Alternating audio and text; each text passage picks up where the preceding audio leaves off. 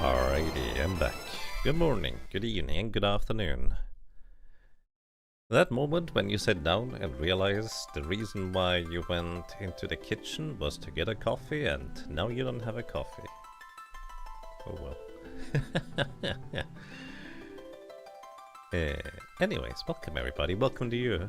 And welcome back, Murthas, for 66 months. You're neat. Thank you so much, I really appreciate that. Welcome as well, Red Keely Wizard. Hope you're doing well today. Welcome to you, Nighty. Welcome to you, Notorious. Welcome to you, Grunt. And welcome to anybody else who might have joined us. If you're watching the stream yesterday, or maybe even the thing, basically, in short, we had to turn off the electricity in the living room because one of the outlets had a shortage. It smelled questionable. So we just turned off the entire electricity for the location, which means I didn't have internet for a while. Eventually we kind of realized we could just put a cable onto a different kind of part of the house to get electricity for the router, but by then I was just like, well, I guess I'm done streaming for yesterday. But hey, today we are back. Welcome, or welcome back everybody, hope you're doing well today. And we are still going to be farming some Titan, so as you just, let's continue. Once I hit World 3, I'm probably gonna grab a coffee, but we can just continue our little grind here. Let me start the timer again before I forget about it, and welcome back if you haven't been here yesterday. We got Thief, Summoner, Time Mage, and Berserker as our job selections, and having a Thief and Berserker specifically with a Mage class in the team, I decided to go on a grind that I've never done before actually, and that is trying to get the rare steel from this Titan enemy here. The Titan here has a very interesting kind of weapon for a Berserker, and I have no idea whether that thing is any good. But I would like to have it, so I'm gonna just grind it out for the rare steel chance. We have roughly a 1 in 32, I think it was, chance to steal the rare steel every time we attempt it. And, well, if it doesn't work, we just reset. Hello and welcome back everybody. Lean back, relax, and I guess enjoy the grind? Or something like that.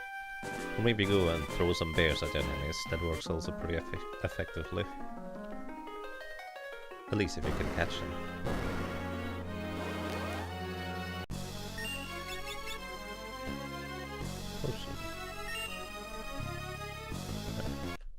I didn't put the reset button on my controller, because I'm gonna accidentally press that one if I do. But as a result, I have to focus the game in order to click the reset button.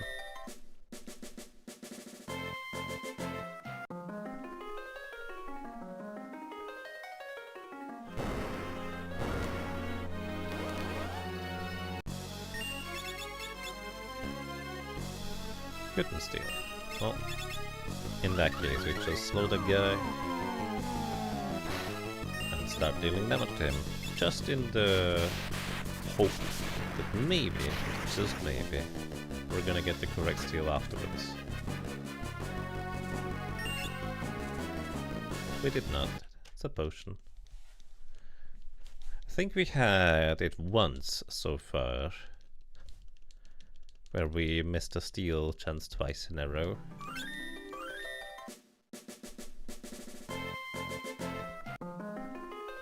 Which is combined a 4% chance of happening, because each individual steal attempt has at least an 80% chance of being successful. Just not necessarily successful to be the thing that we want it to be.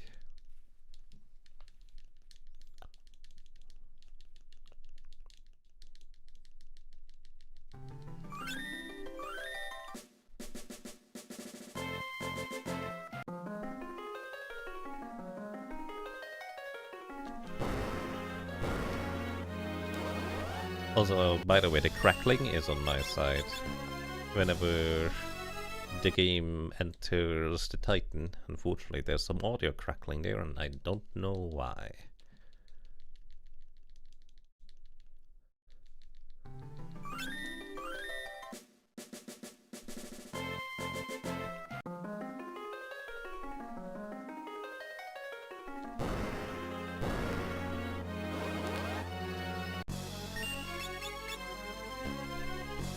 Potion. I think it's safe to say that at this point we are over the potential drop rate. But hey, that's alright. Titan keeps on hogging the delicious loot, pretty much. Yeah, as I've mentioned a few times before, I'm kind of worried that I keep getting the same RNG because I do the same thing all the time. And randomness in Final Fantasy V is notoriously prone to falling into a certain pattern, especially since it gets reset every time, well, we reload the game. But considering that I think the stealing stuff is frame-based, it should be fine. But I suppose just in case, let's rearrange our inventory, which I think changes the initialization of the RNG, and let's have Ferris in the lead here. But I'm actually really not sure if that's true or not, by the way. That's just me guessing.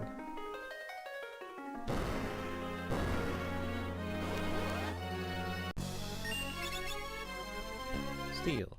Stole a potion. It's one of those things where it's very easy to lean into superstition. Did me rearranging the menu and saving the game again with Ferris in the lead do anything?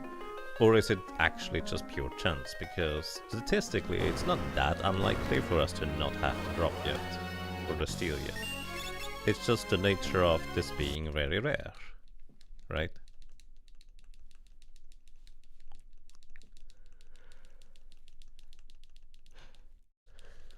Oh well.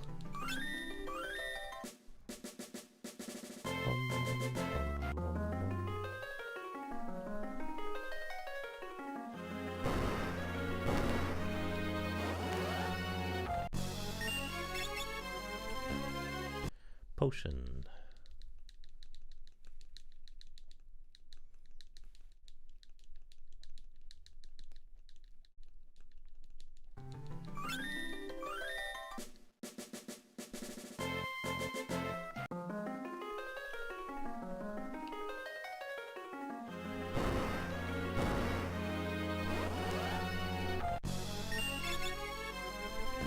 Potion.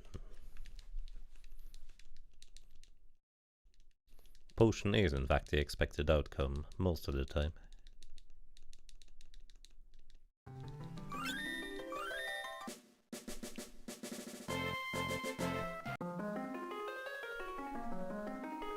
next grunt puts a big key in the food box and marks it with the number 23. I have no idea what that's referring to.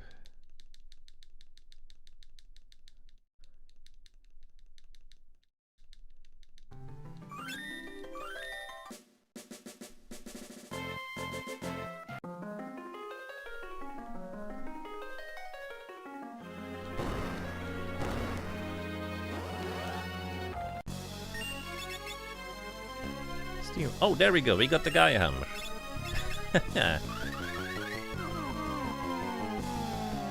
As is tradition, you just need to complain a little before you get the drop, of course. Anyways, we got it. Now we need to make sure to not die. This guy has 2,500 HP, and once he dies, he will cast Earthshaker. So what we want to do is we actually want to cast Remora on him, which briefly paralyzes him. It's very brief as a paralysis thing.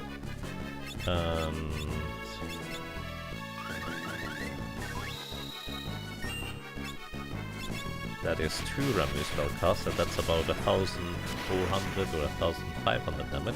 Let's say 1,500. Remora. Again, the paralysis does not last long, but it also delays his turn, so he doesn't get to do much. I specifically want to have everybody be at effectively maximum HP before we knock him out. I don't think one more spellcast is gonna knock him out, but a second one will afterwards. So I suppose he was still paralyzed there. Alrighty. Remove one more time. And after the next one, he's gonna go down. So what we wanna do is we wanna briefly heal our fairies to full. Then, actually you had summon as well with that. We're gonna wait until Ferris' turn comes around to cast Remora. He's paralyzed now, so he will not be able to retaliate when we can knock him out. And we win. And we keep the Gaia hammer. I'm pretty sure our HP and defenses were good enough to survive one Earthshaker, but no reason to chance it, considering how long this took to finally get the Gaia hammer. Alrighty.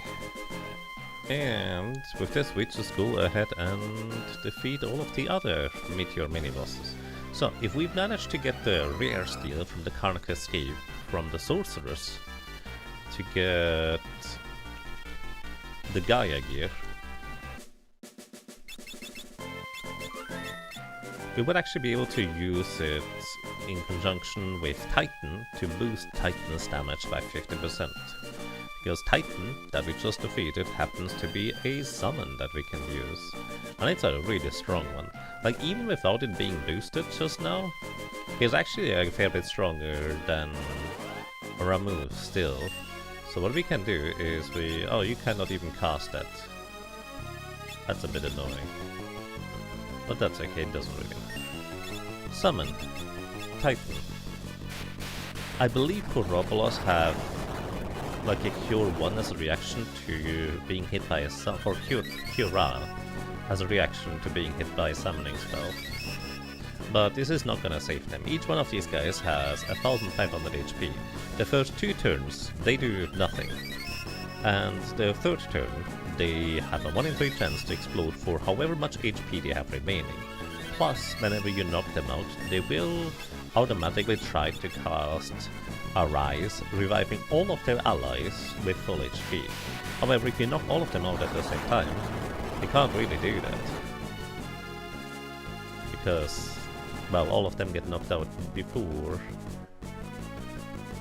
and after they get to cast Arise. So we just wait here.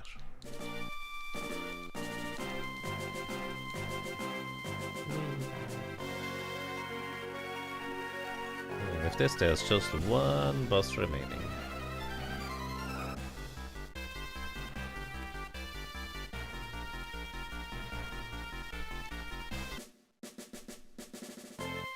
And it's a big Chimera guy. Now notably this boss here is not flagged as heavy in the code, so time magic does work on it. Plus it is actually susceptible to all sorts of status effects. So in fact what we could do is we could start using a Berserker here, because it actually has a really good matchup into this guy. So you know what? Who are we gonna turn into a Berserker? Galuf right now is a thief. I guess, thinking about it. Am I even going to worry about using a chicken knife in the late game? Well, it depends. We will have 5th job, so technically I might not keep the thief. I might just keep the Berserker. So, I don't know. Let's turn our time mage into the Berserker. Let's go, buds. Put on your wolf costume and start hitting things really hard.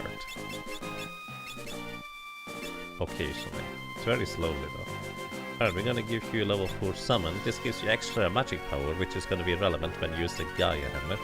But for now, we're gonna give you the Death Sickle. And I just realized we actually don't have a shield for you. I still need to go and buy one. But for now, that's gonna be fine. The upcoming boss is not gonna attack frequently with physical attacks anyway, so it's probably okay. Anyways. Here we go. This is Chimera Brain. 3300 HP, and as mentioned before, susceptible to all sorts of status effects, which I believe includes Remora, but it does have a bit more resistance to getting hit. Unfortunately, its attacks mostly consist of very heavy area of effect attacks hitting all of our party members, and I don't have haste or slow anymore because I forgot to put that on any character. The Chimera Brain is susceptible to instant death from the Berserker's attack. Frost, that is 240 damage, or 44 even, and puts the HP sap status on us. So, well, we just have but hopefully knock this guy out before we die too early. The Death Sickle or Doom Scythe is a scythe or an axe type weapon in general, which means it does have an extremely high variance on how much damage it can deal. Which is a bit unpleasant, but it is what it is. We also, by the way, can use Silk. This is a bit of a strange one. I think it's wind damage, and it heals us... Well, this heals the party for however much damage we do across the board, so... I guess on a Thief, which has... Well, I guess the Thief gets the magic power from the Summoner. So it's just not a particularly strong spell to begin with, is the catch. Anyways, maybe I should have just casted Titan a bunch, and then we would be done with this. Because Ferris goes down here now. 264. Lena does not survive another one. But hey, we're probably just gonna win here. Because Rom just needs to hit one more time. It'll be fine. Plus, Manticore can do something that isn't, you know, a group attack. Sometimes. There we go. See, the Berserker wins it for us. It's fine. That's a scary Ultros. Ulti-Wiggle. From Jesse Cox. Wait, can I use that too? Because he has that old... I can use that too. Jesse Cox is one of the legacy Twitch channels that was partnered before the entire Twitch system was established.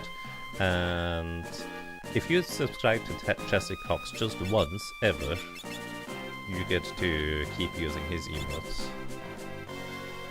which is very unique. 7-6. Are we doing this? 7-6. I guess so. Thank you so much, Crazycle or Kazycle, for 76 months of support. Welcome back, and I'm glad you enjoy your stay. Thank you kindly, I really appreciate this.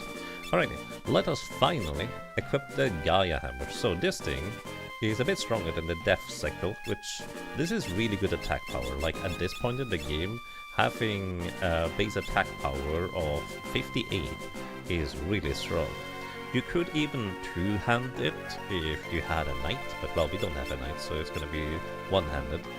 And the unique thing about it is that it has a 1 in 4 chance to cast Quake, instead of doing a normal attack, hitting all enemies, well, all enemies that are not flying or floating, with decently strong earth-based damage.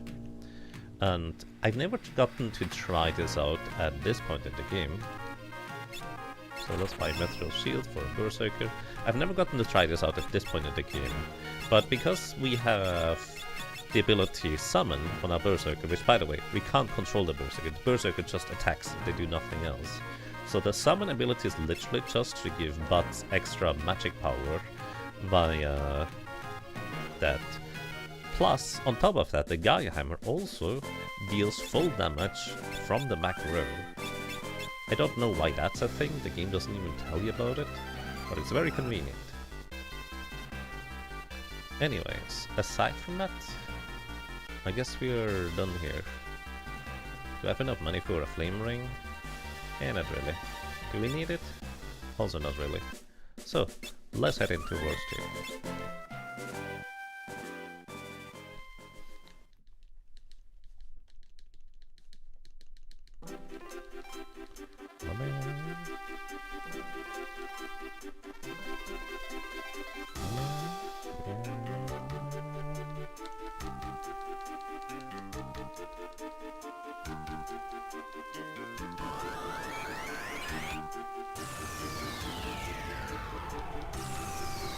Let's see. If we compare our team for Thief, Summoner, Time Mage, and Berserker to Elmagus' team for Beastmaster, Red Mage, Geomancer, and Mystic Knight, we have the advantage in terms of incredible offense and utility for Summoner and Time Mage. But he does have a Mystic Knight, which covers for a lot of various encounters. But I think specifically at the beginning of World 2, our team should be, on average, probably a bit stronger. Actually, in general, it's probably a bit stronger. Why am I comparing to Elmagus? Because he's streaming right now as well. And he may or may not be a tiny window on the side over here. Alrighty. Now, here we just need to use a tent. And then we advance the story. But is also just gonna do his own thing. Also, what I want to do real quick is I want to really quick remove my reset hotkey so I don't accidentally press it. I'm always worried that I accidentally press the reset hotkey or load a save state or anything like that when I'm playing an emulator. So I just disable all of these hotkeys.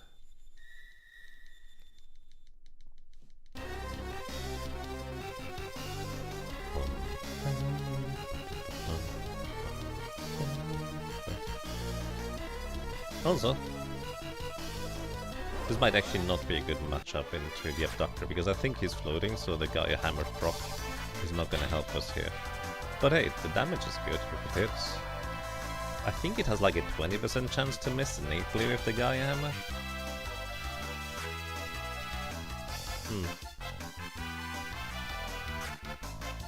And there was the Quake attempt.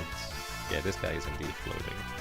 As you might be able to tell, based on his wings and him being off the ground. At least I think it's 1 in 4 chance. Maybe it's 1 in 3. Let me double check. And we win. Good job, Butts. And we get an ether. The story continues more or less the same. You just need to open up this chest in order to advance the plot, and you get captured anyways. The only reward for actually beating the guy is just getting an ether, which I don't think we have much of a use for in this team. Sometimes ethers are useful when you confuse an enemy to try and get certain status effects casted on yourself that you don't otherwise have access to. But because we have a Time Mage, we can just cast Float, which is the big one usually. Alright, let's see. I'll do this guy. Miss. It's not missing that much. Maybe maybe my perception is a bit skewed as to how much is a lot of missing. Because I just expect nothing from Berserkers. Since, well, they're notoriously unreliable with their poor chance to hit or random targeting and reliance on usually having to be in the front row in order to deal full damage. But of course, with the Gaia Hammer, at least, well, 2 of these things occasionally are not an issue anymore, because we have the chance to try and hit all enemies, well, if they're not floating or flying, and even deal full damage regardless of which enemy we are hitting. So far, the Gaia Hammer seems to do pretty well. So far. I don't remember what the Gaia Hammer is called in the fan translation. Is it like Earth Hammer? Actually, I guess I could just check for Titan and the rest. It is Earth Hammer. Earth Hammer. It's 25% chance for a quick, so I was correct.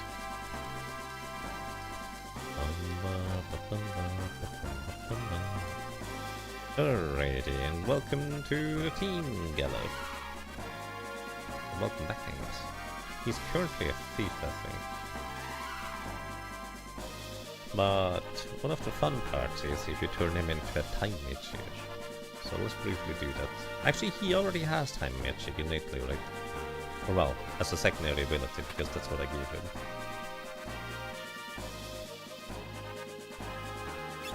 Yeah, this should be fine.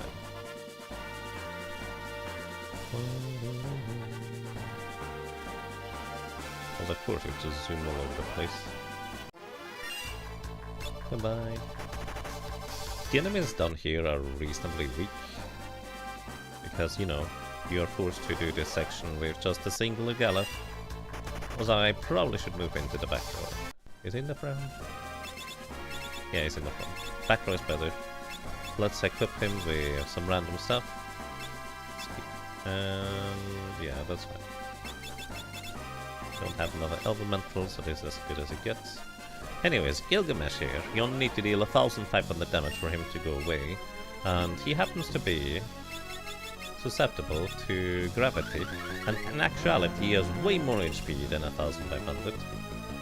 He has apparently 12,500 HP, I think it is. And he's not flagged as heavy in the code. So this works. Alternatively, we could have turned Gallop into a Berserker, and you can also instant kill Gilgamesh in that situation, which actually you get an elixir for if you manage to do that. But of course, Gilgamesh will still come back later, so it is a very temporary victory. Alrighty. I think we keep Ferris as a thief for the Mug ability. So I guess, Gallop, you're gonna be Time Mage for now? Actually, you're the better thief. Right. Ferris has Summon only a level 2. So I guess you're gonna be the Time Mage then. Then again, I would prefer if my Time Mage had... Yeah, actually, you know what? That's fine. If we need the Mug ability later down the road, we're just gonna get it later. Let's turn Ferris into Berserker instead. Give you Summon. It's not... Basically, the higher level summon you have, the more...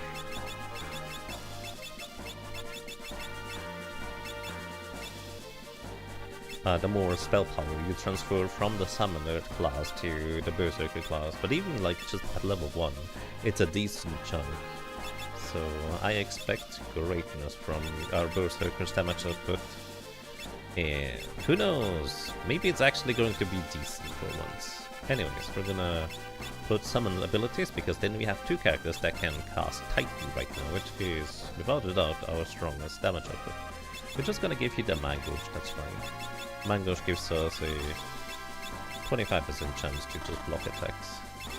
And apparently we don't have an item for you otherwise, so I guess Elemental.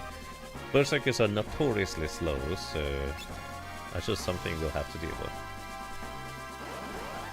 And moving on. He has 11,500 HP. Ah, I suppose that makes sense. It was 5750 damage, I think, with gravity.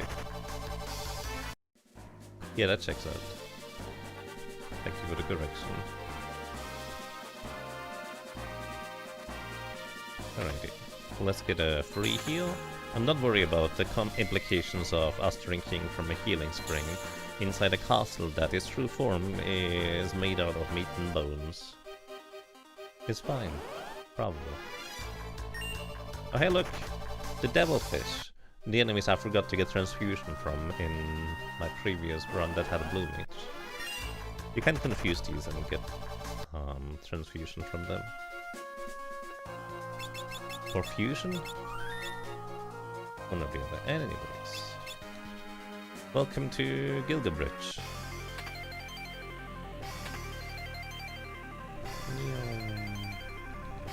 The first encounter here is forced. These enemies actually have a rare drop chance for a high potion, so if you're desperate for needing items, this might actually be a fine choice here to get. Anyways, they're also weak to lightning, and I don't even need to equip the elemental rods, because they only have 480 HP, so they will go down. I'm even getting level along the way. So, then if you walk in this path exactly, you will avoid all other encounters on the bridge. Anyways, this is Gilgamesh, and he's a big meanie. He has 6,500 HP, and once he drops below... Wait, not speed. Once he drops below 2,500 HP remaining, he's trying to haste, protect, and shell himself, effectively taking half damage from pretty much all sources, while also making himself a lot faster. Like, his speed is rather extreme, let's put it this way. Anyways, we're gonna set up haste and start dealing damage. And we have actually a very easy way to deal with his phase transition in the time mage. Although let's see Quake. 945 damage. That is very respectable from our Berserker. Nice. Alright, haste for Gallop, because he also can cast haste and stuff. Then haste for you, which I meant to select Ferris. But Memory Cursor doesn't memorize the specific target in this version. Right, it's about 2,000 damage to him so far. We're about 2,000 damage shy of him phase transitioning. Let's see if Ferris gets a good hit. Can I steal anything from you? I don't think he has anything useful or interesting. Alright, then, I don't know, cast regeneration. Mostly for insurance. Alright, so, one more Titan should be fine. And then, we need to slow down our... Oh, never mind, we can't slow down our damage output. I miscounted! Good job, Jäger. Anyways, I could have muted the battlefield with the Time Mage. Now he's gonna jump into a massive damage, which he's always gonna do anyway, so not really any difference there. The thing is, our chance to hit with chance to hit spells is pretty terrible, but it actually might still be fine to try and slow him. And we hit, so he does not move nearly as fast as he otherwise would. In this case, we're just gonna spam Titan and just deal half damage instead. It's fine, it's still a lot of damage that we dish out. It's also very expensive, 25 MP per spell cost. But that's why it's nice to have two characters with decent MP to work with, and an extra character that just occasionally casts more or less the same thing for more or less free. But yeah, landing that slow on Gilgamesh had less than a coin flip chance of actually succeeding, so that's really lucky that we just got it first try. Because otherwise he would just be jumping on our heads all the place. Yeah, the Time Mage has the Mute spell, which mutes the entire battlefield. It silences all characters, which would mean I would not be able to cast Summon or Time Magic anymore. but that's what we would have fairies for at this point, for dealing the rest of the damage. Because it would have prevented Gilgamesh just taking half damage. But thinking about it, maybe this way, the way we did it, was still correct anyways. Because it meant that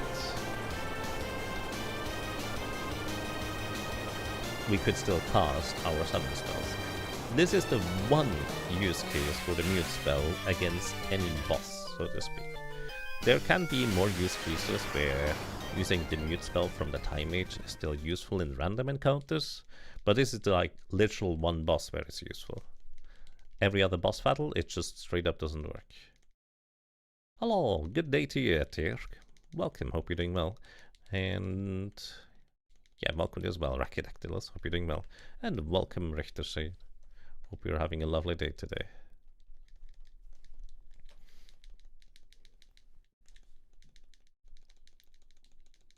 Any boss that has a special death situation has 10,000 more HP than you need to do damage to avoid the possibility to hit the boss for enough damage to avoid the special death.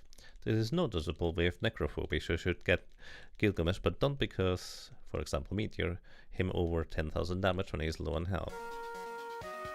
And yes, that is very accurate.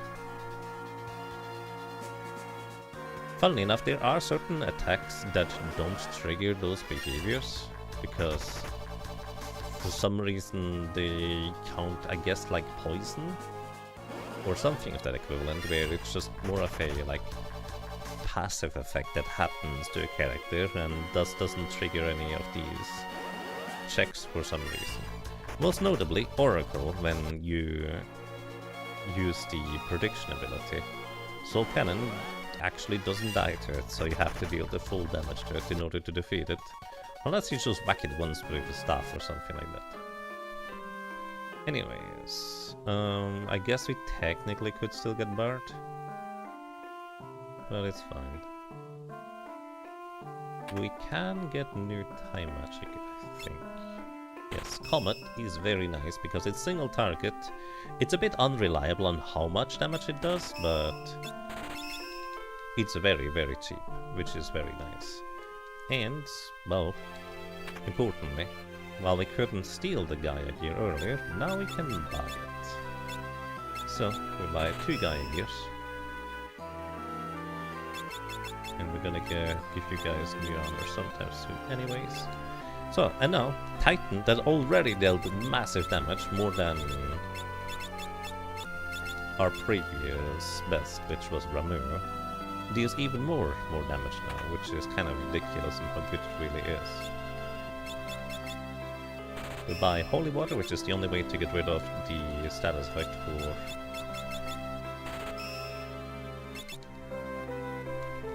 Zombie, and with this team I'm actually gonna buy a bunch of cottages, because, as mentioned, Sumner is notoriously MP hungry. So not having to use multiple tents just to recover all of our MP on the character is gonna be much nicer. Also, this is the time when we actually kind of want to start putting the flee command onto our thief, because a lot of enemy encounters at this point are going to be a bit of a hassle to try and run away from, making it a bit less convenient.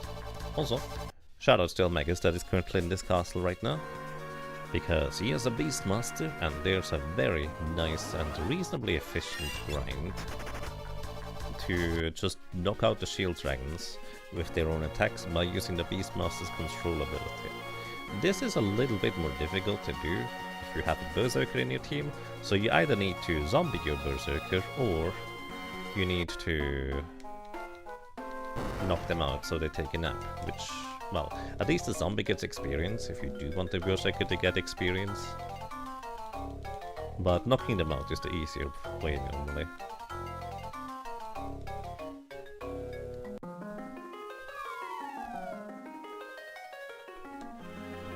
Righty, and we're also down here. Moogle Eaters. Pretty rude if you ask me. I guess most of the water encounters in here that we see are actually weak to lightning, so what I want to do is I'm actually going to cast Ramu, which is relatively cheap. And I'm pretty sure one remove spellcast should knock them out, even without equipping a boosting or stuff. Nope, I'm wrong, I need to equip the Thunder Rod. I think Lena has a Thunder Rod equipped. And if it's a larger encounter, I might as well just take it briefly. So we'll do so. I thought the summoner actually had not enough speed to go before the enemies in this encounter, but maybe I'm wrong.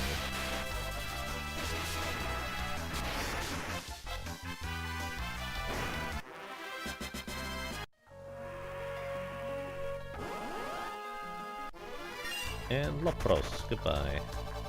If you catch and release these guys, they cast Breath Ring, dealing 25% of the enemy's maximum HP and damage, and it does in fact work on bosses, which is quite notable.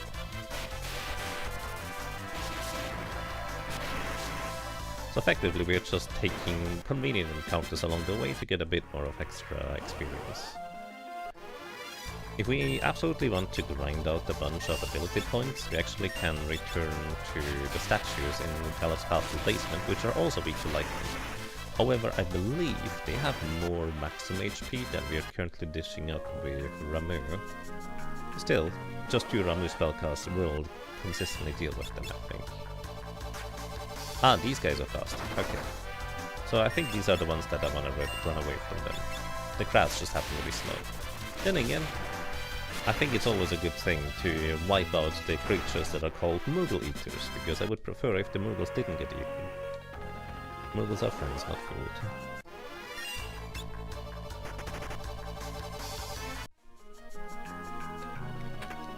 Then again, we are absolutely making sure that the Moogle does in fact not get eaten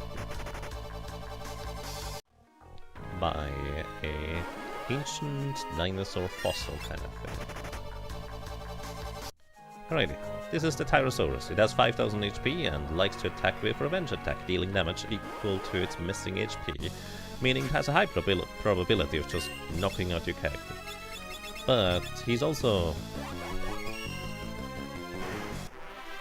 undead and not flagged as heavy, which means you can one-shot him with a Phoenix Down most of the time. My guess is it's about a 75% chance to work with a Phoenix Down, but I genuinely don't know the actual probability. No clue.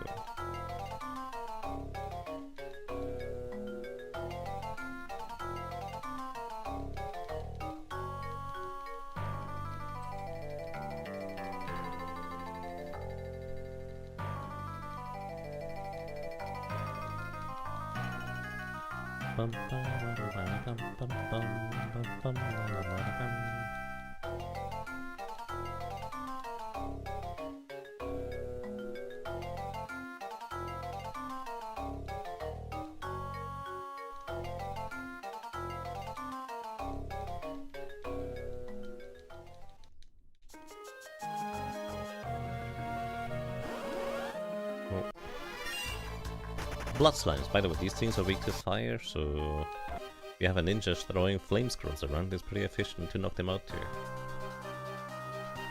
If you step into the desert, you have a chance to get into encounters like most places in the overworld, except for this desert and the forest and the plains here for some reason, which actually is more convenient than not.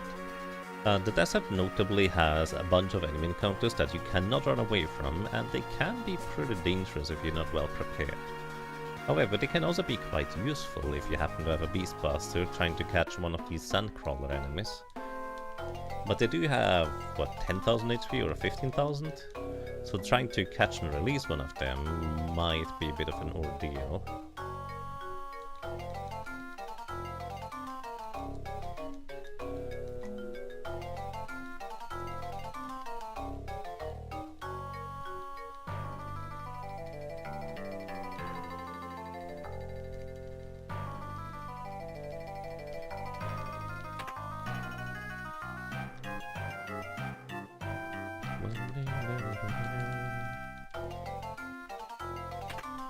Ether, Phoenix Down, money, dancing dagger, and the cottage. The one chest I didn't pick up has 1 gold in it.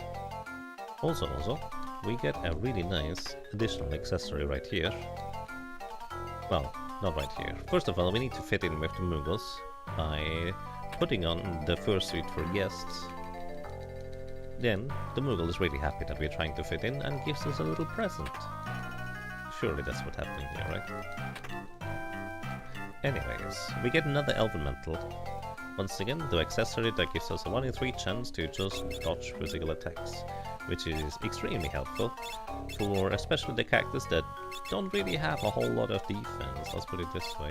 So we should have 3 now, and 1 Thieves' Glove, which is kind of all we need.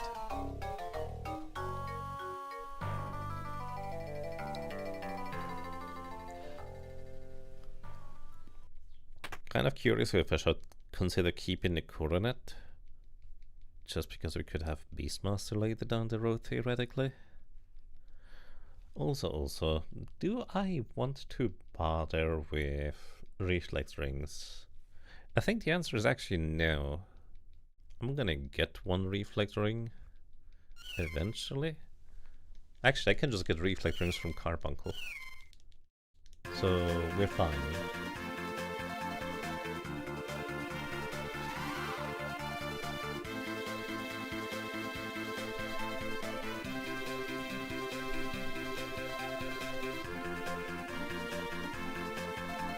So basically, if I want reflex rings, I can always get them from Carbuncle anyways, and even if I don't need them, we can still steal them for money. Plus, we always have reflex thanks to Carbuncle anyways. So Titan, Carbuncle, and Haste. We're good. Notably, by the way, this is kind of where Time Mage has another little nice spell that we just picked up earlier in the town. And that spell is called Return, which allows us to return to the beginning of combat. Like, it just literally resets the entire encounter as if you just started it. Which means you can potentially try to get some rare steals much more easily against some bosses.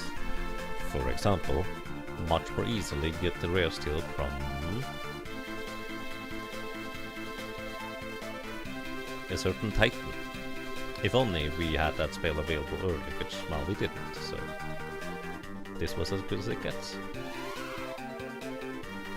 I was trying to think, do we have a matchup into Omega? Ramu's our best damage output into Omega, which is not very reassuring, I will say.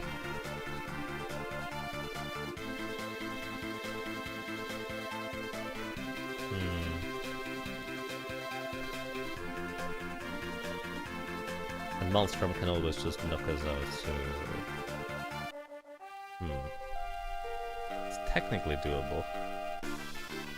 Just not particularly pleasant because of the Maelstrom potential.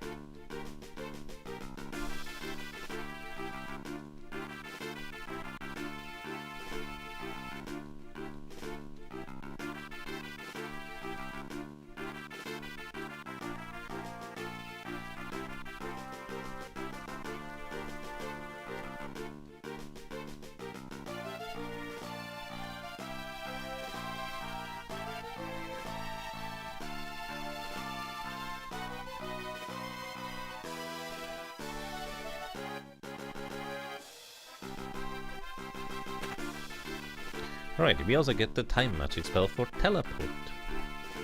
which, if you don't have another way of running away from encounters guaranteed, like we have with the flee command from the thief, it's a very nice alternative. Like, it's kinda slow, it costs MP, so it's not particularly desirable, plus the time mage is of course significantly slower than a thief.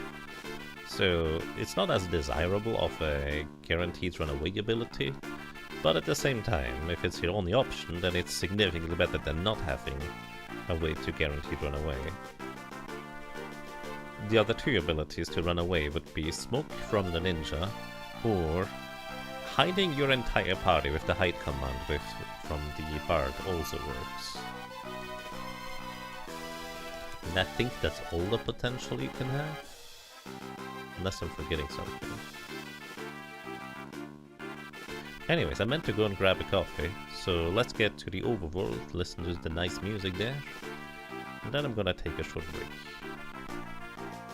I could pick up the episode, but we don't really have a reason to. Do I want to get a double lance? I mean, the thief would be able to dish out decent damage with it.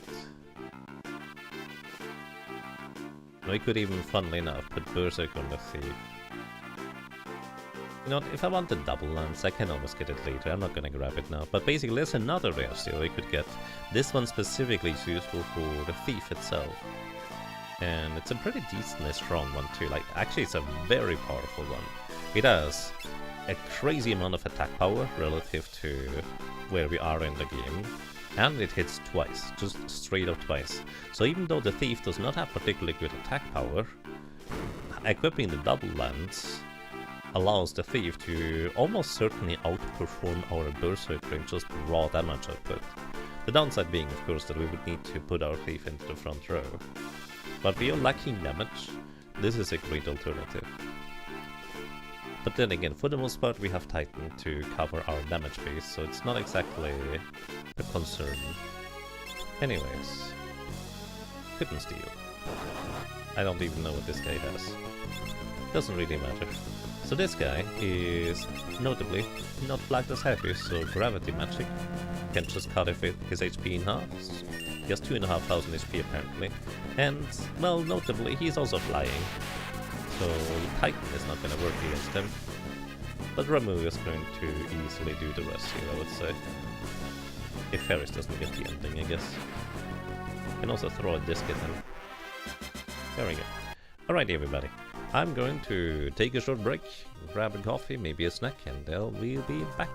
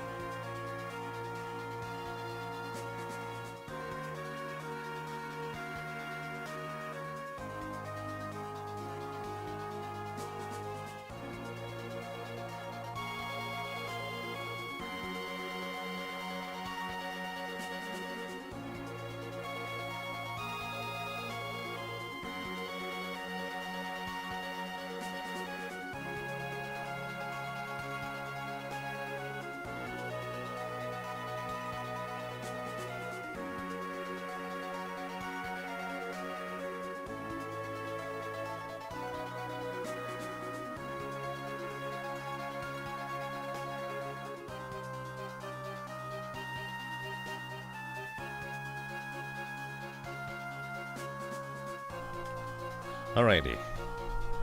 My magical coffee creation device worked. And I'm back. Hello everybody. Let's move on, shall we? I also had some snacks along the way.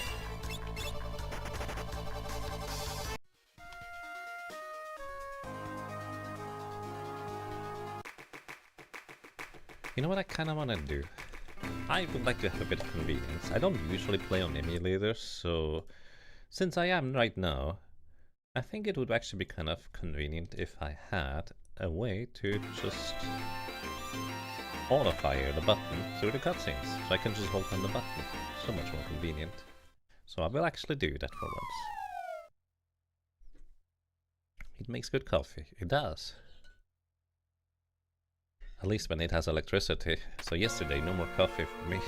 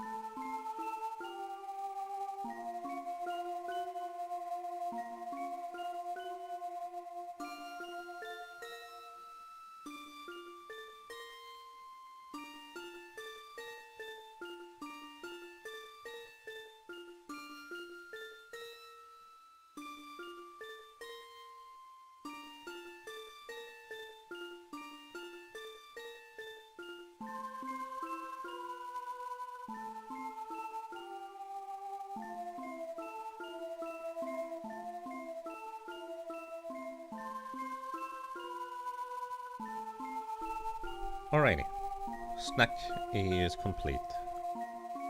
Let us continue with the game, shall we? Once the cutscene is over anyways.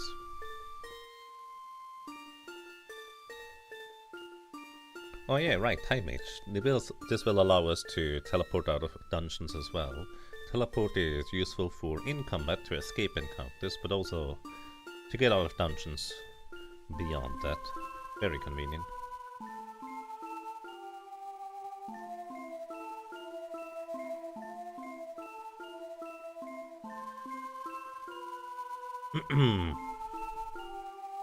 I will probably want to equip a fire rod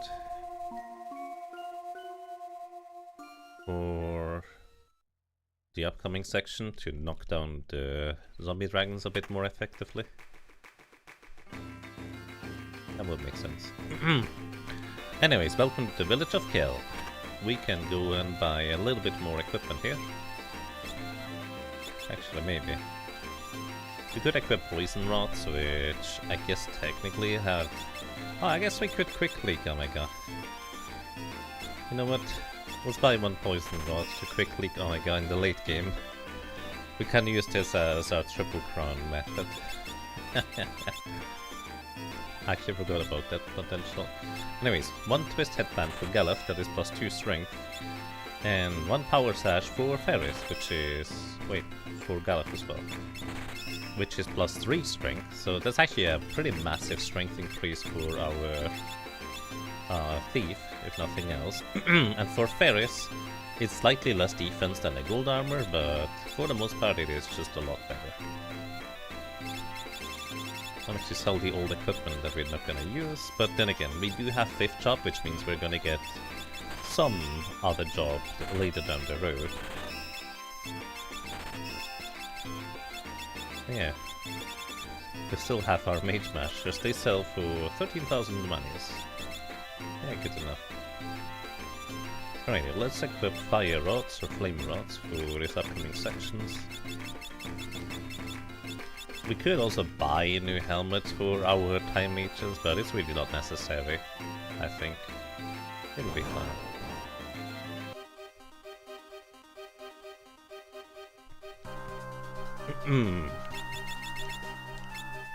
Save, just in case, and then we move on. Oh wait, I need MP in my guys.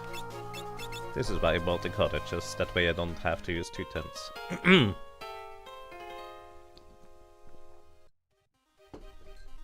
Alrighty, welcome to Drakenvale. The outside encounters are often these drippy enemies. They have a common seal of a mythical hammer. If you confuse them, they can cast Return like a time mage to return the battle to its original starting position, which is not usually desirable, I will say. I think these zombie dragons only have a rare steel, which is...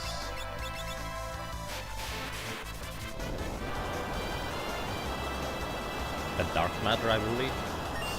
So they have a good chunk of HP, so this is actually not gonna knock him out. But often with a berserker at this point in the game, you actually have the problem that you don't actually have a good way for, or a good weapon for the berserker at all, because your best weapon, the death sickle, is not particularly good against zombie enemies, because if the doom procs 1 in 3 times, you just heal them to full, which is not particularly desirable. Oh wow, that guy still survived. I guess we could use time matching on Gala, because stealing things from them is not terribly useful. We do get guaranteed Dragon Fang drops whenever we defeat one of these guys. We don't necessarily need the flee command, but even if we do need to run away, we still have, as mentioned before, time magic teleport to get out of battle if we absolutely need to. But there's not really anything that dangerous around here, so we should be largely fine. And this is the main reason as to why I put Caliph onto Time Mage, so you can try and grab it with the zombie dragons. Because they're not flagged as heavy, so you can just use Phoenix Downs. Also, I guess technically the number just now would have informed us as to how much HP these things have. But I... like... 4,500, I guess? I didn't see the number exactly.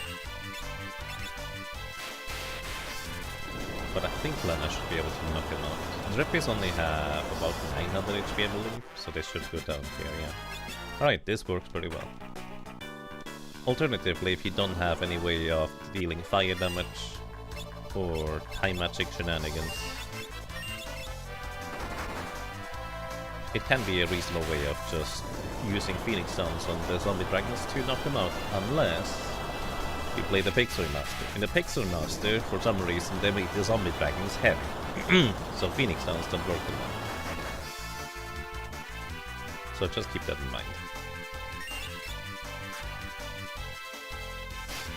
So these bone dragons have 3 things they can do. They can do a regular physical attack, they can paralyze attack, as they just did twice, or, if they feel particularly fancy, they can try to put you into critical HP with the bone attack.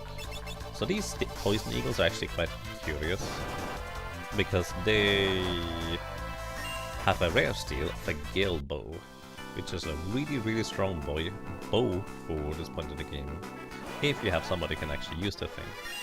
We do not, so... oh well. Bone is an attack that can be resisted, which we just did, so that's much more convenient. Also, it's kind of peculiar. I queued up Gallop's attack for, well, spell But now both Lena and Butts complete their spellcast before Gallup goes. I think there's basically just a weird interaction where Gallup's action got stalled because the enemy attacked early. But effectively giving Lena haste means she should go a second time before both dragons get hit. Summoners are just slightly too slow to reliably hit the bone dragons twice. Or the zombie dragons for that matter. They're also slower than the zombie dragons. It's just usually or frequently now. Zombie dragons will just not do anything on the first turn. Well, 1 in 3 times I guess. Also, we get the Bone Man. This is a fantastic piece of equipment that has insanely, absurdly, ridiculously high physical defense. It gives us immunity to all sorts of status effects, including instant death, berserk, blind, poison, ult? I think ult is included too. You absorb poison damage as healing, you take half damage from ice. However, all healing received, well, almost all healing received, White Wind not included, will damage your character in combat specifically. Outside of combat you can still heal normally. And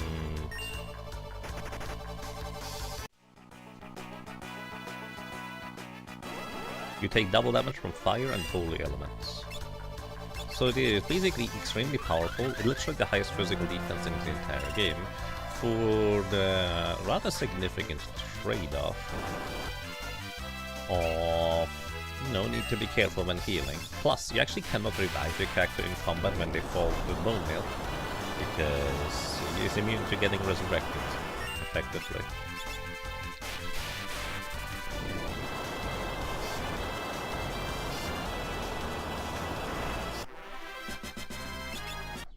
Dragon Fangs, by the way, they sell for 2,500 gold, so even if you use like 2 Phoenix Stones on average, they actually tend to still be worthwhile, just because they sell for that much more. They are worth 2.5 Phoenix Stones if you will. They're also an item that you can use in chemist mixes, if you happen to have a chemist in your team. Also, the nightmare of a solo character challenge run, getting paralyzed and put into critical XP means that frequently you'll just die at this point. Unless you have high enough physical defense that these bone dragons just deal 0 damage to you, which, funnily enough, with the bone man equipped, you often actually have enough physical defense so they deal 0 damage to you. Which is, I guess, kind of convenient.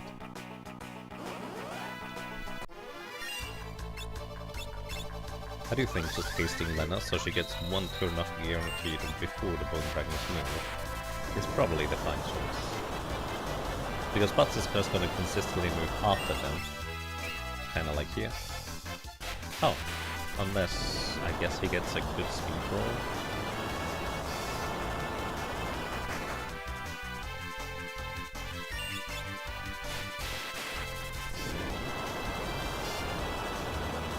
We also did pick up another spell from Time Mage that I didn't even mention yet. We got Sloga earlier. Sloga allows us to try and slow all enemies in combat with 1 spell cast. However, its chance to hit is significantly lower than a single target slow, so don't use it against single targets for that matter.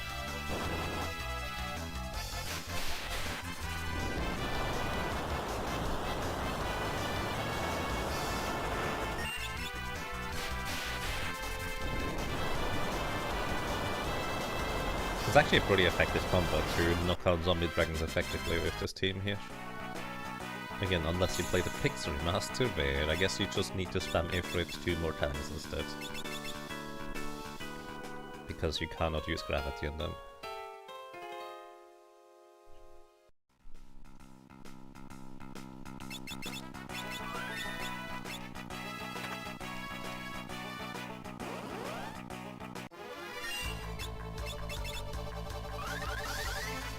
We've also gotten decently lucky to not have missed any gravity spellcast so far. It's not 100% accurate, but, well, activate enough it appears.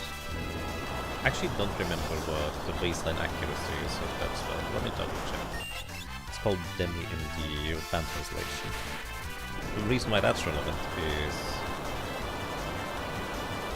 because that's what the algorithm guides that explains all the mechanics and details of the entire game is based on. And it actually has a 99% baseline chance to hit. That's actually really good. Alright, order of operations. We actually want to clear this encounter without killing the golem on the left side. He is in a pinch and he needs some help. However, our best damage against the zombie dragons, which by the way, these zombie dragons are flagged as heavy in the code, kind of indicating that it was probably the oversight that it didn't make them heavy in the previous section. Anyways, Golem is gonna take a ton of damage from us just shooting a bunch of ifrit spells at him. And also our Berserker might just accidentally target the Golem too, which is a bit inconvenient. But basically what I'll be doing here is, well, take care of the boom and zombie dragons, and hopefully Golem doesn't die. But we can also guarantee that he doesn't die by giving him an elixir, healing him back to full, just before the zombie dragon hits him. I actually have no idea how much HP Golem has in this encounter. I don't know if he was just fine with us attacking once more, or what was the deal there.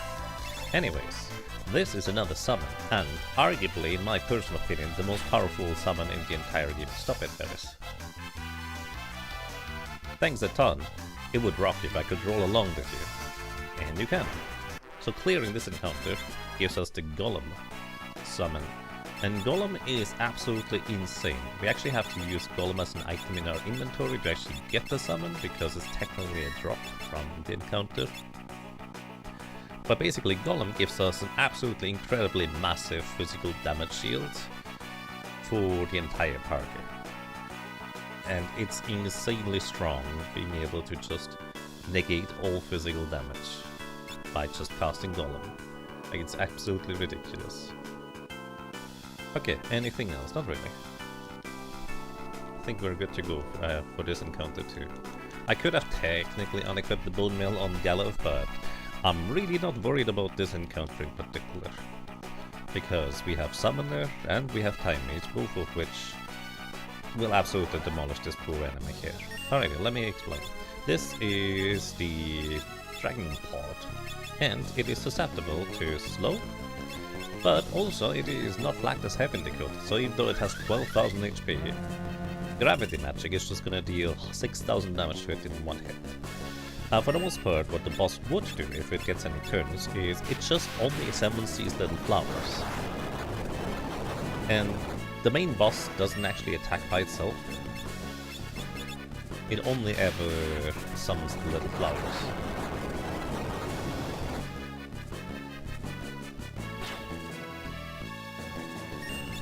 And I think at this point we just haste Lena and we're good to go. But yeah, the little flowers, each one of them has a weird attack that never misses, so even if you have shields and elf capes, they always hit you anyways. They have 100 HP each, and all of them would inflict just one of the potential status effects that each of the flowers is associated with. From left to right, I think it is Confusion, Paralysis, Blind, Poison, Hold status effects, which can be pretty nasty if you don't have a good way of clearing them up, but as you might be able to tell by me just spamming Golem here, we do have a very effective way of clearing them out very easily too.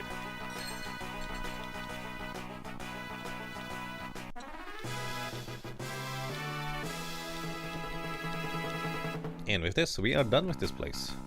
Thanks to having a Time Mage, we have a very, very easy way of getting out of here too. So we do exactly that. If you play in Job Fiesta, most of the time you don't have a Time Mage, so you just have to walk back outside. Which is not inherently a bad thing, because you get a bunch of extra zombie dragons along the way and other opportunities for stuff as well, if you will. So it can be quite nice in a sense.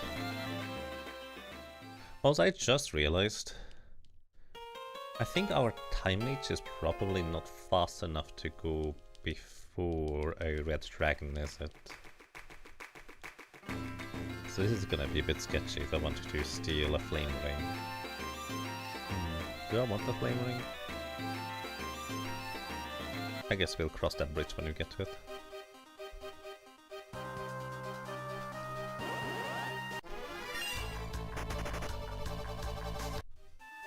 High five!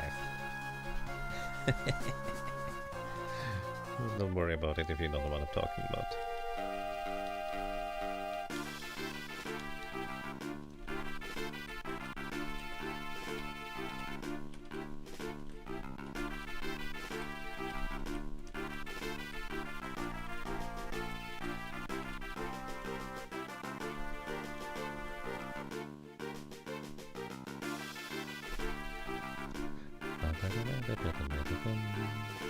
So, we can actually briefly run over here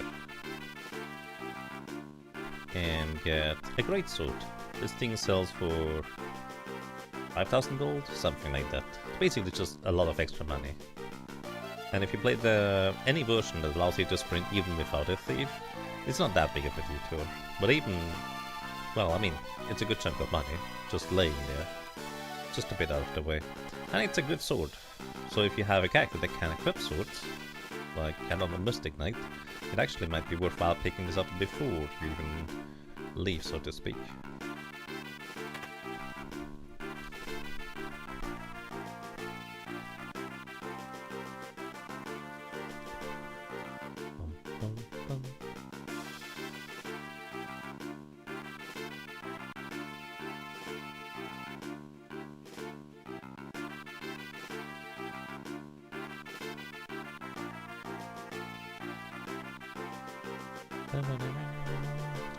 Guido is calling, Guido is calling, Guido is calling.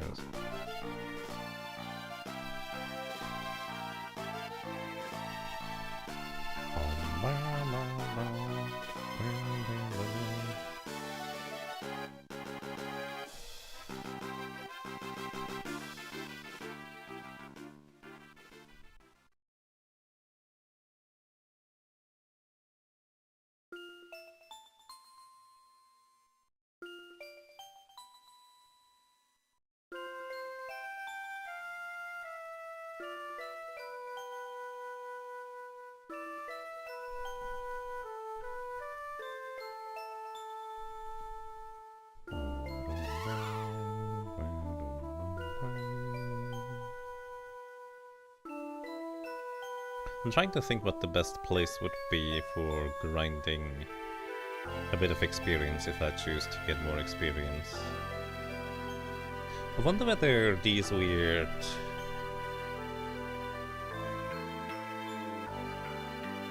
reality tear enemies actually are affected by type for farming.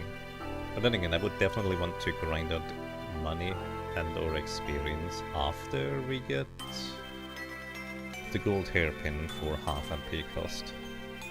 Preferably another one, but that's it's fine. Since Time Mage can also equip staves, we could get a healing staff here, by the way. The sleepy enemies that are on the outskirts on some islands in the overworld have, I think, a common steal for a healing staff if you need any more.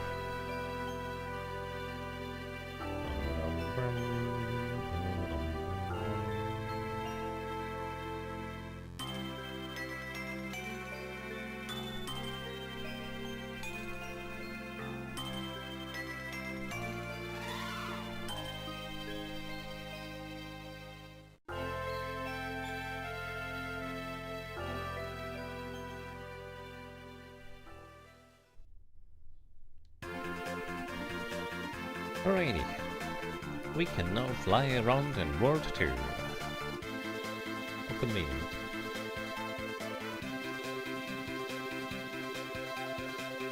We're briefly going to go visit Zizat's castle, because this allows us to get a very convenient spell for the Time Mage.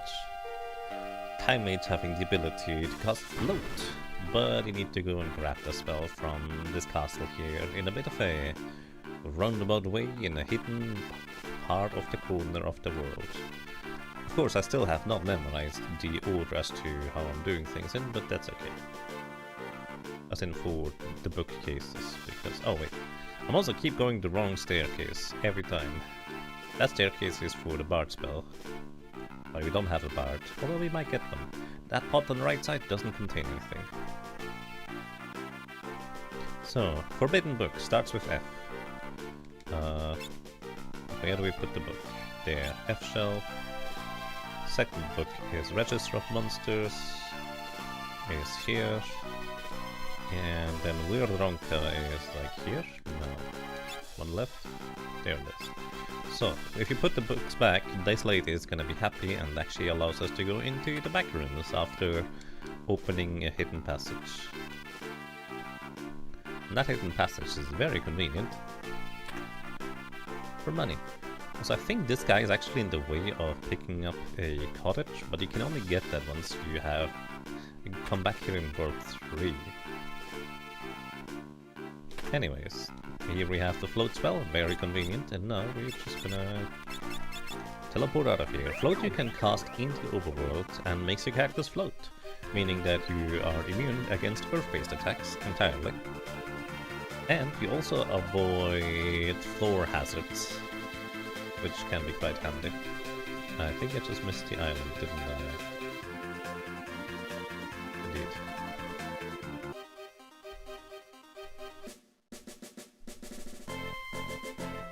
Anyways, it turns out we are too heavy for this island, so it's gonna sink. But that's okay. We're just gonna borrow a submarine lead.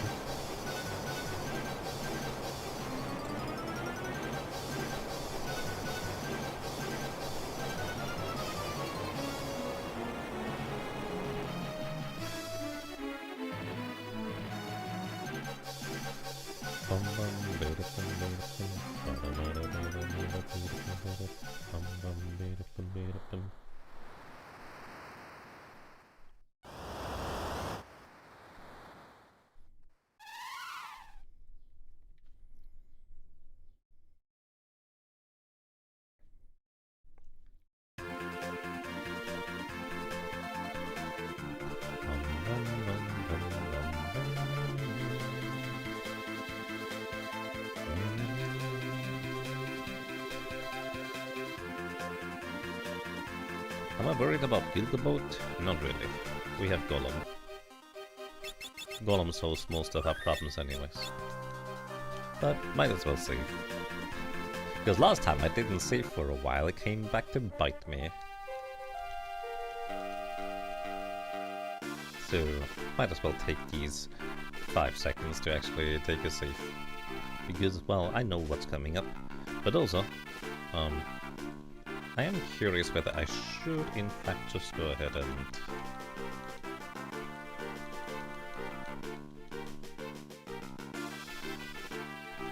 use the Death Scythe on Gilga Boat, or whether we wanna just deal damage to him with the Earth Hammer instead. I guess Death Scythe is funnier when it works.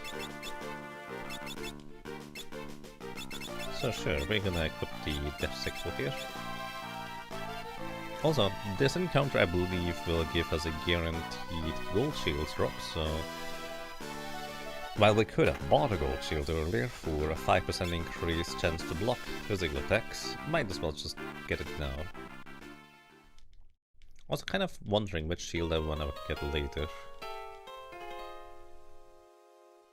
I guess we could just go and grab...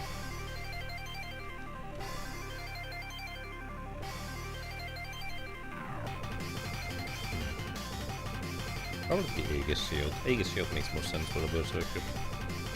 It's a better all-around shield.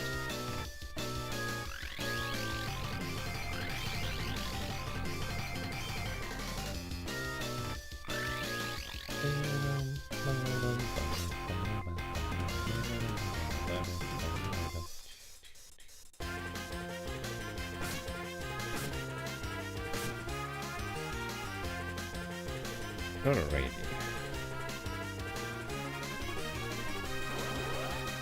These gobbledygooks have a good chunk of HP, but at the same time they are not immune to gravity magic. Let's see how much HP they have. 1200 exact. That's fine. Anyways, let's use Comet for MP preservation purposes. That almost one-shotted. Not quite.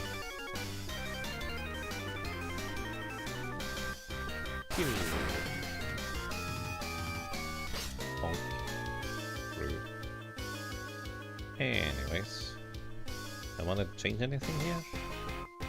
No, we're good to go. Alrighty, welcome to Gilgamesh on the boat. He has 8,888 HP, and I think he is susceptible to being slowed, so as usual, we will have an absolutely enormous and insanely overpowered speed advantage over him. He is, however, no longer susceptible to being gravity, so we can't use that part, but try to slow him. There we go, and he is dramatically slower now compared to us. Then we also have Golem. This gives us an incredibly massive physical damage shield, so he can only really touch us with spells or abilities beyond at this point. Then on top of that, he is actually susceptible to instant death, and the death circle has a 1 in 3 chance to try and cast it. Right there, Ferris actually tried, but failed. He does have a chance to resist it, but I think he also technically in our favor when it does proc. Anyways, after we deal some chunk of damage to him, he will enter his second phase, where he's gonna summon Enkidu, which is going to be a bit more annoying to deal with, but also I think I can steal the Genji Gauntlet from him if I'm not mistaken. I guess Ferris could use the Genji Gauntlet, so maybe I should try and steal them early. But it might be too late now, because Ferris might just finish off the battle. Enkidu notably has 4,000 HP, as indicated by him casting White Wind to heal both himself and Gilgamesh. He had summoned once Gilgamesh drops below 6,000 HP remaining. Anyways, we can just gravity magic him. Once. Okay, we still have time to steal. Couldn't steal. Come on, Gala. And since we don't actually have a good way of dealing damage to Enkidu outside of Ramu or Ifrit, I'm just gonna go the laser rod. We already have the flame rod equipped, so just gonna do that. Enkidu also notably will potentially one-shot one of our attacks. There we go, we took up the energy loss. He did not. In his second turn, he has a 1 in 3 chance to cast Vampire, dealing damage equivalent to, well, actually in the Game Boy version, all of his missing HP and healing him for the same amount. Effectively, healing himself back to full and one-shotting one of my characters. And that's kind of rude, but, well, we got lucky that didn't actually happen.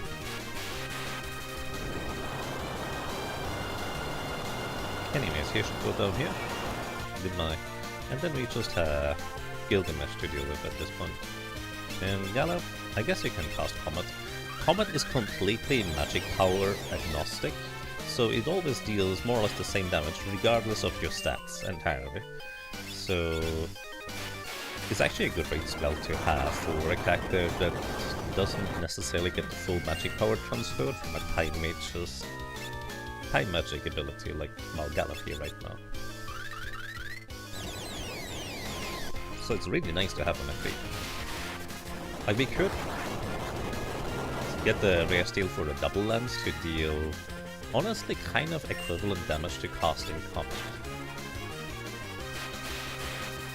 It's really good. The double lens it is. It might actually be even more damage.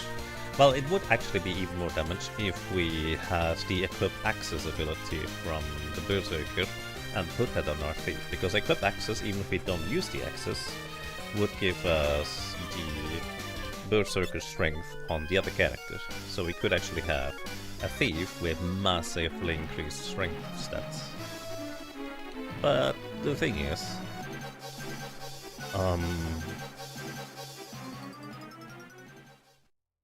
it takes a lot of ability points to learn Equip Access from the Berserk. I think it's 100 initially to learn Berserk, so you can have another character Berserk if you really want that for some reason. Or, then I think another 400 afterwards to learn Equip Access. So it might take a while.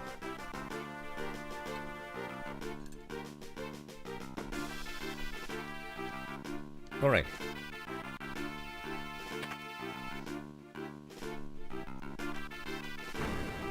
And here we go.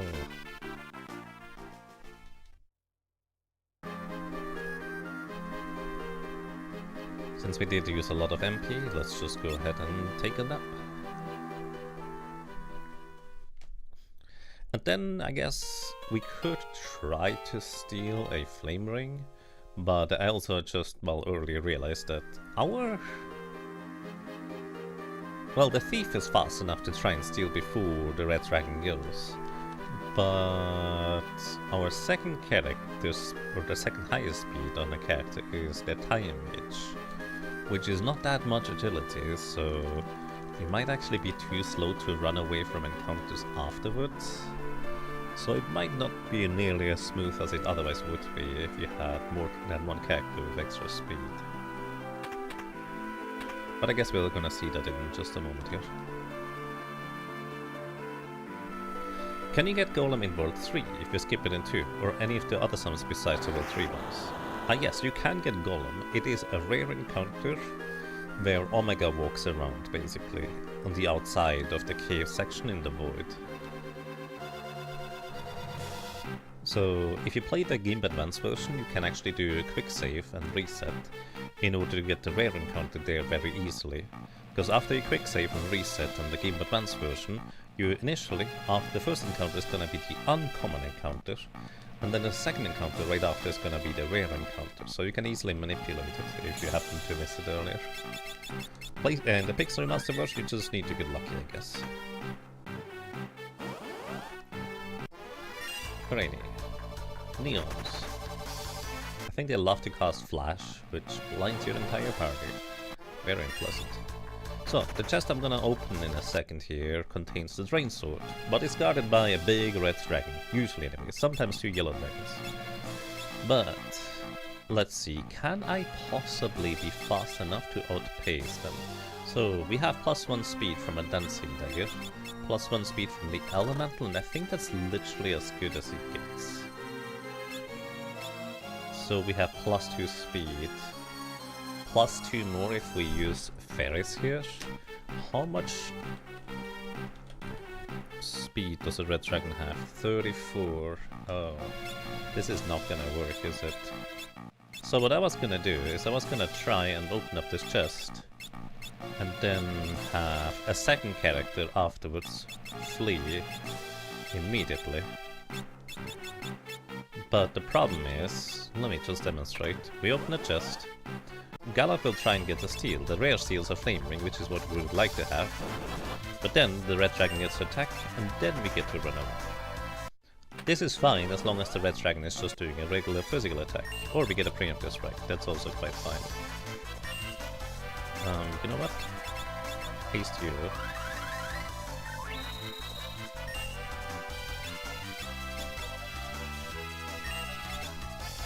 Steal, high potion. And then we can teleport out of the encounter.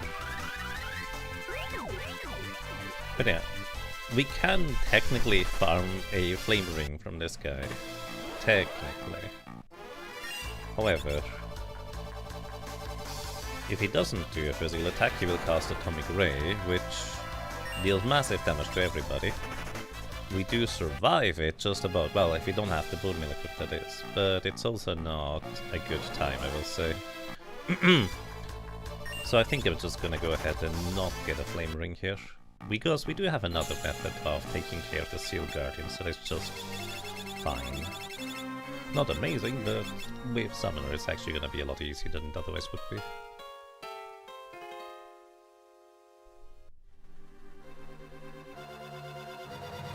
You could use Return as well instead of Fleeing. Oh, you know, actually that is smart, Komaru. I didn't even think about that, because normally, well, often enough anyways, we don't have... Yeah, no, that is way better. Thank you, Komaru. That is way better. So what I'm gonna do is I'm gonna set my Time Mage's automatic ability to be on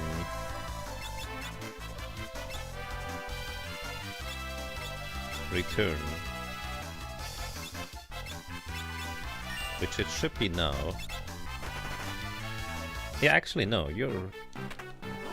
Thank you, Kamara, because I completely forgot course, we can now steal, and now we can cast return. And in fact, I can just hold down the A button now to continuously have Galuf try and steal. Then Red Dragon usually gets a turn, and we just return back to the beginning of combat. Like, I was worried that I'm not gonna have enough potions to survive stealing until we succeed. But since we guaranteed survive on Butts here, we can just do this. Yeah. I forgot that I had return already, by the way. Even though I just earlier mentioned how useful it is for stealing.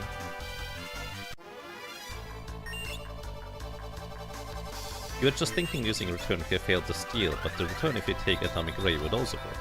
Yeah, I mean, it just happens to work out really well as a combination like that.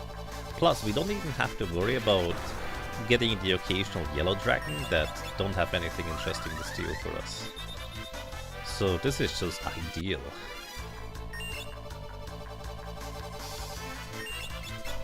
So eventually we're gonna get what we're looking for. If I turn Ferris into the Time Mage, she actually occasionally should have a chance to go before the Red Dragon, even outside of this. I guess the downside is we don't actually get all of the high potions that we steal, because we just reset the battle and we never stole those high potions to begin with. So it's a bit inconvenient on that side. Because I actually specifically didn't buy 99 high potions earlier, because I figured we're gonna steal a bunch from the Red Dragon. That was before I realized that our second fastest character is just straight up too slow to go before the Red Dragon.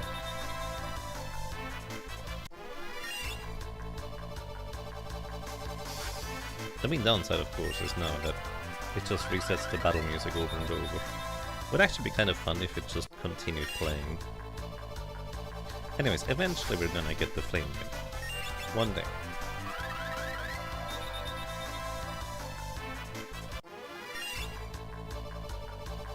The big question I guess you could also ask is, do I even need a Flame Ring?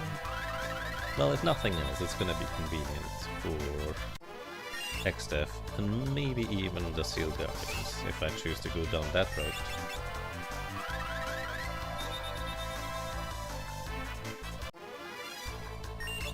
This party got spicy since the last time you looked. Yes, we have a nice Berserker, very efficient. Also, I just realized I can actually put my Berserker in the back row and give her the Gaia Hammer instead.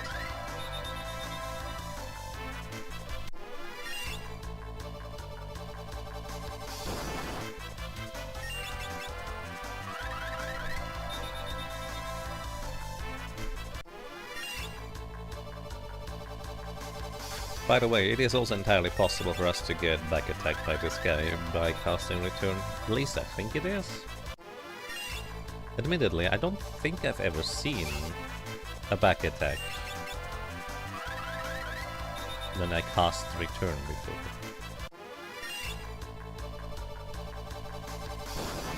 But since it re-rolls whether you get a preemptive strike or not, it just makes sense that it would also be possible to get a back attack then. Well, maybe. Maybe return doesn't do that. I've never seen it happen, but it would make sense if it could.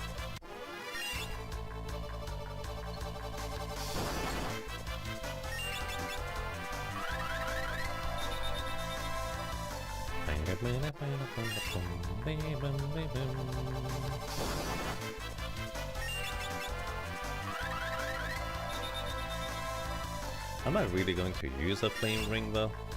I mean, the character with the Bone Mail would benefit greatly from a Flame Ring, because then, well, if an enemy uses fire damage, at least they wouldn't take double damage ignoring defense.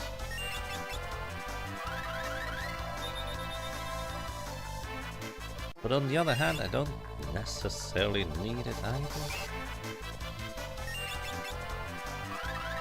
Well, I say that now, but we're gonna get a 5th job that has to replace one of our jobs, so maybe it will be useful anyways.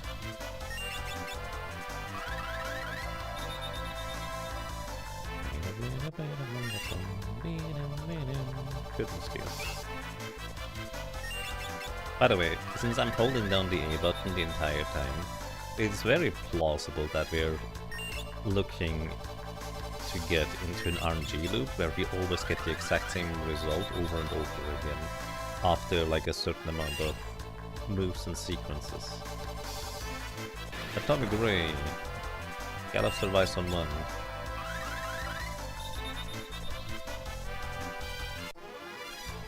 Preemptive strike. High potion. High potion.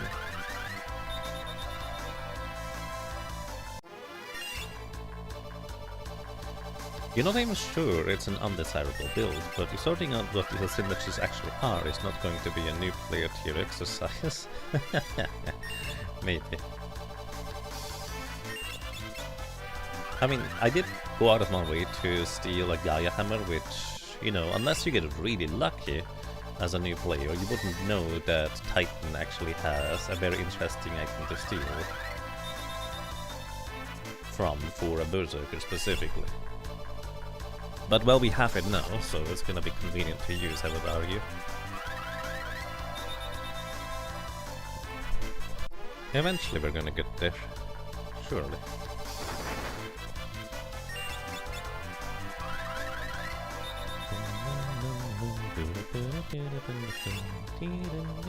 High potion.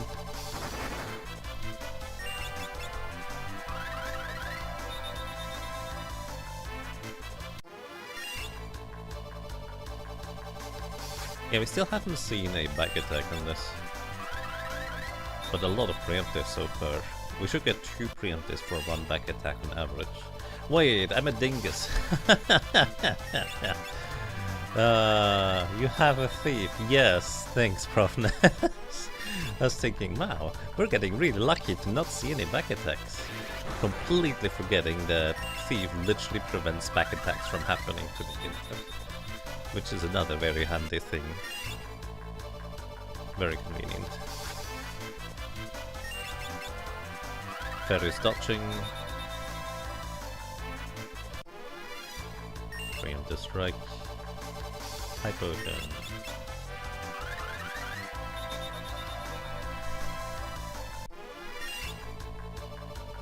Steal. Couldn't steal. 228 damage from Lena.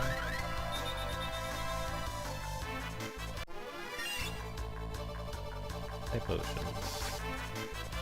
Fairy's dodges.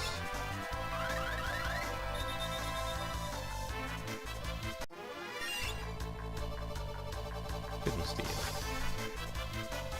Rump dodges.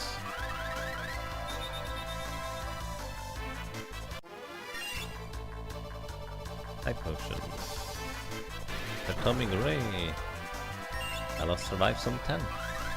That's a different number than last time, anyways. High potion. 441 damage on Paris.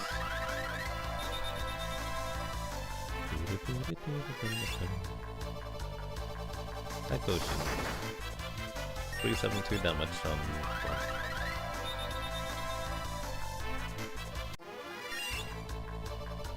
High potion.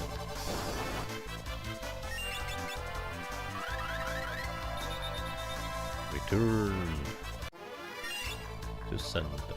High potion. Coming Ray. Gallup's rise with 28 HP. I think I've seen that number before.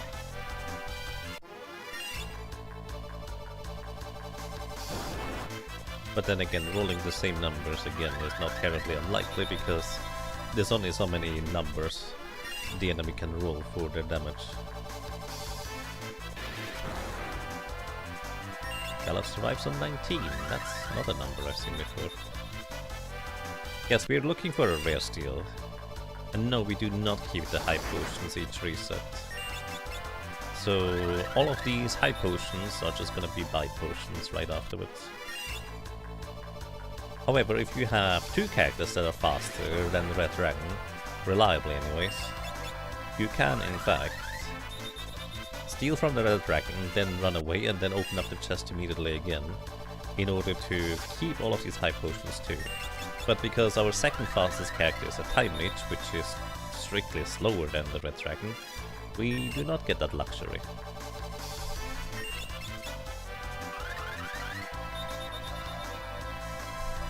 Eventually it's gonna happen, surely. High potion. Coming great! I love survives on one. You know what? We're gonna cast Comet here. Flee.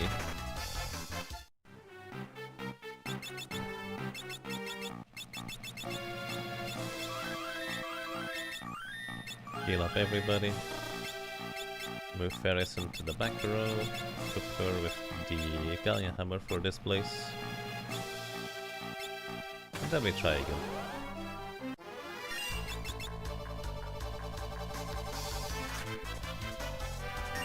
Just so we...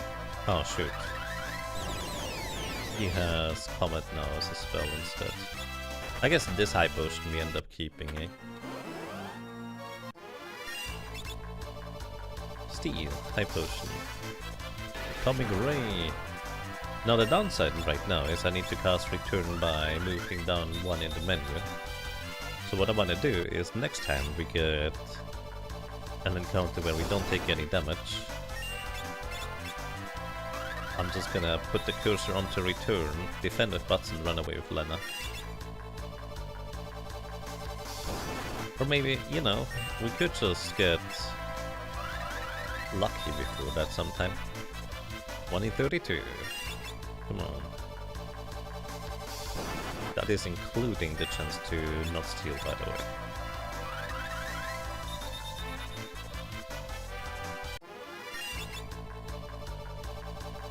Now you get more RNG per fight. Something like that.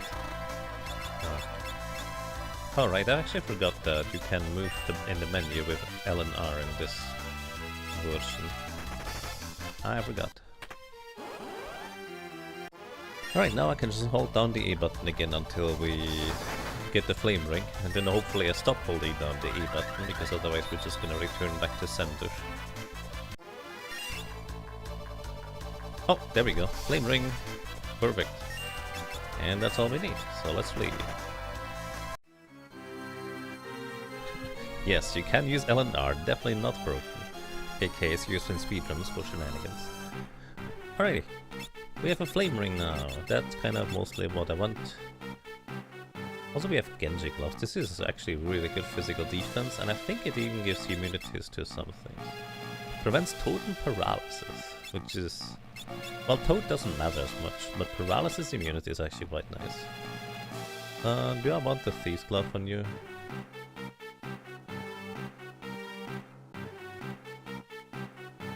Yeah, sure. It's not like we need much else. Alright, we have everything we needed, so we give Galuf the flee command and we just run through this area here in general. Power Sash, 9 bush is fine. You get summon ability in case I do choose to fight things. No Hypnocron for you because it's way too heavy. You get the Thunder Rod. And you get the Thunder Rod as well. There's some enemies that are floating. I think the Magnetites are floating. Anyways, if we defeat the Red Dragon and actually get the item from the chest, it contains a Drain Sword, which is a night exclusive sword that has a 75% chance to miss. Admittedly, I've never given it a fair shake to try and actually use it, because equipping an ability like Aim on the knight in order to make it guaranteed hit kind of takes away from not being able to two-hand your weapon anymore. So on average I bet it's not particularly strong. But maybe it has some niche uses like surviving against the crystals via drain effect, because it does heal you for the same amount of damage you deal, which is decently powerful.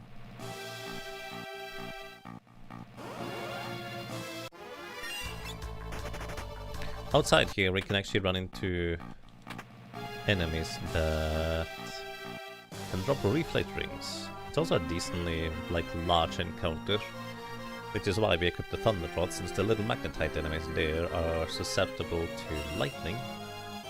And I think they're immune to Gaia, although I'm not entirely sure about that part. Well, not Gaia, Earthshaker from Titan.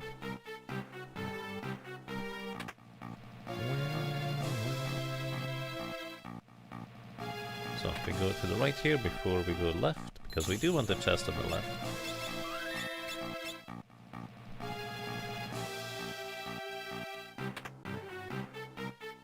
But it also contains a rather dangerous encounter potentially, with a red dragon. Didn't equip anything useful on Gallup, I guess. Anyways, getting a preemptive strike is very convenient, so let's just begin hasting. This thing is weak to Shiva, technically, but I think Titan is still gonna be more damage. It does have a decently strong physical attack, so we could also use Golem, but I'm more worried about actually dealing damage to this thing. It has 7,500 HP. It is weak to ice. Oh, apparently it's also weak to Titan. Or ground attacks. Never mind, we can just Titan it away, I guess. That fairies follow up with just Earthshaker. Perfect. Anyways, gold hairpin. This thing is incredibly, amazingly useful. Let's give this to you, because gold hairpin will reduce any MP cost by half. Which is extremely nice for a summoner, because they are so mana hungry anyways. The Reflect Knights here have a rare drop chance for Reflect Rings. Let's see. Am I correct in the magnetites being floating? Yes.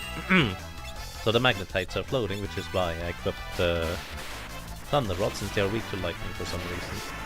Well, I guess they're holding a gigantic magnet, so maybe that's why. No cheeky Reflect Ring for us, but that's okay. So, for the upcoming boss, I guess we just have damage. Run away! Run away!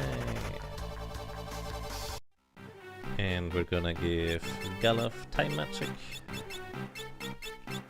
so he can haste everybody and cast Comet afterwards. Please Glove, Power Sash. You know, Dancing Dagger is perfectly fine for you. And we don't need to heal anybody, because somebody's gonna go down this encounter. Hopefully only one person, it could be two, but we'll see.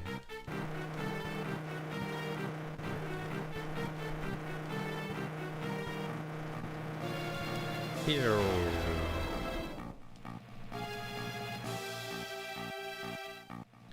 Alrighty, and our next encounter is with a boss that has almost 20,000 HP.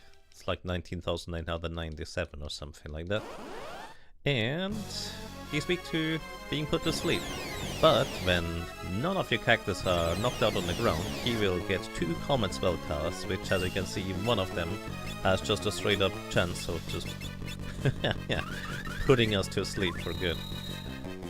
But thankfully, once he does that, as soon as somebody is knocked out on the floor, he will just drag that character, most of the time, closer and closer and closer to himself.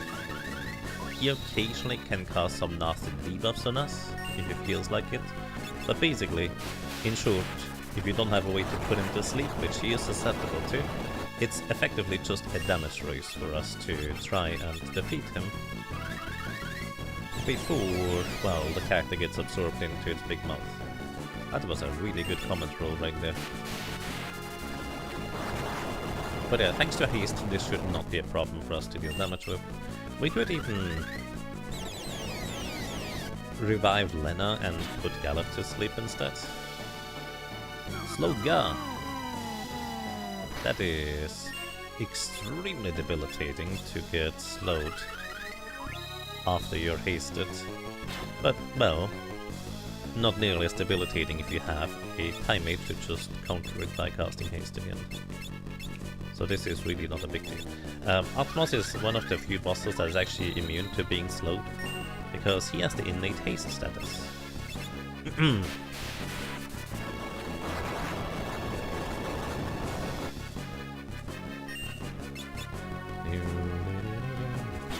Actually gonna move Butts and Galaf into the front row.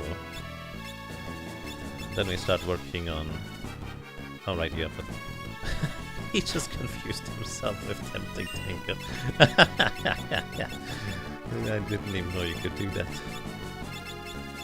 Alright, stop being confused, Galaf. I need to give him a different weapon.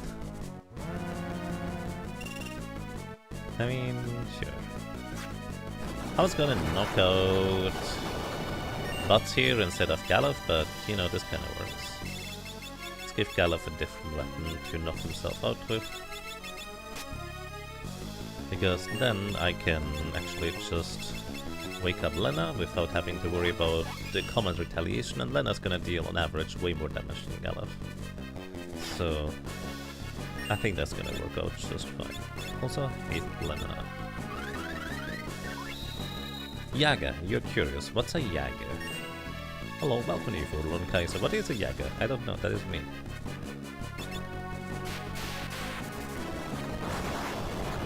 The origin of the name Yagamoth is effectively... It has nothing to do with moths, technically. That actually was something that just came up later. But effectively it is a misspelling of a Magic the Gathering card creature called Yawgmoth. W-A-Y-A-W-G moth, so to speak. And, well, my childhood friend had a lot of Magic the Gathering cards, and at some point I randomly decided to make another character in the game Ragnarok Online.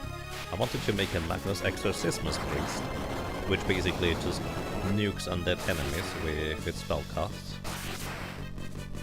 And it was like my, I don't know, 10th character or so, and I needed a new name for it, so I kind of sort of remembered that Magic the Gathering card, and I spelled Yagamoth instead of Yawgmoth because I couldn't remember how to spell it.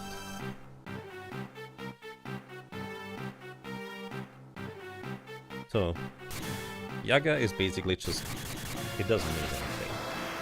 The moth part is something that was later kind of notified that, you know, there's a moth in the name, if you will. And enjoy your lurking. If you have any other questions, feel free to ask. If I happen to miss your question because I'm too busy focusing on the game, feel free to ask these things again, because sometimes I'm just terrible at reading chat. I think that's alright though.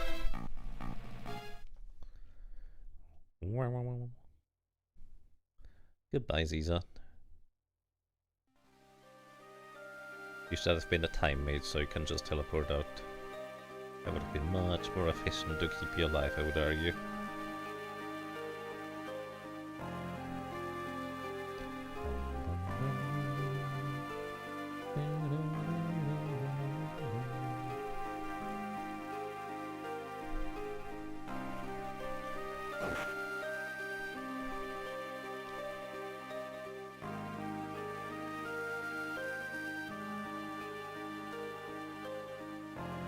So since we can equip staves, we could theoretically go out of our way and try and farm a Staff of Light. But I'm really not worried about our damage output, so I'm not actually gonna do that. Plus, there's technically a slight chance I'm gonna replace Time Mage as our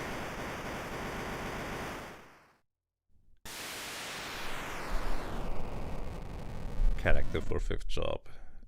Mostly thinking in case it happens to be a chemist. Replacing Time Mage would make the most sense in that scenario. Well, maybe not. If I hear something.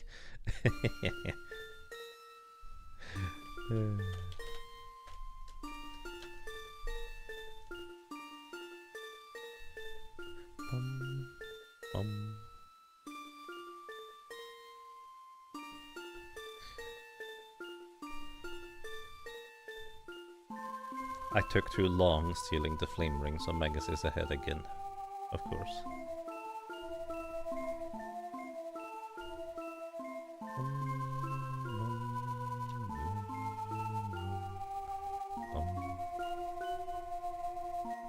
Trying to think whether there's... I bet the Gajira enemies are floating over Titan, so I will guess I can't use Titan in the upcoming section. Well, except for that one encounter with the 3 trees.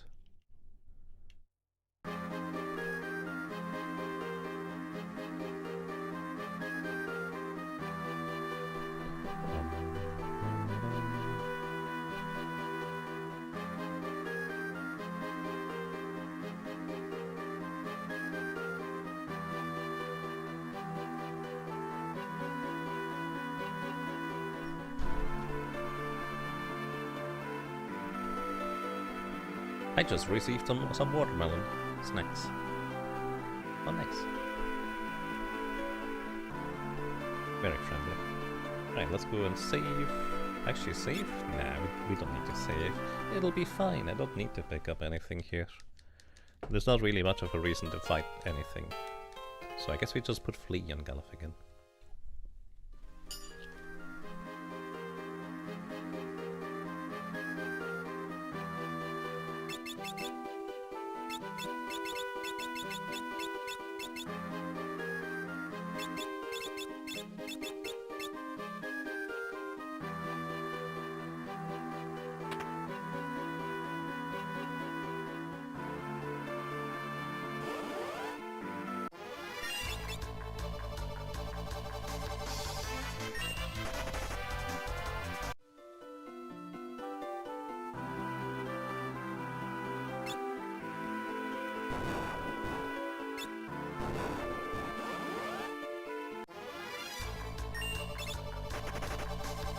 Yes, Yaga muted, but I have watermelons, so I like to mute whenever I'm eating something.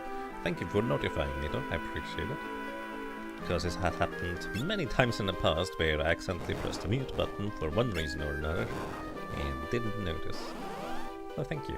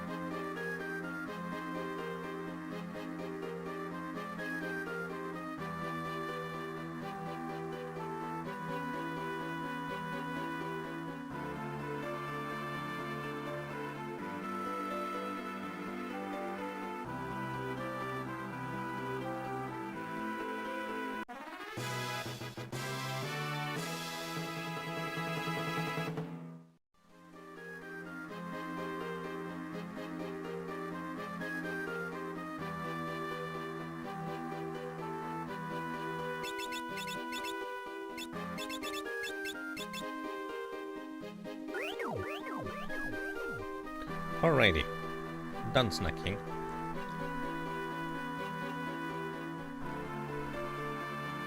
Do we pick out Catoblepas? I think the answer is yes. So let's go out of our way to briefly grab Catoblepas. Because it is a summon spell, and it's a really good one. I wonder if the enemies in here are worth fighting. Also, I have no idea what they have for steel. Let's summon Titan. This should hit decently hard. 2 Titans hopefully knock them out. So I do have a lot of HP.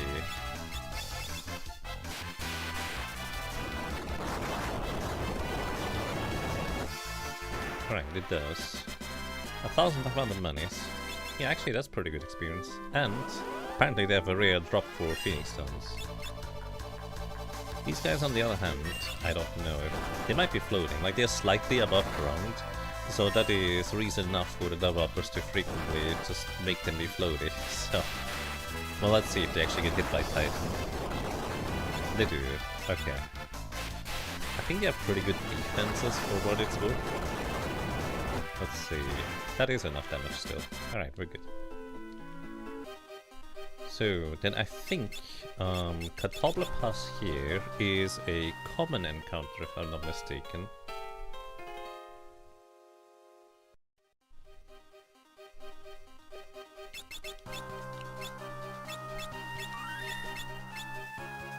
So we should be able to find it relatively quickly. I don't know if any of these enemies have anything useful to steal whatsoever. Also, I think these Deshire enemies are floating. The bunnies might also be floating. Let's see if Titan works against either of them. Oh, all of them get hit. Alright. This might actually be pretty decent experience while we are looking for Catoblepas anyways. Around here. So let's take these encounters, shall we?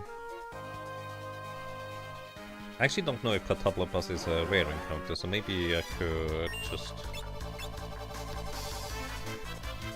quick save and reset. But I mean, I think I'm good just taking extra encounters for a bit of extra experience. Oh, interesting. So they have just barely more HP than Butter's Gaia deals damage.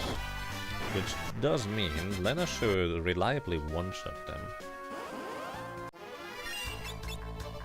We're just gonna defend with everybody except for Lena.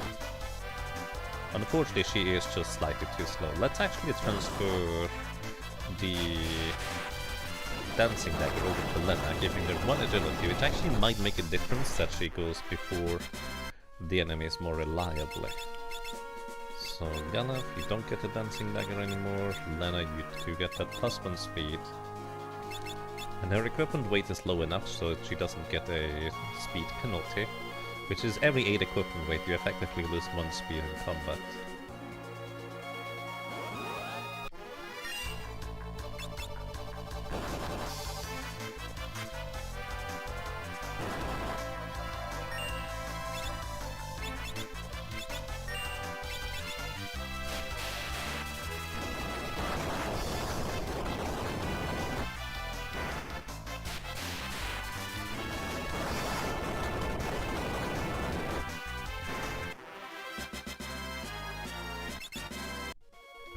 Gained a bunch of levels.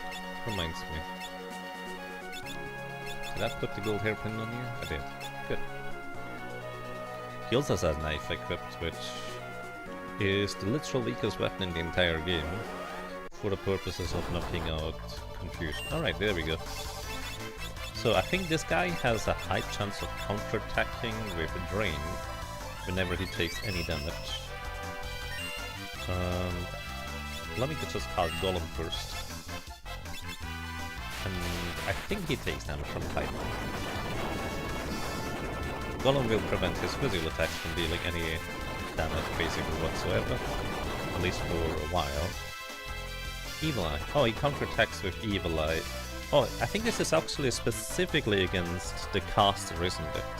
We do have a chance to resist it. Or, not the caster, the person dealing the damage. Is what this specifically does. So we're gonna Time Magic Haste Lena.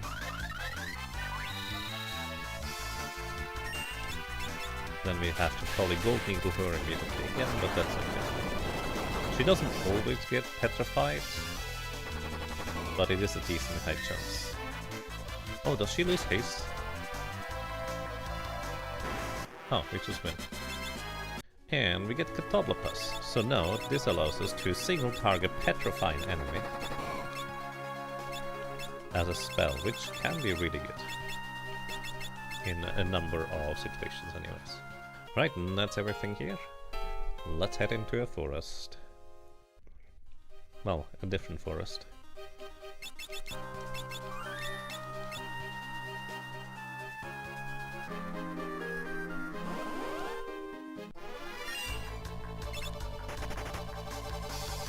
Mostly just fleeing from these guys because they are faster than our summoners. Oh, and apparently these guys are also faster than me. But druids don't usually become dangerous unless they are the last enemy remaining in an encounter. And since I just plan on knocking them all out at the same time, it's fine. Image. Image gives the character 2 guaranteed physical attack evasions. Also, Lena got her level half, so her damage output is dramatically lower than it otherwise would be. But still good enough to knock them out. We also learned Berserk from our Berserker. So if I for some reason want to Berserk one of my other characters too, I can now put the Berserk ability on another character. Berserk increases your attack power by 50%. That's like the one benefit it has, and I guess your Berserk character also cannot be confused. So, hooray.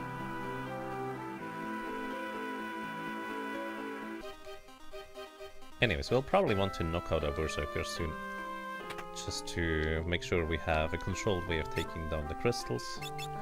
But we also get new spells here. Graviga, Hastka, and I guess we pick up Old as well. Old is not that terribly relevant, but it could be. Do I have wind spells? Yes, I do actually. Missiles are later down the road. We can use a maximum of 3 daggers. These air knives increase wind-based damage you deal by 50%, which is really, really good for a later spell. Another mag goes for a 25% chance to block physical attacks, so let's put this on to butts. Because we might as well, since our strongest damage output is still the good old reliable Titan for a long time, and that just needs the arm. We also buy a diamond helmet here for Lena. We also buy 2 luminous ropes as an upgrade. And let's say 2 sages. Actually no, we can't use sages mitre. One has a gold hairpin, the other one has a Lamia's tiara, which is just better for damage output. Oh wait, the luminous rope is not good. Never mind, I don't want any of these items. Because without the Gaia gear we don't get the 50% boost to earth damage. I'm a dingus. Whoops. I just spent money for no reason. It's okay, we get half of that back. Anyways, we buy high potions, and that's everything we need for now. And we're off into the forest. Whee!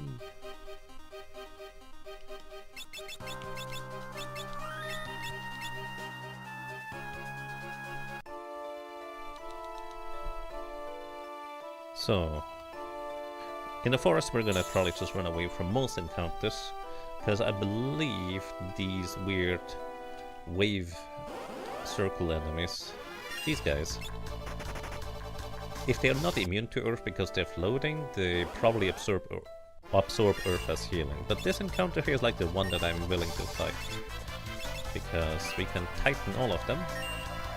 And there's also a neat strategy you can do if you want to, or if you have a berserk in your team and you need a solution for dealing with the upcoming enemies, the Seal Guardians. Because the berserker has the death sickle, which can instant death an enemy. However, usually they deal way too much damage to the little crystals, so you just keep needing to remove them.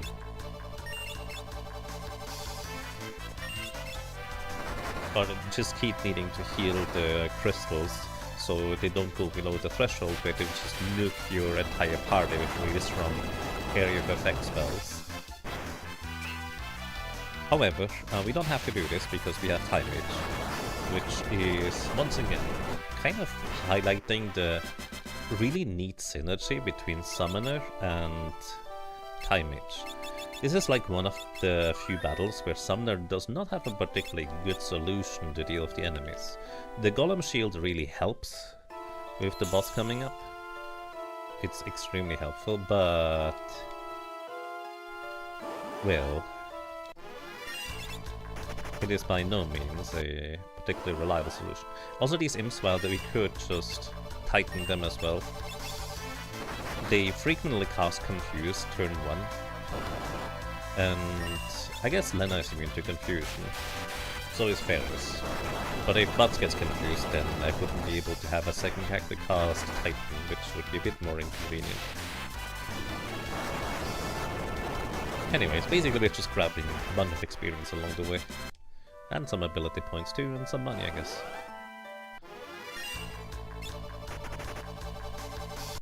Ignore this one.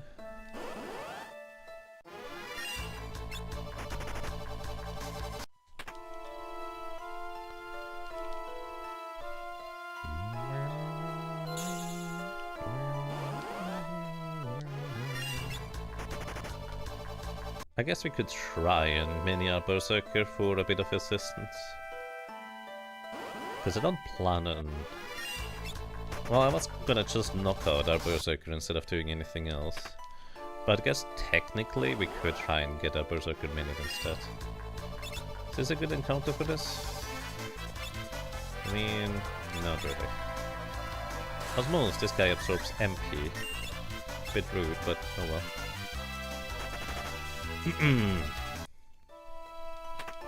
Elixir right here. You know what, sure.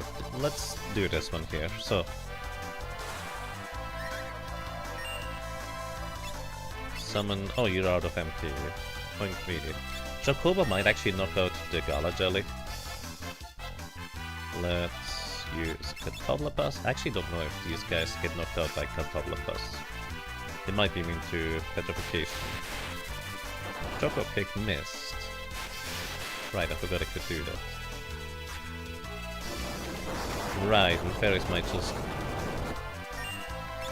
it's fine, we don't need this. I would need to equip the other weapon on Ferris anyways.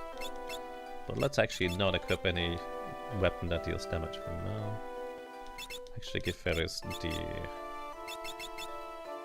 knife for now. Unequip her plumed hat and Genji gloves, so we don't have any more magic evasion than necessary. Then here, do we pick up the Aegis shield? It's the best all-around shield we can get, although Flame Shield has more specific use cases to absorb fire as healing. We do have a flame ring.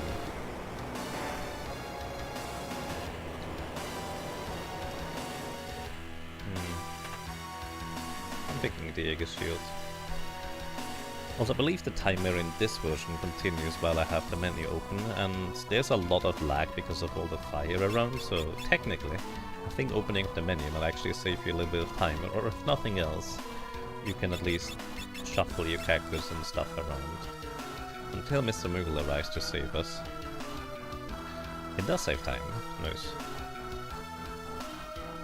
Alright, I always like to say that Mr. Moogle here saves us by Goomba stomping us into the ground. Look at this. Koopa! Koopa, stop!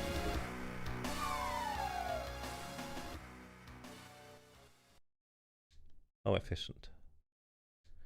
And recover all of our HP and MP, which is very convenient. And then Mr. Moogle also needs to get out of the way eventually. Sometimes Mr. Moogle likes to move left and right or up and down. So you never know which one it's gonna be. So you never know.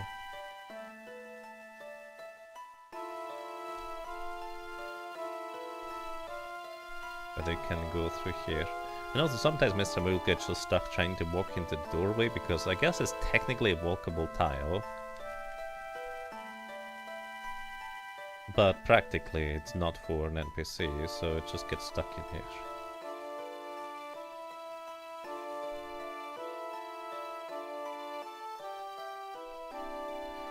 You did also when you wait for Sid to blow up the wall, but that's just free menu time, it doesn't save on lag. That makes sense. I mean, we could have fairies try and assist us.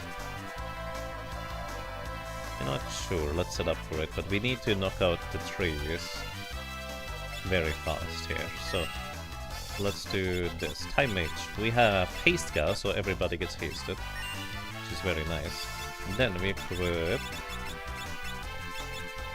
flame rods in order to knock out the trees as quick as possible. They are weak to fire, but they also have a lot more HP than the little mini magicians.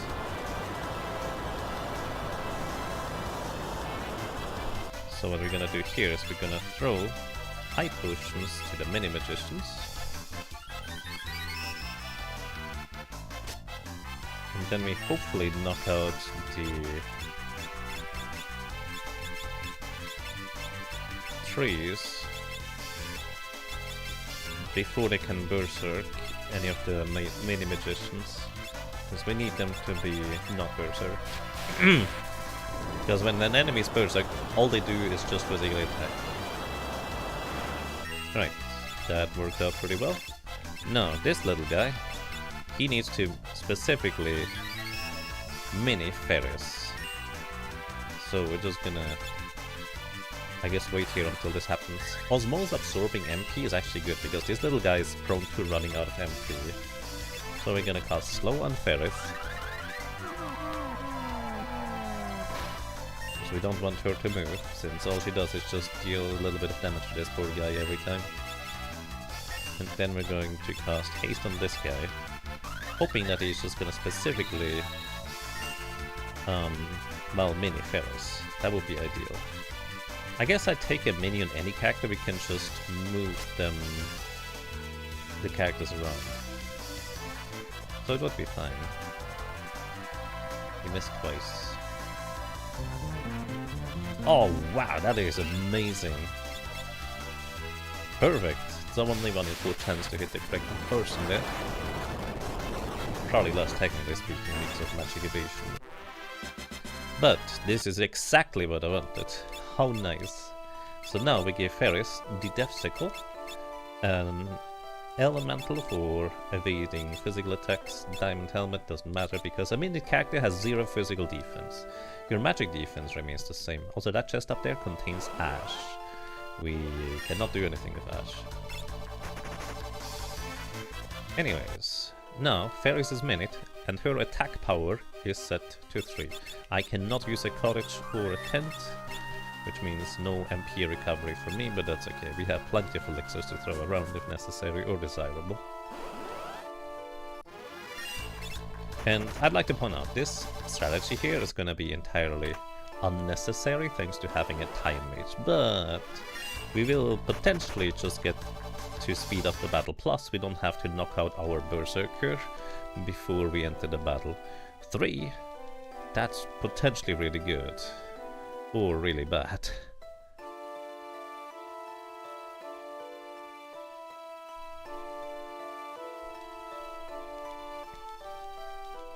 Hope you have fire attacks. You do.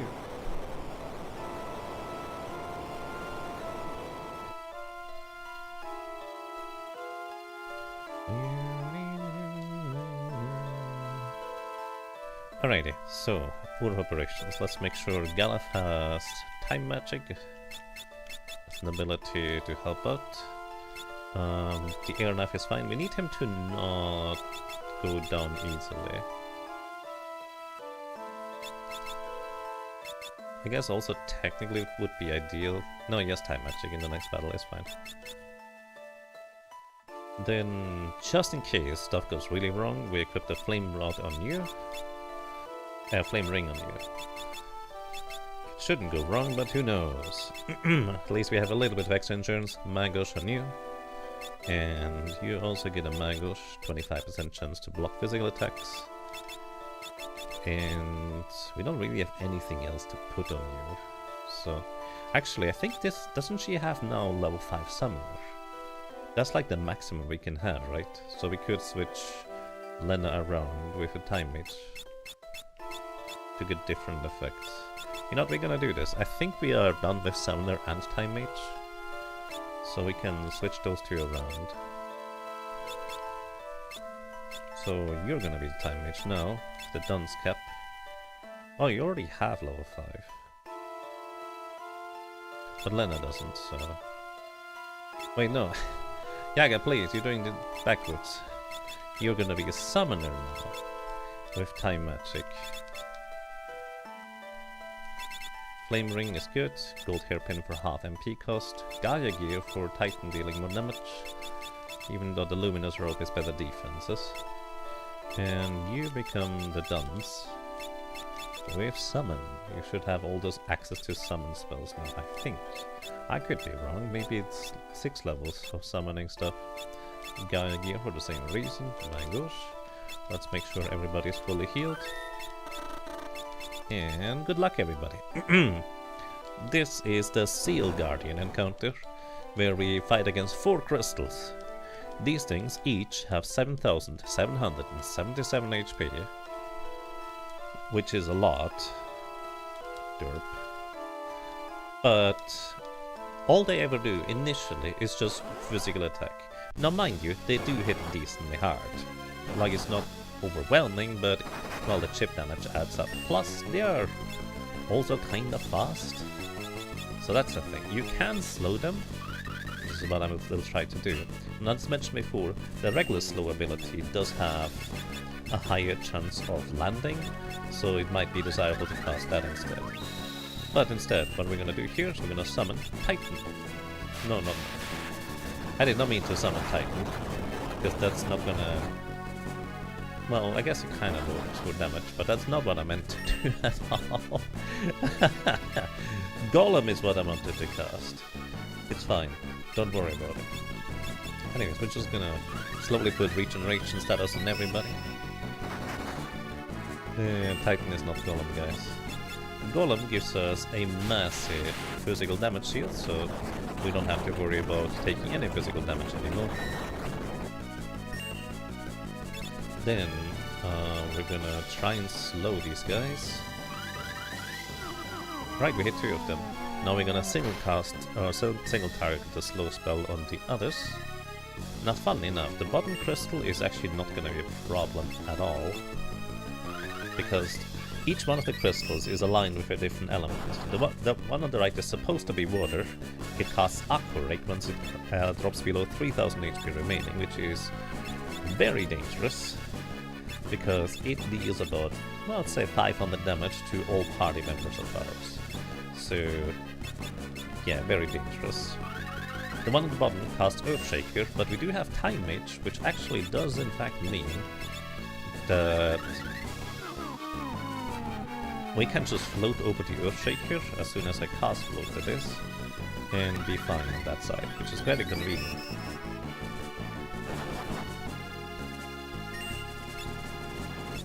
And slow the bottom crystal too.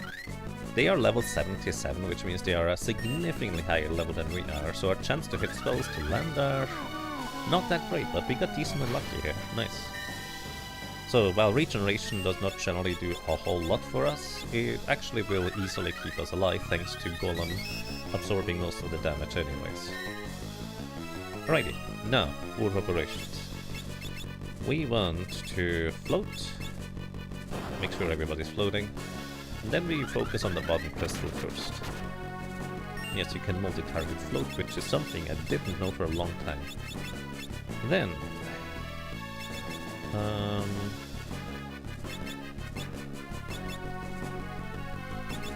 I guess you only have gravity. Wish Galef had like one more level of Time Mage, but it is what it is. Anyways, now this crystal is just above 3000 HP remaining, because, well, that's that. Also, Graviga reduces the enemy's current HP by 7/8.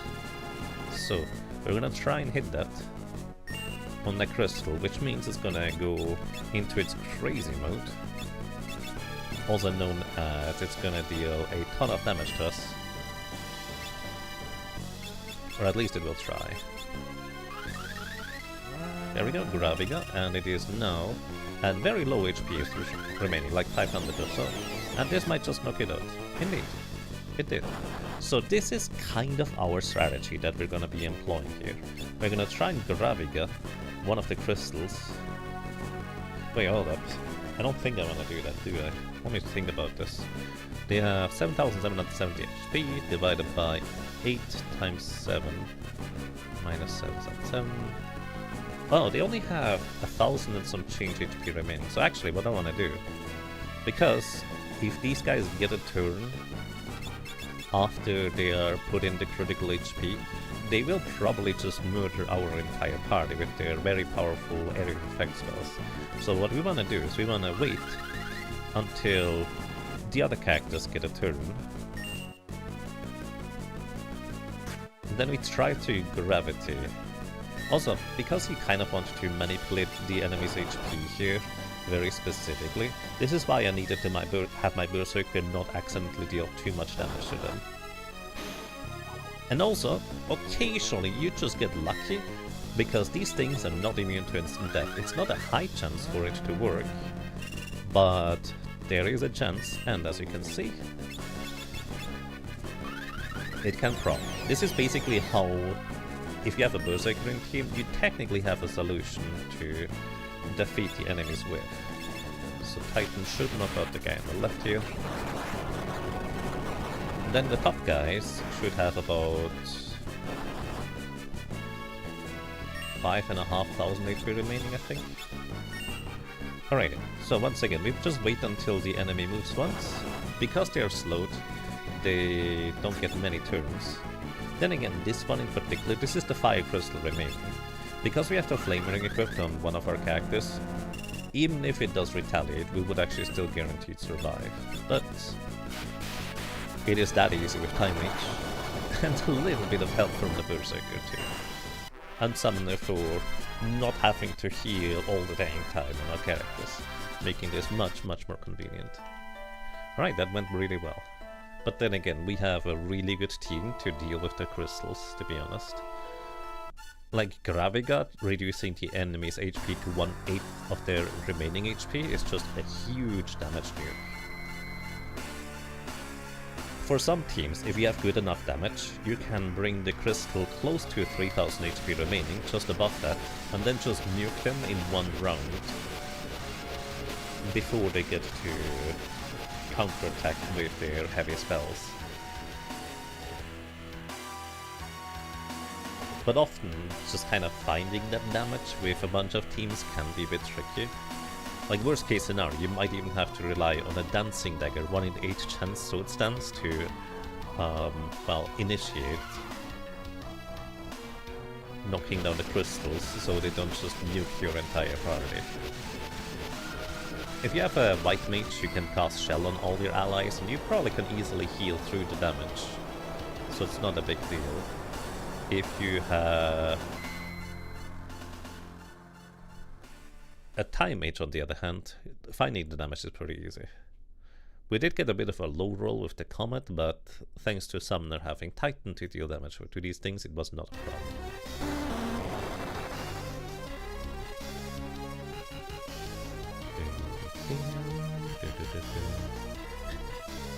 You know, I didn't even notice that you mentioned that summoning Ifrit after what just happened is extra cool. Said Komaru 13 minutes ago, after the forest burnt down. Yes, I agree. And that's a great comment that I missed until now. Sorry.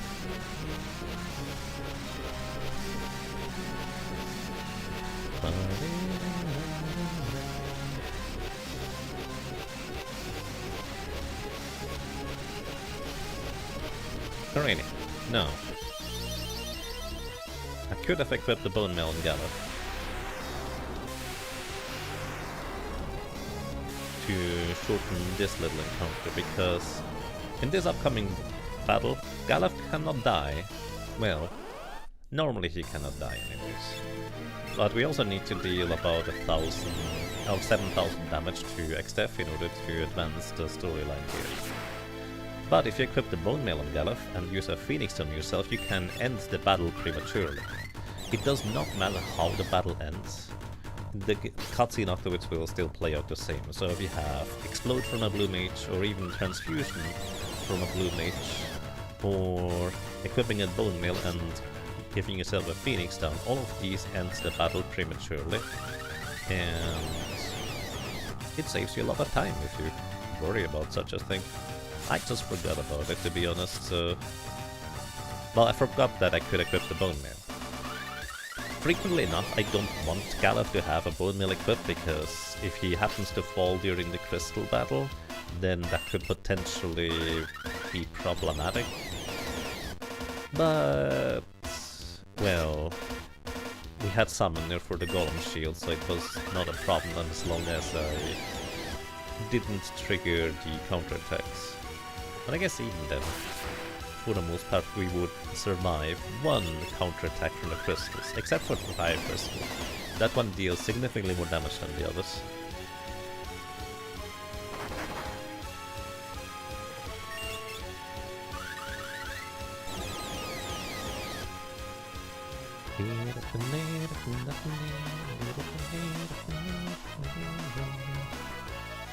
Prepare yourself for the afterlife.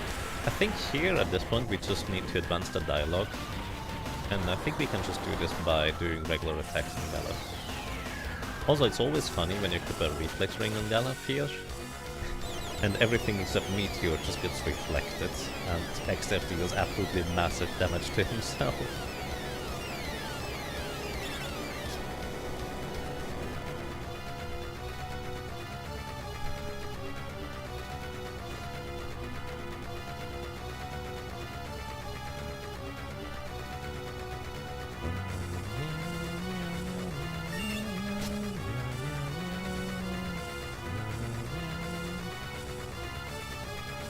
Also, we're gonna get a 5th job here.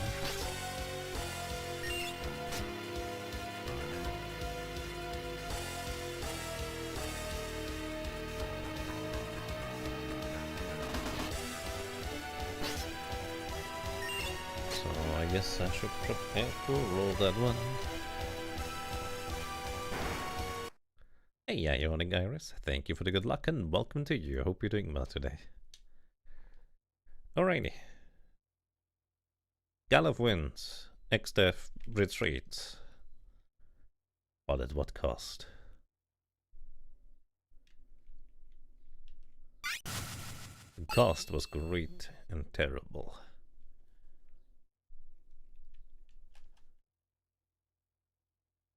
So, for the Job Fiesta, you can take an optional modifier to your Job Fiesta that is called 5th Job, which the basic implication is that each one of the first 4 characters, Galuf, Butts, Lena, and Ferris, each one of them come with their own job in the end, because they are associated with the base crystals. But at some point, the idea was brought up that, hey, Kryl here should also have her own crystal, or her own job anyways. Originally, with 5th Job, whatever job Galuf had, he took with him into the grave, which basically just meant whichever job you got as an Earth Crystal, you would just generally not use at all, because there was not really much of a point in leveling it. But nowadays, you're allowed to replace any of the jobs you want, giving you a very interesting strategic decision for that matter. So, let's see, which job are we gonna replace today? The obvious one to replace, of course, is Berserker, but I clicked Berserker Risk, expecting Berserkers, so let's see what the last job is gonna be. And our last job here is... Ranger. Huh. The comedy option, it's another Berserker. Wouldn't that be crazy if you were to be given one of the jobs you already had as a 5th job? Now that'd just be rude, especially if it's something like a Geomancer. Anyways, we got Ranger. Huh. We could replace Thief.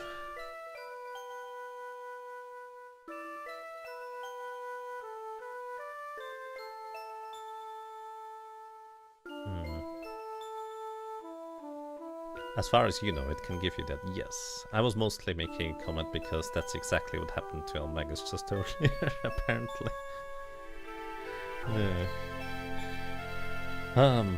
Alrighty, so I can pick whichever one I want to replace.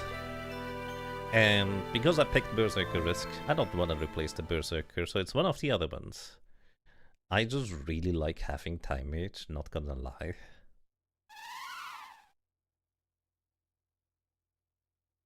So...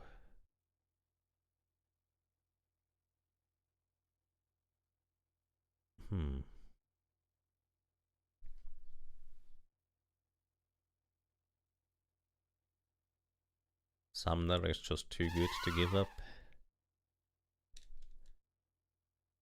Thief is nice and convenient to have. But I think for the most part, all of the interesting steals are done for at this point. So, I think we're gonna replace Thief, everybody. Which means no more stealing from me, which also means we're gonna be prone to getting back attacks again. Ranger is our 5th job. And Kryl, you can just have Ranger immediately. So Ranger uses bows, and these bows can be potentially really good for applying blind status effect, or also just being generally decent damage one way or another. It doesn't necessarily complement our other jobs too well, although it is actually quite fun to have.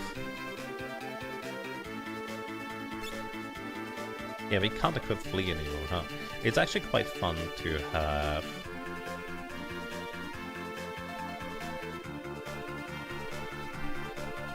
a Berserker with bows, aka a Bowzerker.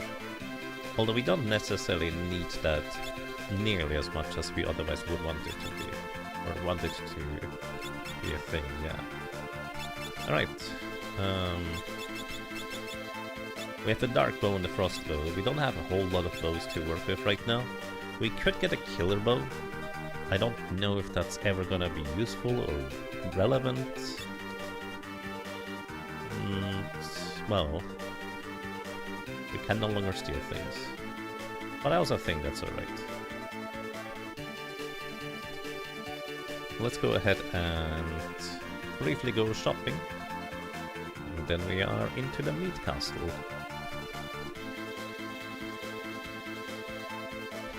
Time Mage is a guaranteed Omega kill in the most comedy way on this version too, yes.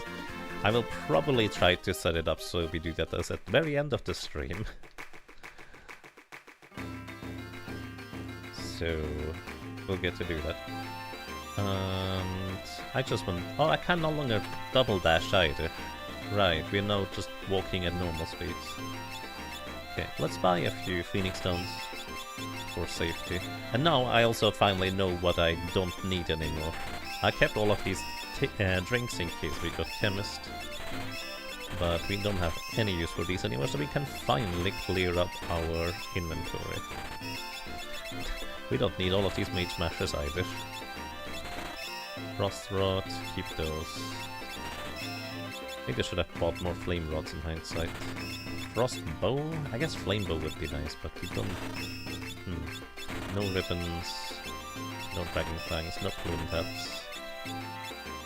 Hypno Crown we don't need either, Wind Slash, Flame Tongue, Silver Armlet, Ninja Suit, Green Beret, Great Sword.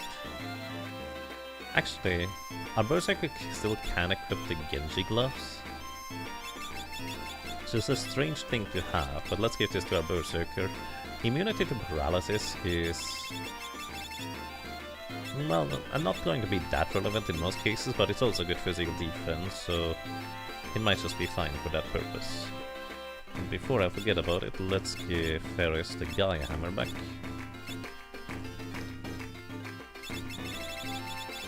Alright, then what else? Don't need a gold shield, we have an Aegis shield. Actually, we didn't even give that to Ferris. We're not gonna use the Luminous Robes. We can no longer use the Thief's Glove, because Thief's Gloves can only be equipped on Thief and I think Ninja actually.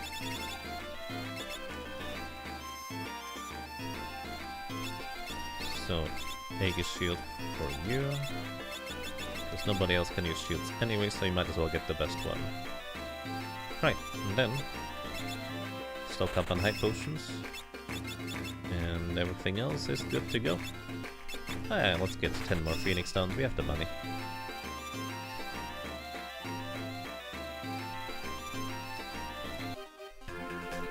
Alrighty, and we are off into Exeter's Castle. We could theoretically do a little bit of grinding if we really wanted to. But thanks to the power of Summoner plus Time Mage, I really don't think we need to do any grinding here to defeat Exeter. We're at a decent enough level anyways.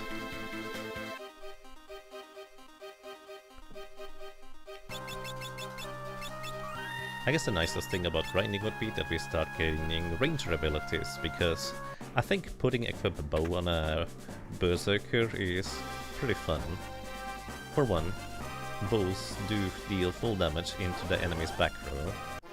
Also, just realized I can no longer guarantee to run away, unless Kara actually has MP to cast teleport with her. But for now, these enemies here, we just knock them out along the way. I think that's alright. Or Kryle, excuse me. Kryle in this version. Diamond shields. So, because we don't have a thief anymore either, we actually cannot even steal reflect rings from from the reflect mages in this place, or Carbuncle. Notably, the reflect mages don't have a common steel, they only have a rare steel.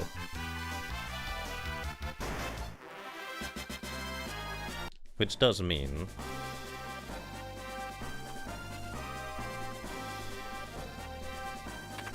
that if you successfully steal from a reflect mage, it will be the, well, rare steel, but only 1 in 32 times total. So if you can put the reflect mage to sleep, that's reasonably ideal. Alternatively, they don't have that much MP to work with, so eventually they're gonna run out of MP and not attack you anymore. So you can just sit in combat and keep trying to steal until it works.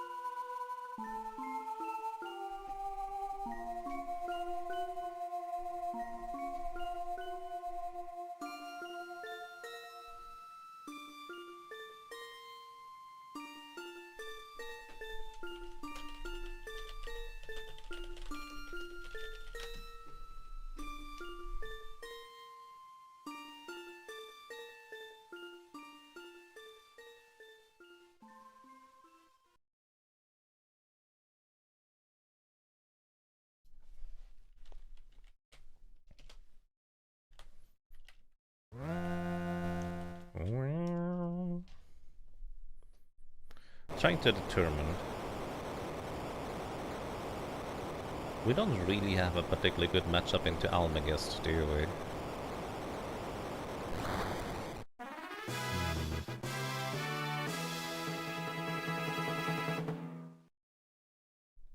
Sorry, I'm thinking a little bit further ahead than I usually do.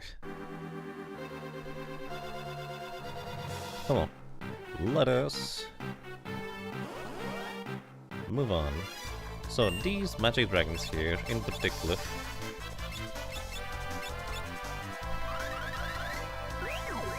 they are floating, so Titan is not gonna work on them. They are weak to wind. We have wind elemental damage, which I guess technically we do with the air knives, but that's about it. So often they are actually a pretty good source of experience at this point in the game, especially in this room, where they are reasonably common.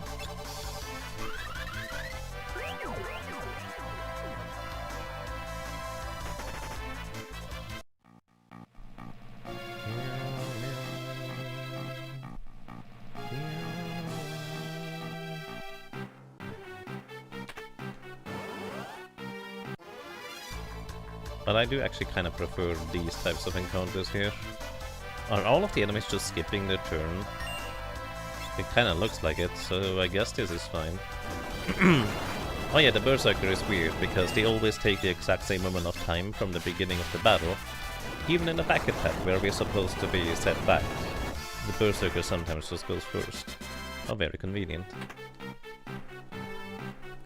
So these rooms are actually better for grinding out experience for our characters. But also, this floor is lava. Normally, kind of a bit of a problem, but we have float from the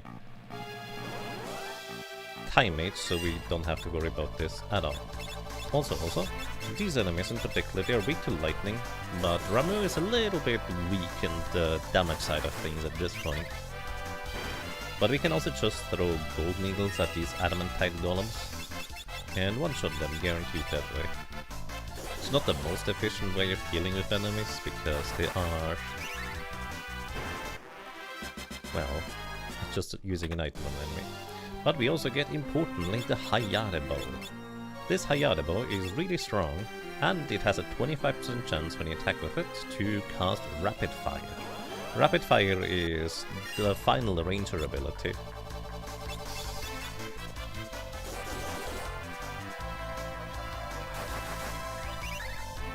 Which attacks 4 times for half the damage, but also ignores the enemy's defense and magic defense, or evasion entirely. So effectively, it is double the amount of damage, except that it's also randomly targeting the 4 attacks. So it works especially well against single targets, or single target bosses, but it is a bit more on the questionable side for trying to deal with groups of enemies, if you're trying to focus down one enemy at a time or something. Anyways. Here's Lena.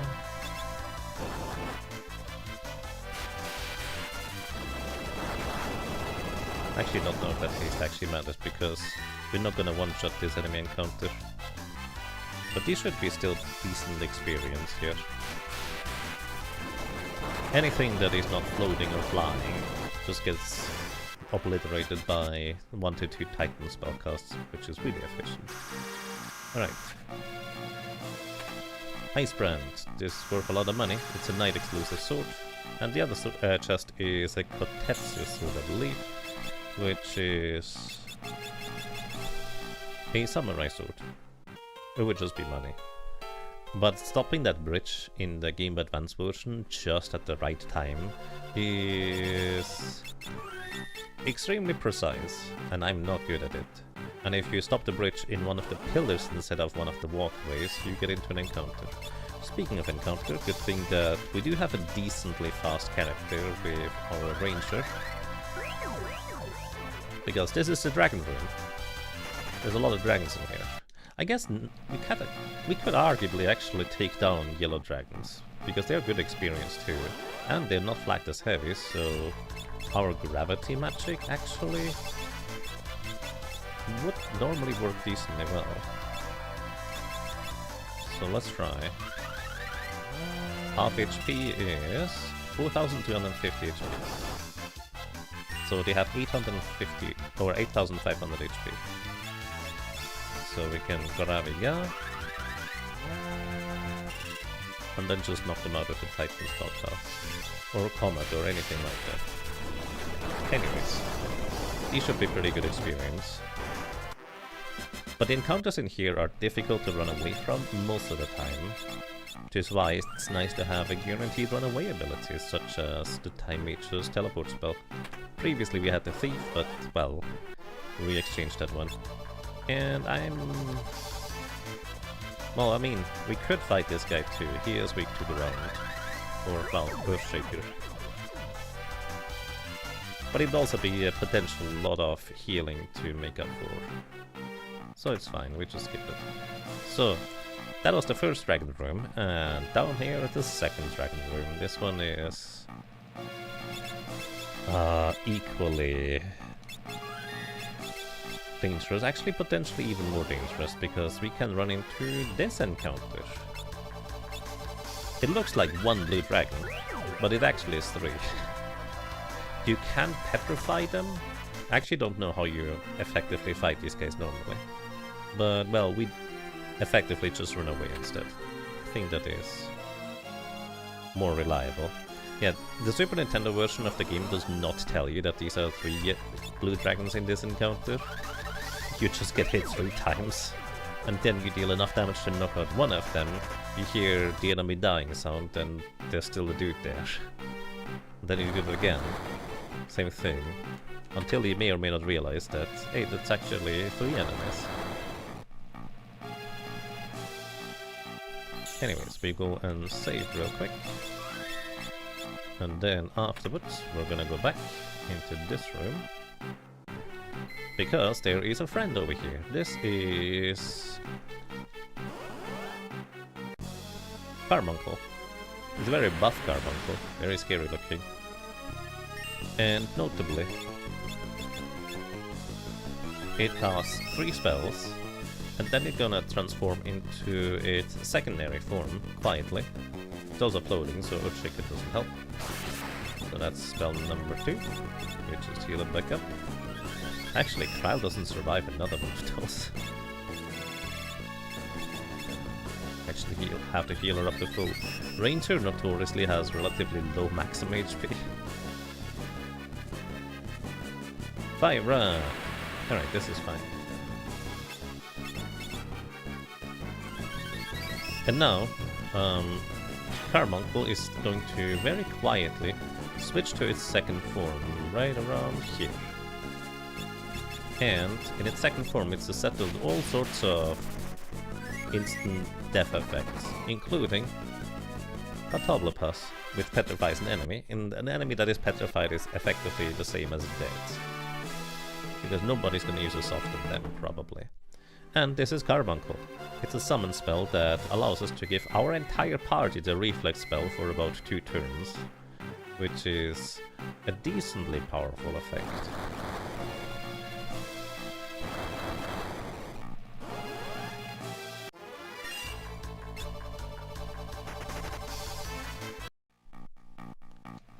Especially against the boss coming up. Which is, well, the main reason I'm gonna use it.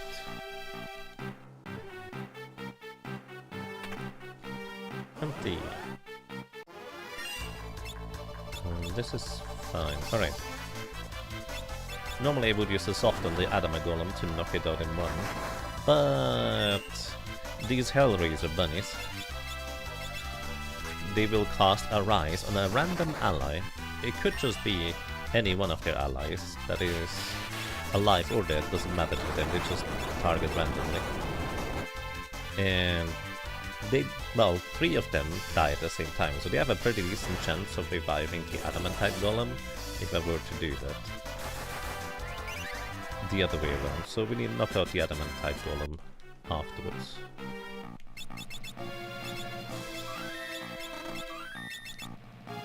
Okay, you have again, you have love and everything, we're good to go. And we're gonna run into Gilgamesh right here. Gilgamesh has, what is it, 13,000 HP effectively, before he goes into his secondary form and monologues at you. But, welcome to this guy.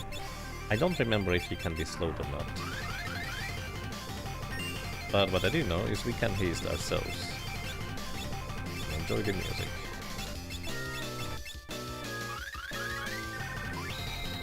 And I think beyond that we're just gonna summon Titan.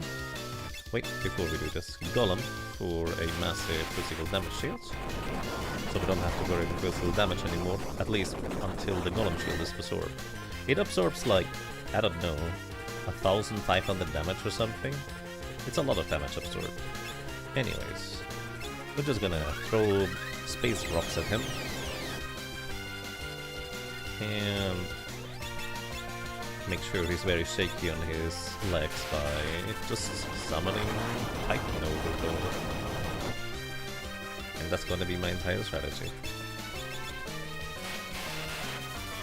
For the most part, Gilgamesh here is more annoying than necessarily dangerous, because all of his abilities that he does is like, it puts you to sleep, it reduces your level, which means you deal significantly less damage, it puts the old status effect on you, it confuses you, it paralyzes you. He has all sorts of annoying abilities, which it can be very dangerous in a solo character challenge, but for a team, usually not that big of a deal. But he is very tanky, and not really any particular weakness that can exploit him.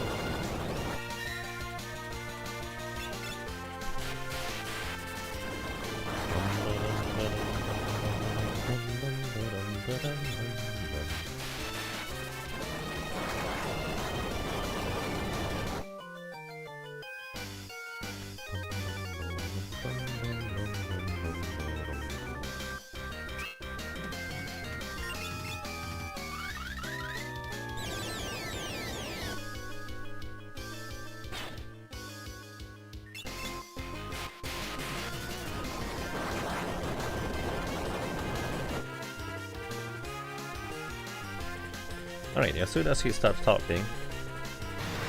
Oh yeah, he doesn't put a super critical HP.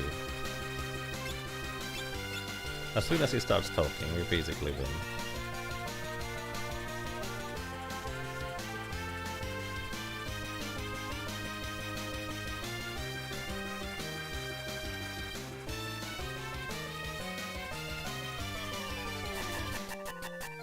Oh.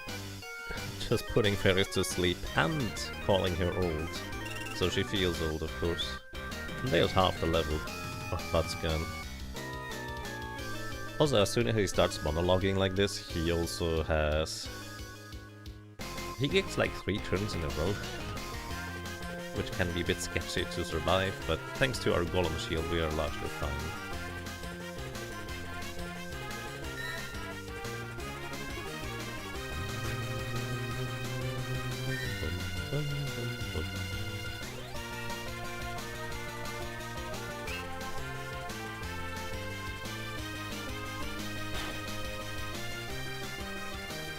As you can see, Ferris deals basically no more damage because her strength is 1 by now.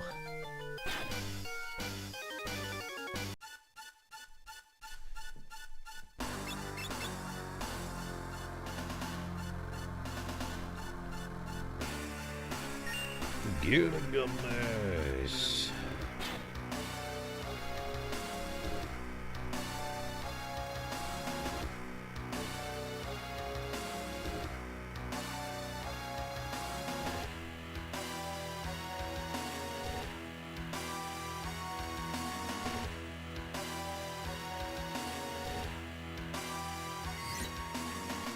Goodbye.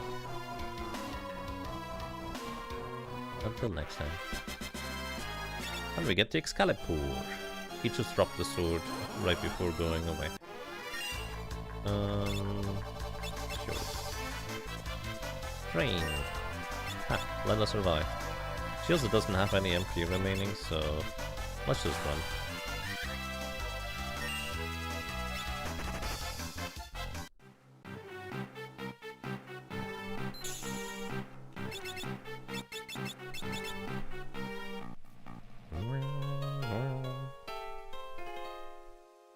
Alrighty, I'll recover all status effect and everything.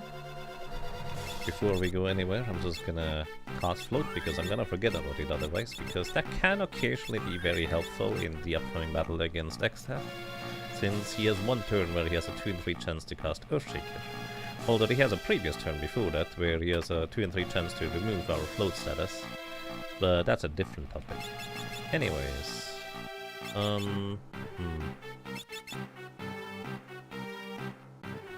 Mostly curious if I want to switch my ranger around to have like full summon or full time magic access.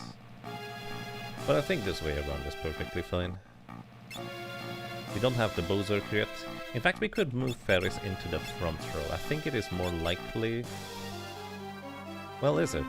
She has a 1 in 3 chance to block the 2 in 3 chance.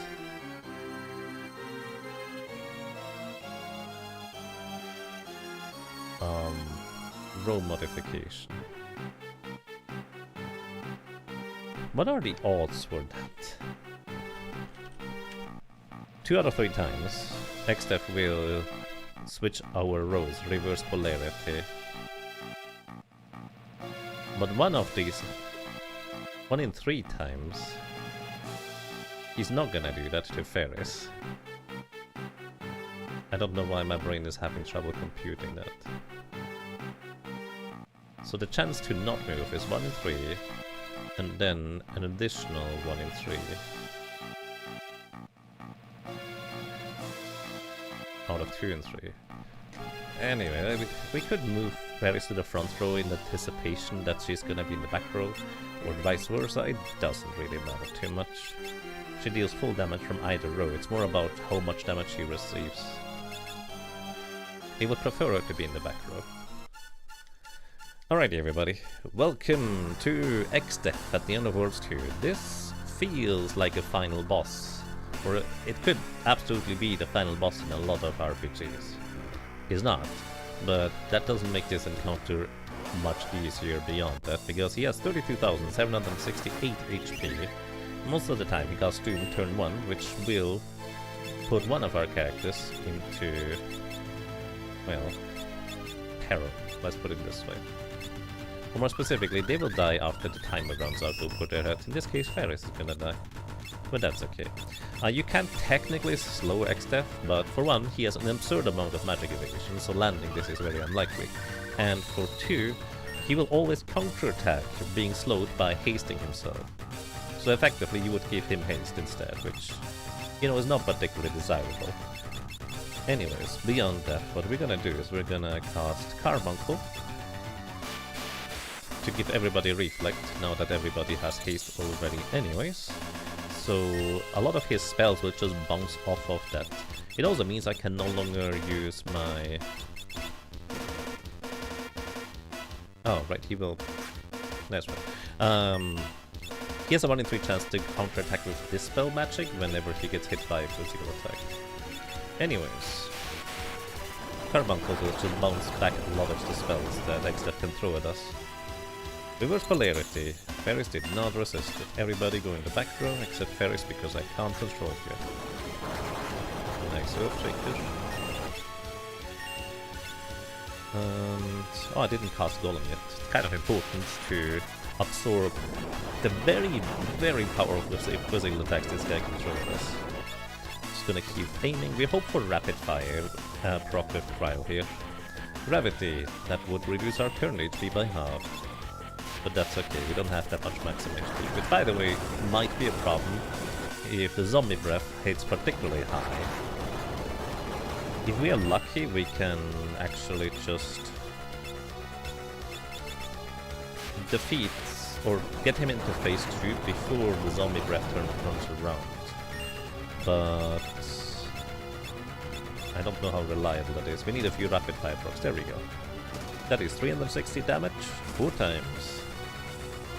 Maybe, I think Comet actually might be more reliable damage for Cryo. Plus he doesn't have a chance to counterattack with Dispel if you use that instead.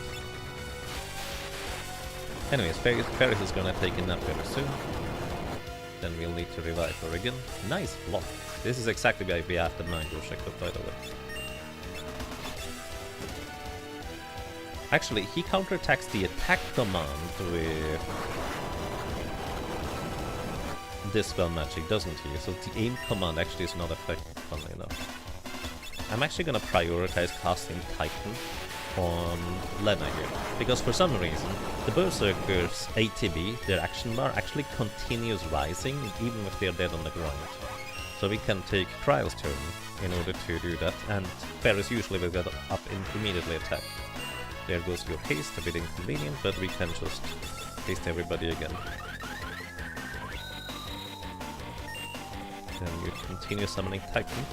Lena is soon out of MP. I actually don't know which turn is coming up soon, but nice block fairies, because that would have killed you. Let's use an elixir. We have 37 of them. Heal fairies back to full, that way she has a better chance of surviving things. And you're just gonna continue spamming type. Trial is effectively our support here.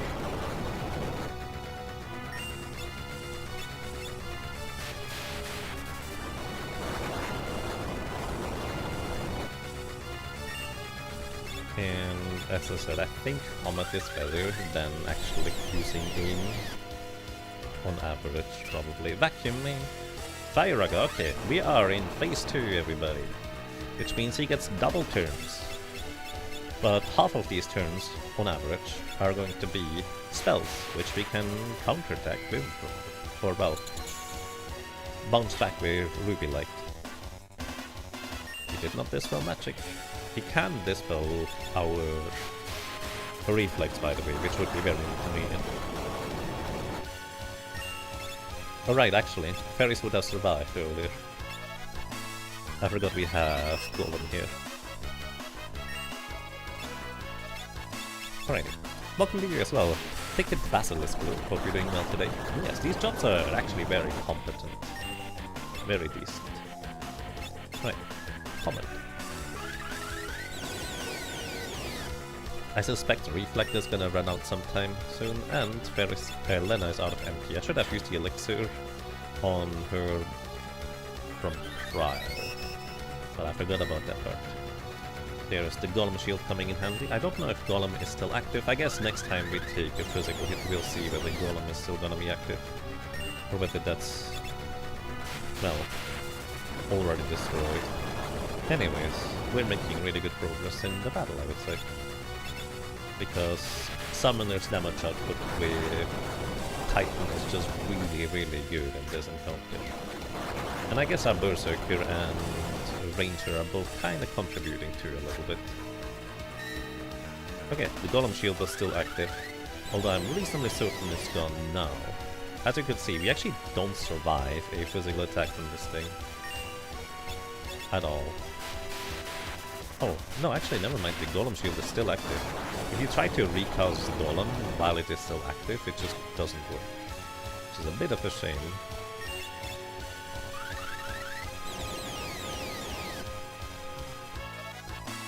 Anyways, what I should do is I should cast Carbuncle. So everybody once again gets Reflect, so we bounce back the spells. But thanks to being hasted, this just makes this battle way easier than it otherwise would be. Oh. Well, we didn't even get to bounce back any spells. The power of Time Mage effectively just amplifies any other job you have for their capabilities. And because Summoner already is extremely strong, it's just kind of like a multiplication effect, if you will, for the two characters to just, or two jobs anyways, to just really complement each other really well.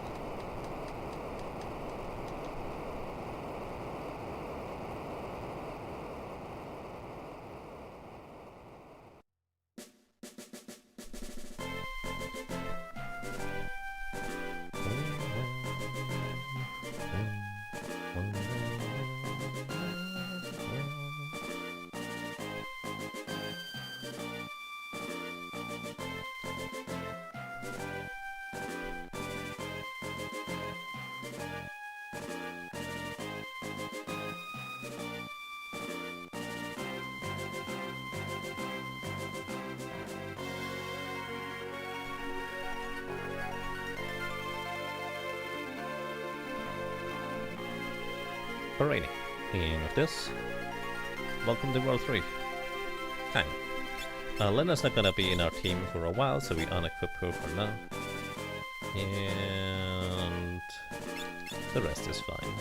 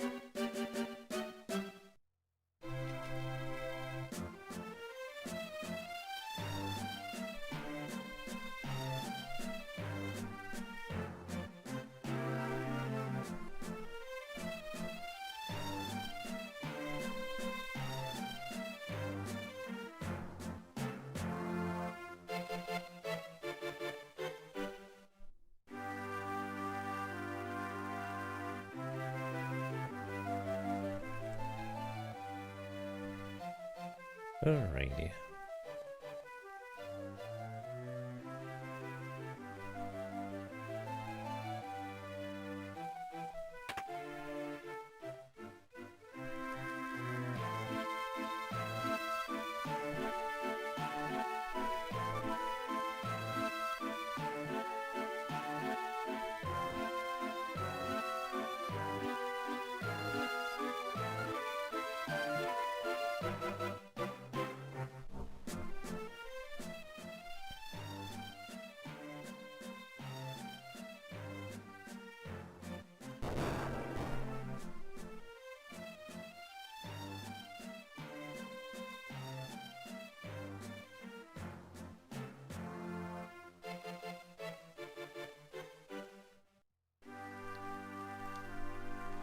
Alrighty.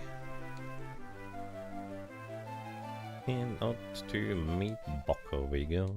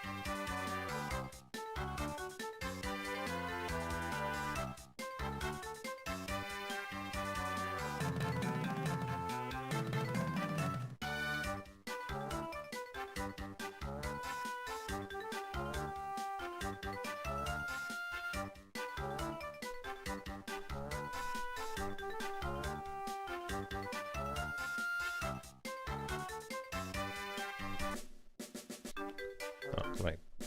Save. Saving is probably a wise choice sometimes. Alrighty, and upcoming, we just hope we don't get our level drained. Actually, does that even matter? Because Comet doesn't care about what level we are. Yeah, I think it's fine, even if we got leveled down. So, upcoming is the Antlion boss fight. This thing has 8100 HP. And it's mostly just annoying, not particularly dangerous, but it can halve our level, which for a lot of characters means that their damage output gets cut in half or even worse. Like a monk has it even worse than that.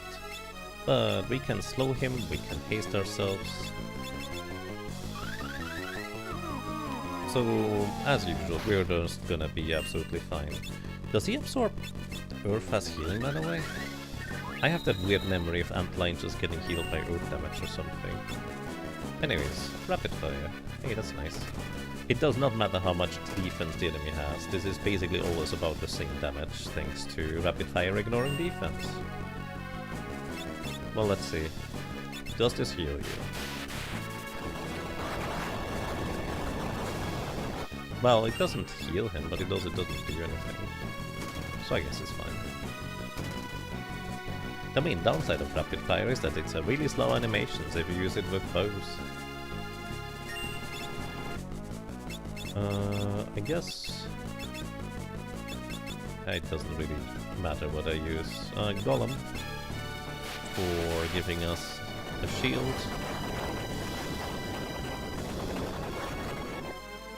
That's good. That is which halves your level. And aside from that, let's just throw space rocks at him.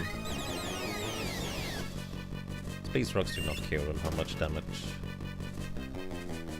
or what level we are anyway, so you could even level us down, it's fine. You can put the Antlion to sleep. He's notably like the one boss that is susceptible to time slip in this version of the game. Time slip inflicting both hold and sleep at the same time. But if an enemy is immune against one status effect or the other, they're immune to the entire time slip effect. Unless you play the Pixel Remaster, which just gives you one or the other, whatever he's susceptible to. By the way, it's only 25% chance for this to proc the rapid fire attack. And there he goes. Goodbye. So we're getting decently lucky there. Or unlucky, kind of depends on how you look at it, because it's kind of a long animation.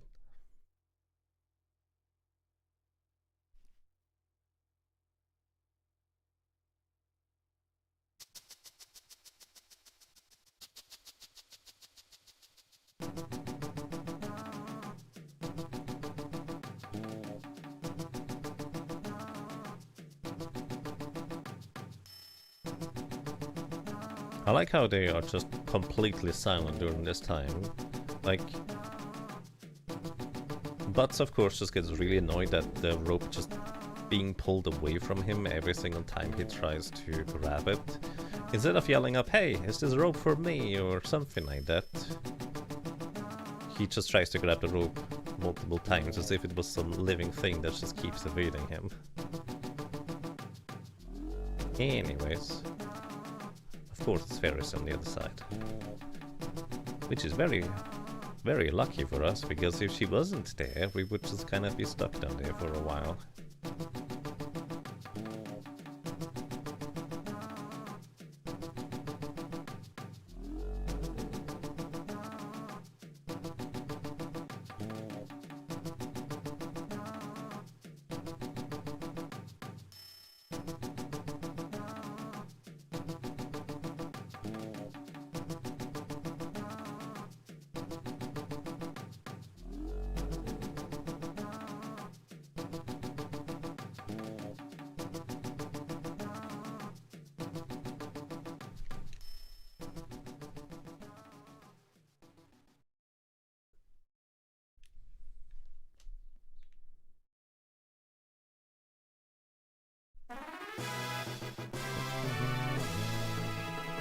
You know, I just realized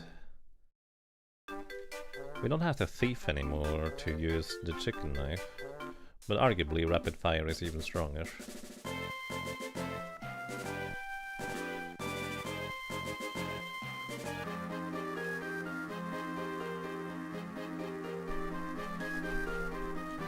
Well, selectively anyways. Against single targets for the most part. So what's my final build going to look, I wonder? We could put a bow onto the Berserker. I think that would be fine. The Gaia Hammer does work decently well, but at this point I think it's starting to fall off in terms of effectiveness and damage. And just putting the Yoichi bow on the Berserker also gives it, well, equipped bows in general gives the Berserker the agility from the Ranger, which is like, that's plus 25 or so speed compared to the Berserker's base speed. It's a lot of extra speed. So we'll be able to move significantly faster in combat.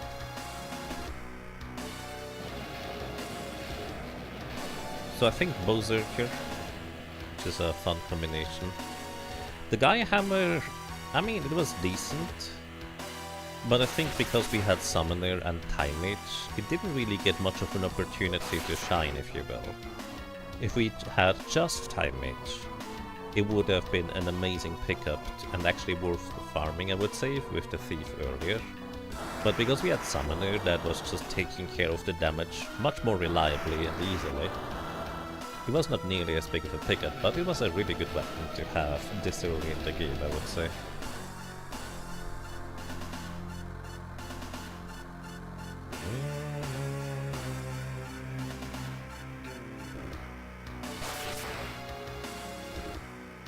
So, since I do have a Summoner, I think it would be reasonably appropriate to go and grab all of the summons, just for fun. I didn't do that earlier on the Blue Mage because it wasn't really a version I wanted to continue playing for much longer, to get all Blue Magics then. But this version, you know, it's pretty fun. Plus the Phoenix Tower should probably give us a bunch of extra nice items along the way.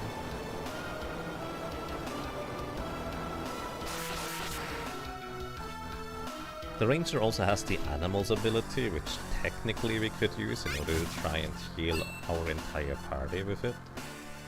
But it's not exactly reliable because it's based on your level.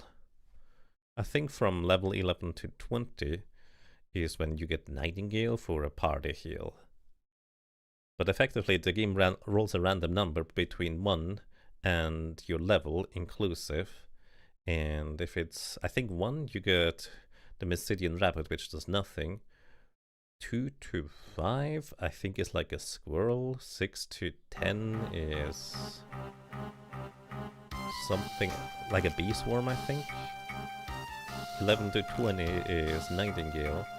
21 to 30? No, that doesn't seem quite right. Anyways, afterwards it's like a flying squirrel or Momonga that tries to paralyze the enemies. It's not reliable. But you know what? Sometimes you don't have any better healing than that anyways, and it could just come in handy anyways.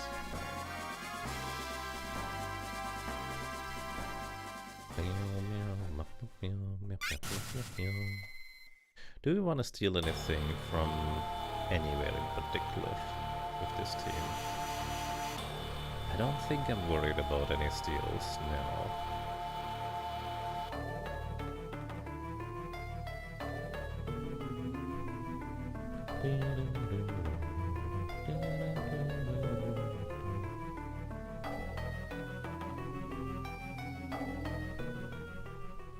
Hello, welcome to Anfi. Hope you're doing well today.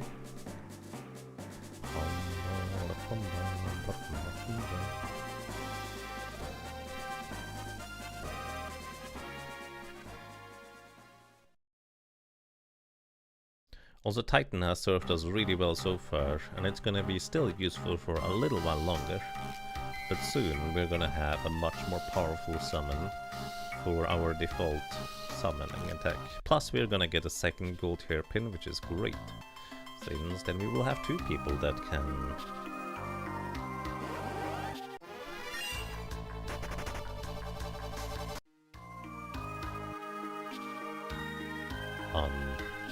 find words when I need them to. Then we have 2 people that can cast a lot of spells with half MP cost.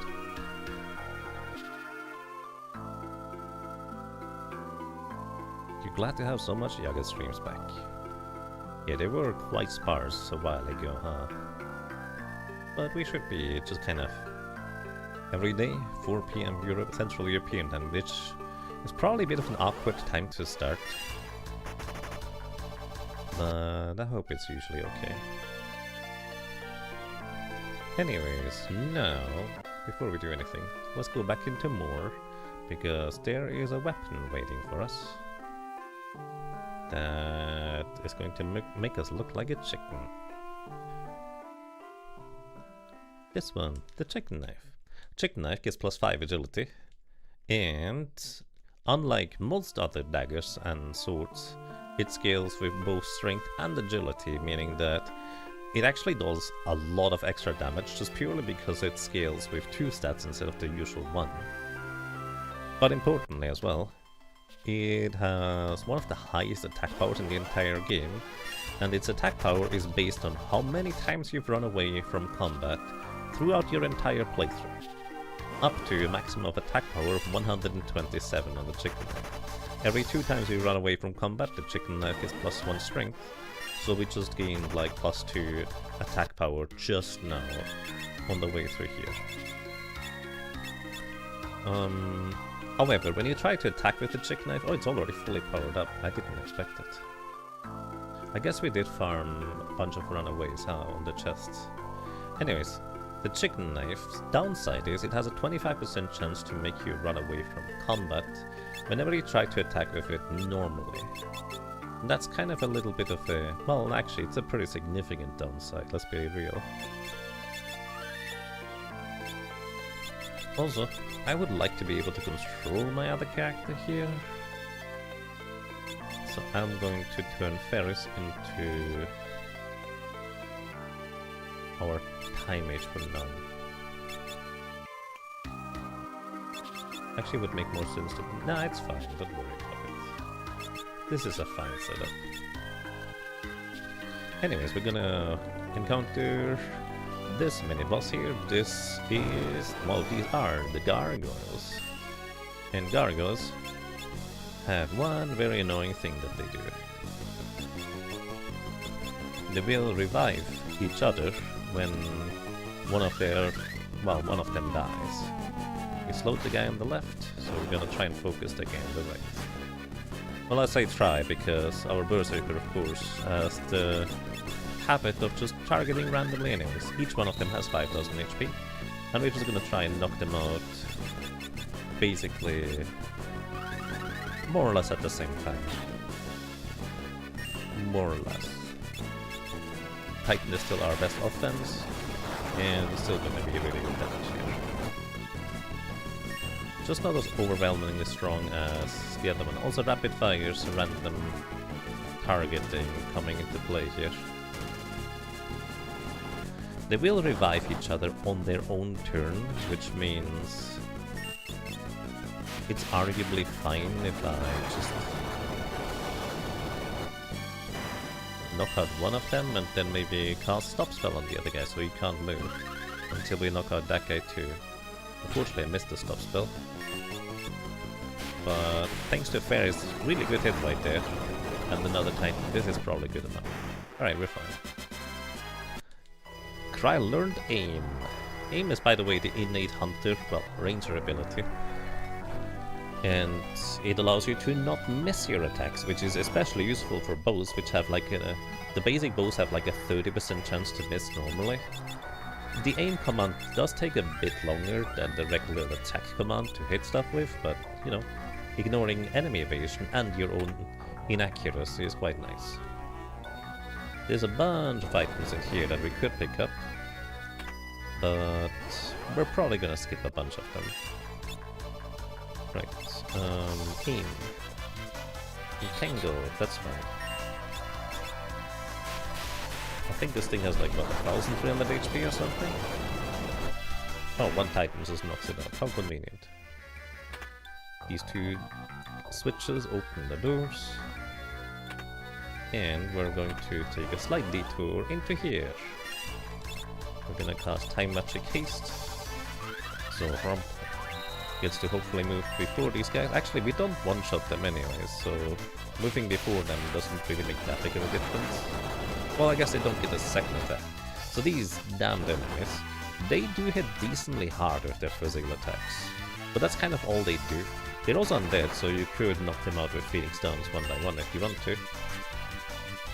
But they have about, what, 1800, 1900 HP. So knocking them out with 2 Titan spellcasts is relatively straightforward. We also get a flame shield. I may mostly pick this up for money. I don't necessarily need it beyond that. But the flame shield does absorb fire as healing. Entangle. He missed. And guess what? Titan. Or Gaia's Wrath.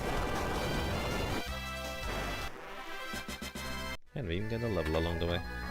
So these spikes on the ground, I actually don't know if they deal any direct damage. Oh hey, Zephyrus. I think they have a rare drop for an elixir, but let me tell you, don't really care. But this encounter is really tough to run away from for your party normally, unless you have a guaranteed runaway ability like teleport. Anyways, these spikes would poison your entire party. I don't know if they actually deal any direct damage, but the poison alone just hurts you every step you take. So what we can do instead is just cast float on everybody, and we don't have to worry about spikes anymore. Very convenient. Also, they just happen to go away anyways, so I guess we didn't have to worry anyways. Alright, we're gonna equip the Thunder Rod. And then with a bit of luck, sometimes you could slip by this guy, but most of the time it doesn't really work. Anyways, I believe they are not flagged as heavy, so gravity magic works against them. Yes, it does. They have a lot of HP. They are weak to lightning for what it's worth. And they also like to use flamethrower sometimes. Anyways, Ravigan, yeah? And that didn't work. Pushiger. That's a good chunk of damage. Should have like 2,500 HP remaining or so. Yeah. Actually, that was reasonably accurate. And then this is the reason why I equipped the Thunder Rod, because I hope Judgment Bolt should knock it out from this range. Yeah, it does. Okay, in this room there's a bunch more chests. 2 elixirs on the left side. I think there's a dark rope. The other chests in the previous room I skipped mostly are just protected by more damned enemies. Also here we have mummies. They're actually really fast. So we're gonna once again haste our damage dealer here. I think they have like, what, 3000 HP? They are weak to fire for what it's worth. So we can actually summon Ifrit. I don't know if Ifrit is actually still stronger than Titan here though. Yeah, I think Titan is stronger still. Anyways, you kinda want to knock all of them out more or less at the same time. Because if there's only one of them remaining, they will just use Duns Macabre. Effectively just randomly turning one of your characters into a zombie. Unless they happen to be immune to it, but the only immunity you get is from an angel ring at this point. And I didn't buy any, so couldn't really do that. Anyways, there's also the Thornlet in this room, which is a heavy piece of armor for the Berserker, the Berserker could use it, but if you play the Super Nintendo version, you can actually use the Thornlet to underflow your magic power, because Berserkers have a baseline magic power of 0, and the Thornlet gives you -5. So if you underflow your magic power, suddenly the Gaia's hammer deals like, what, 3000 damage to enemies? It's actually really good. But it does not work on this version. And there's a bunch more extra treasure all over the place in this place. But we're just gonna leave.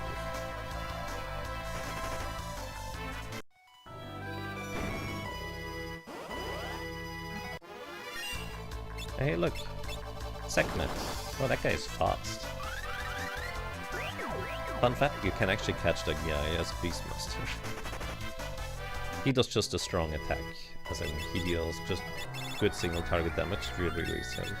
But it's also amusing to me that you can technically go and catch him here and release him against the Minotaur, ostensibly his brother.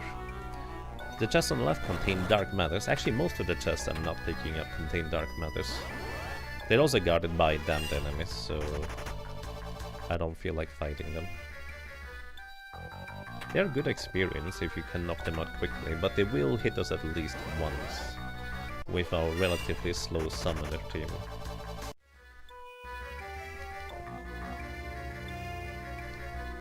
And then, importantly, this room, shoutouts to the terrible iOS version, which made this room absolutely terrible to play. We get a second gold hairpin, which is absolutely amazing to have. The other chest contains a dark matter, once again, guarded by the damned. Can do it. Just about in time. The chest on the left contains a ribbon. We don't have a dancer, so we can't use these. Otherwise they would be the best headgear in the game. Get another elixir, and once again the chest skipping contains dark matters, which we don't have a chemist for or a cannoneer, so we can't use them. Alrighty. You don't recall, did you use magic underflow on a berserker solo? Yes. We did do that. I think it's the only realistic way to have technically a chance to defeat the final boss.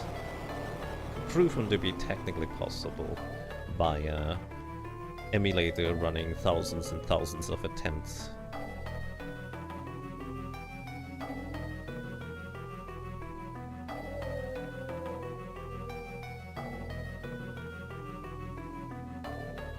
So there's a high chance that the Game Boy Advance version here that does not have the magic underflow cannot actually use or defeat the final boss with a solo berserker.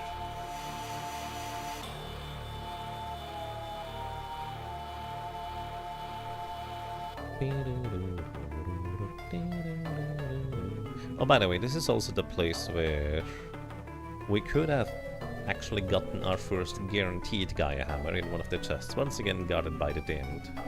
I also forgot to pick up one of the chests that contained money and an elixir. We don't need the elixirs, and I guess we're fine on money too, so it's okay.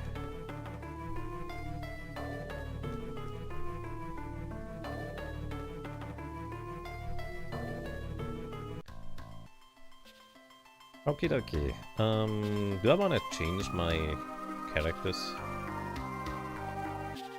Shop setup?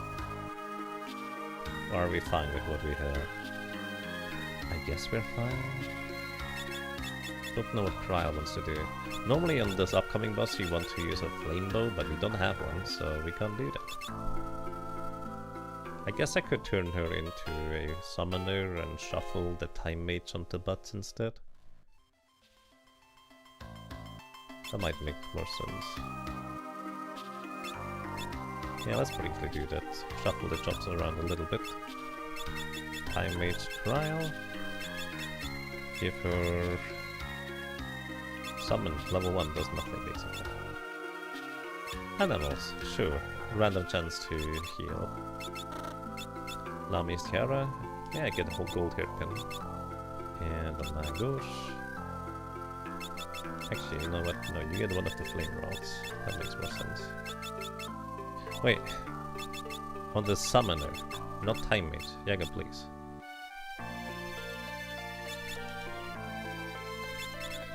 Elemental, gold hairpin, flame rod. You're gonna get the dunce cap for now. Your summon abilities, you should be able to summon a Ifrit. Almost certainly. Elemental, gold hairpin.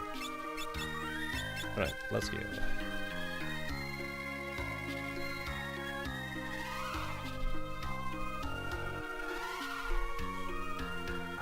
I guess I could have given our berserker the dancing dagger for the 1 in 8 chance to confuse the boss. That might have been a better choice than sticking to the Gaia hammer, but hammers, one of their few useful traits is that they ignore 75% of the enemy's physical defense. And the boss coming up, despite how she looks, she has absurdly high physical defense, unless she specifically transforms herself into the weak to physical attacks form. And I'm kind of hoping to defeat her before that happens. Also, once again, I forgot that I could have fought flame rods before the pyramid. It's fine, we don't really need them.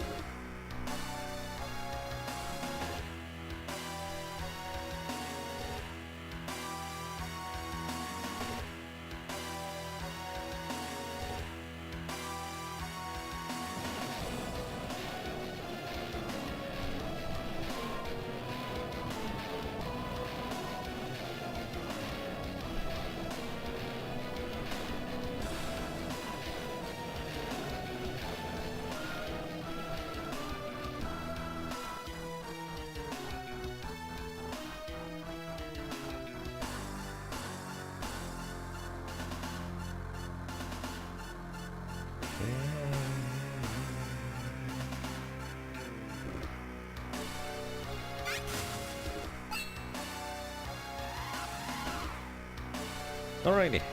And upcoming we get our next boss. This is Meruji. You can put her to sleep if you have a way to do so, which we do not.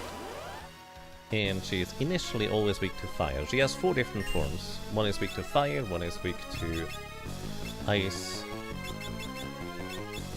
one is weak to lightning, and one is weak to physical attacks. So, we're immediately going to break one of our 3 flame rods. Because again, she's always weak to fire initially. She has absurdly high physical defense in every form except the one that is weak to fire. Righty. I believe we can slow her too. Anyway, so put the flame rod. And give ourselves gift. Yep, alright, she's slow. I think the first 2 or 3 turns she does not switch barrier. Then the subsequent 2 or 3 turns she has a 1 in 3 chance to switch barriers. And then a 2 in 3 chance to switch barriers. So, anyways, Ifrit should be our best bet to deal damage to her. And hopefully we can just nuke her before she gets to do anything more dangerous. She does use level 3 elemental spells against us, which is... well, it probably will one-shot somebody, except for Fairies. Fairies might survive one hit. But we're also hasted when she's slowed, so recovering from it should be relatively easy. Technically we could also cast Carbuncle if we were so inclined to bounce back the spells, but she heals from any element that she's not specifically weak to. There's Blizzaga. Oh, we actually survived one. Nice. Also, Earthshaker does absolutely nothing, just plays the animation for some reason. Well, the reason why it plays the animation is because there's like the hidden forms. I suppose that technically get hit by Earthshaker, dealing no damage though. Okay, 20,000 HP. We're gonna get through that probably soon. I could also break the thunder or flame rods as well in order to like triple my damage for 1 turn. But then we don't have the 50% damage boost afterwards anymore. Plus I have not actually kept track of how much damage we do. It's probably well over half by now. So it'll be fun.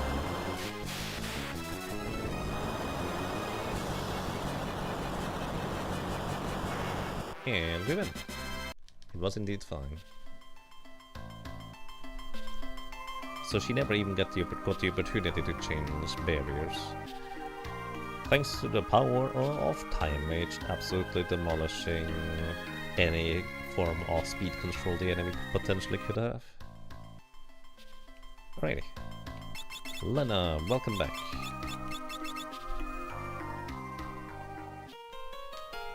Let's give butts back the summoner job, I guess.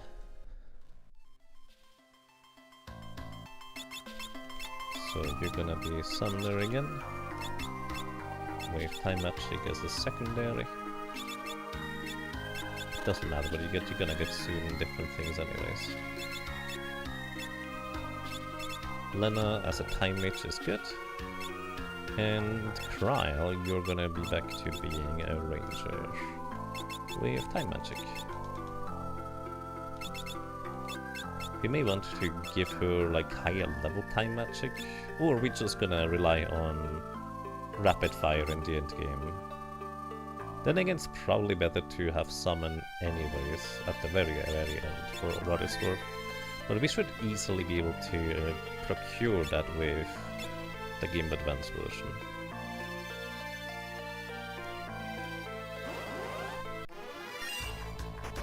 Alrighty. This team is easily strong enough to immediately go into the void without doing much at all in World 3, but we have a summoner. Let's get all the summons, shall we? Just for fun. Which does mean we're gonna climb the Phoenix Tower.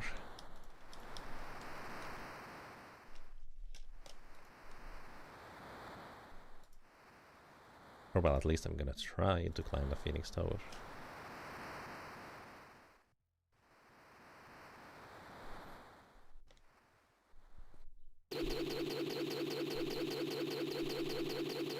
Which also means we actually get a bunch of extra job points out of this. I suppose I don't really...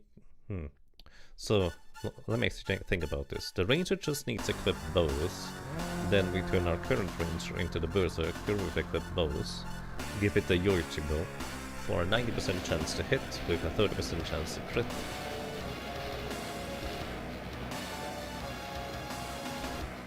Which I suppose technically means it's only like a 27% chance to crit. But who's counting?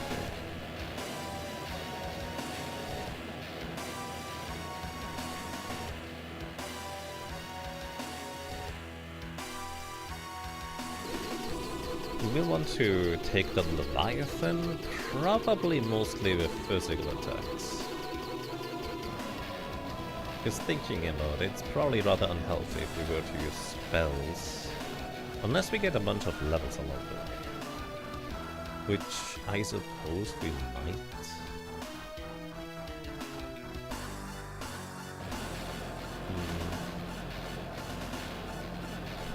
If nothing else, we will be able to demolish pretty much all enemy encounters with Sildra along the way to get a good chunk of extra experience.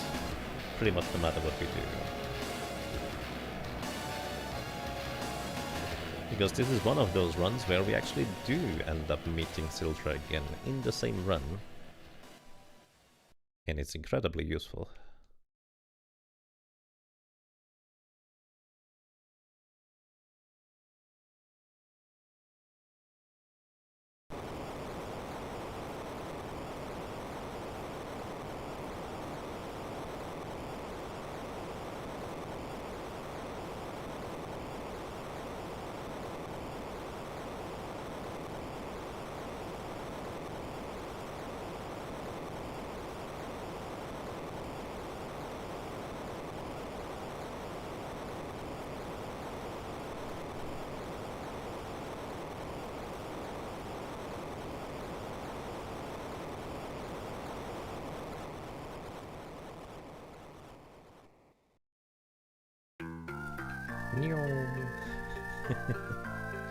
Yeah, that's one way of putting it. Alrighty, welcome to World 3. Now we have access to most of the world. Not quite everything yet. We can go wherever we want. And where I want to go is... Do I care about the Mirage West? I think the answer is no, we have gone. I'm not worried about Mirage West. But first of all, we just do the usual. We go and pick up our yellow chocobo buddy and grab the magic lamp. Because even though we have a summoner, there is one thing a summoner can never summon the way a magic lamp can. That is the third charge of it. Odin always uses the insta-kill attack. Which normally if you summon Odin, if there's any enemy flagged as heavy in the entire enemy array, it will never actually insta-kill any of them. It will always do instead the strong physical attack it can alternatively do. But the magic lamp is guaranteed insta-kill, which means it can be used even in boss battles where there's a bunch of heavy enemies that cannot normally be affected by it. Next up, we are going to grab a bunch of legendary weapons. Well, I say a bunch. We get 3. I don't know how many I actually need.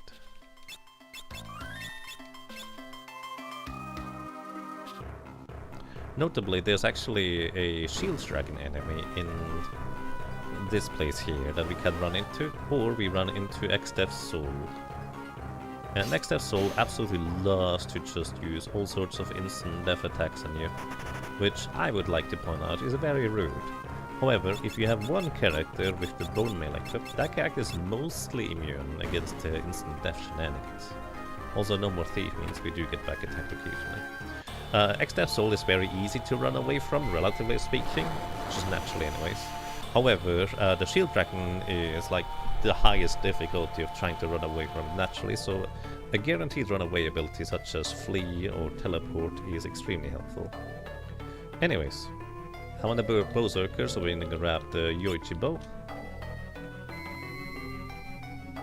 This bow is just really strong. 30% chance to crit too, and that's all it does.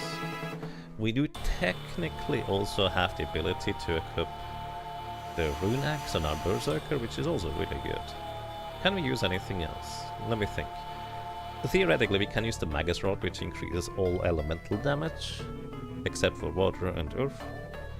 But we can just use a corresponding elemental equipment, so it's not that interesting, unfortunately. The Assassin Dagger we can always use, because it's a dagger, but I don't think any of our characters necessarily wants that. So we can use the Sage's Staff, which, oddly enough, might be one of the better picks. Anyways, we get the Rune Axe. This axe here scales with both strength and magic power, and it uses up 5 MP for your character in order to land a guaranteed crit, ignore the enemy's defense, and it also only has a 10% chance to miss, as opposed to most axes we've had like 30 or 20% chance to miss. Anyways, we pick up the Sage's Staff because our Time Mage can actually equip that. You can use it in battle as an item. It does not break, and it will cast a raise on one ally to revive them. But it also deals 8 times damage, ignoring defenses against undead enemies if you attack with it after equipping it. So it can be useful for that. Anyways, the Rune Axe actually scales really well if you put magic power onto your Berserker. Funnily enough, it might technically be a better option for me to keep the summon ability on our Berserker in order for her to, well, hit much harder with the Rune Axe. But I kind of just enjoy the idea of a really angry bow guy, you know, Kolominsk, giving a pet hamster, excuse me, a miniature giant space hamster, and it's glorious. This guy has the pot from the Windstrike for a free heal, thank you. Anyways, for now, this is where the Gaia Hammer ends and the Rune Axe begins. But we're gonna get different things sometime soon. Alrighty, and that's everything with the Yellow Chocobo. There's one more side quest you could do. If you ride around the world on the Yellow Chocobo once, you can get a free Mirage West to Mirage Village. If you play the Pixel Remaster, you actually have to talk to the guy first before he gives you the Mirage Village at the Mirage West. But in other versions, you can just immediately go on a world tour and then talk to the guy and immediately get it. Anyways, welcome to Mirage Village. That sells the most ridiculously good things in the entire game. Also, the shops have hidden parts to them, each and every single one of them. Here we can buy Time Magic stuff. Quick gives us 2 turns in battle. Banish is an instant death attack. We have Catoblepas. Yeah, maybe it will be useful. We just buy it anyways, it's fine. I was thinking Twin Tanya, but again we have to cut Catoblepas, but maybe I'll find some other uses for it. Who knows? Anyways, this is where we just get rid of all of the things we basically have no more use for, so let's sell things. Maybe the Elemental I will have use for, because we have Time Mages. The Hermes Sandals are not quite as insanely good as they otherwise would be, but they're still good. Keep the Dark Bow, don't need the Protect Ring. Probably don't need the Frostbow. We don't need the Gaia gear anymore. Flame Shield, we just keep the Aegis Shield, it's fine. Then Hayari Bow, we now have Yoichi Bow, which I personally prefer. I'm not saying it's better, I just prefer it. Gaia Hammer, if we need more we can always buy another one. Anyways, we're gonna buy 2 Hermes Sandals, which is probably gonna be sufficient for our purposes, because we can cast haste with Time Mage. Otherwise, the Hermes Sandals would be the piece of equipment to equip on literally everybody, because it's just the best piece of equipment. Anyways, we're also gonna buy 2 Black Robes. We can also buy the Black Garb, which is good defense, but it doesn't give any strength, but at this point I think it's okay. just to focus more on defense, because our offense is actually very, very competent. So black guard for you. Then you get Hermes sandals. You get Hermes sandals. The air knife is actually the correct weapon. Black robe also gives our characters significantly better defenses and also, what's it, +5 magic power. And that's all we need there. Can give you a black guard too for a bit more defense. And to keep the diamond helmet. There's a crystal helmet that you could buy here, but the diamond helmet reduces lightning damage received by half, so I tend to prefer that, just in the off case when you do get hit by lightning damage. Because the crystal helmet is not that much more defense, so it'll be fine. This guy's the one that gives you the Mirage Vest. And this guy's always in the way.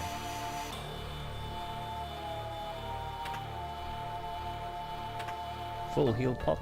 Make sure to not use it if you want to keep the float status that you might have acquired in rather awkward ways. You also got the Thieves' Knife, which allows us to steal items from enemies potentially. And our Black Jacoba friend. You know what, maybe I want to buy another set of Hermes sandals. Do I have enough money for that? I do. Just to climb the Phoenix Tower, I think it would make sense. Yeah, let's buy another pair of Hermes sandals. They cost 50,000 gold each.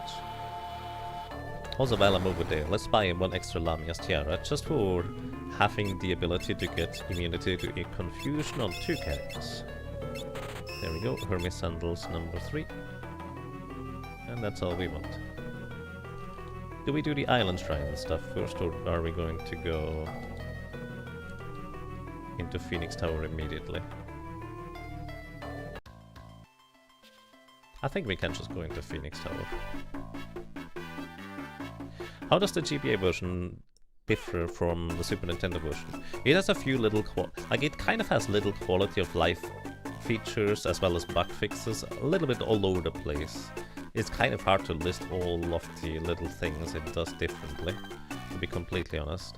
But consider it to be, well, the resolution is smaller because this was created for a handheld system. But for the most part, I would say just think of it as like the definitive version of the game for the most part. Because I would prefer if you didn't do that. So let's return to the beginning of the battle and try this again, good sir. And look, a land crawler. These are kind of tough to run away from, but we have teleports, so very good.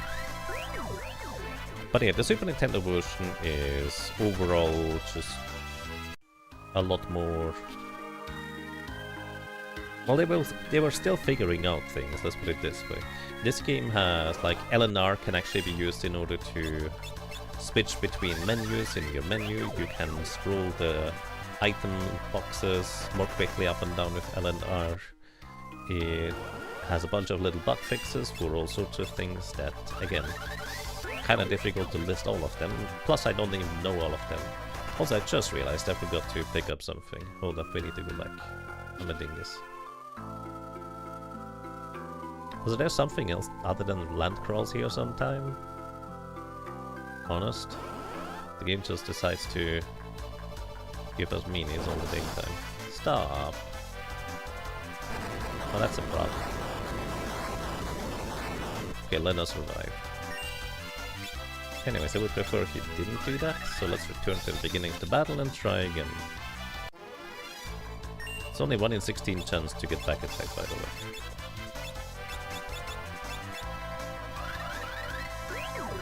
No. Wow. Dogs are friends, not food. Also, sorry, by the way, I missed that question until... Well, it was 5 minutes ago when you asked. If I miss anything in chat, feel free to say, hey Yaga! Hey Yaga, I asked something. Hey Yaga! Yaga. I'm not doing this intentionally, I just tend to be so focused on the game instead of being able to read chat. Sorry about that. Anyways. I forgot to pick up something very important, so let's go and do that. Actually, do I want to pick up Odin as well?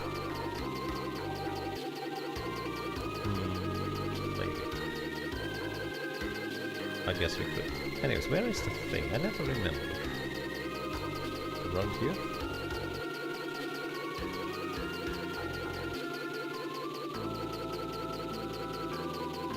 Sildra! Where art thou? See, this is why I need to pick up the map, because I never remember where things are. I think the wind shrine is over here, so it should be in southeast. There we go.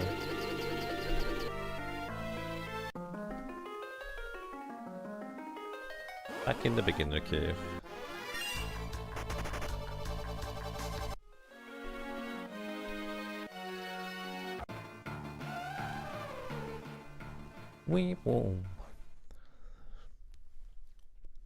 So this is where we get our most consistently powerful summon, Sildra. It is an aquatic creature that looks like the Loch Ness monster, and yet its elemental damage is actually wind, not water. Probably because they already made Leviathan that is already water the element. So this one needed to be different, and you know what? Creating thunderstorms with high velocity winds on the high seas kind of is reasonably fitting for a sea creature anyways, so it's okay. But also, importantly, this is why I bought the Air Lancet daggers earlier. Since now we have an air elemental spell as a summon that deals extremely high damage, and it's boosted by 50% thanks to the Air Lancet we equipped. Right, from here, let's go and ask Odin to join us. I actually don't know how well that's gonna work, not gonna lie, I have no idea. But we wanna land here, and this is a cave you can visit in World 1, much earlier. So, Port of Operations, what we wanna do is we wanna run away from these guys, especially the Skull Eaters. These are very scary, they hit like a truck. And then we wait here until one of the switches is all that remains. And then we press that switch as quick as we can. This opens up a passage just slightly north of here.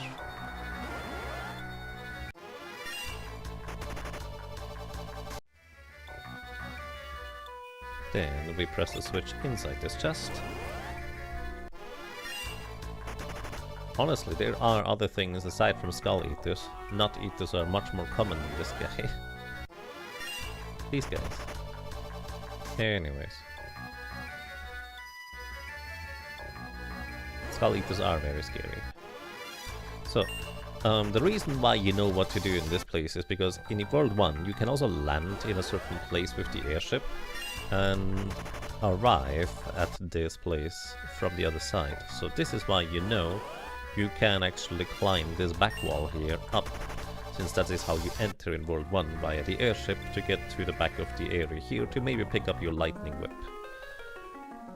Here, this is our way to get backwards into Gallows Castle with Objet d'Art in the basement, the statues.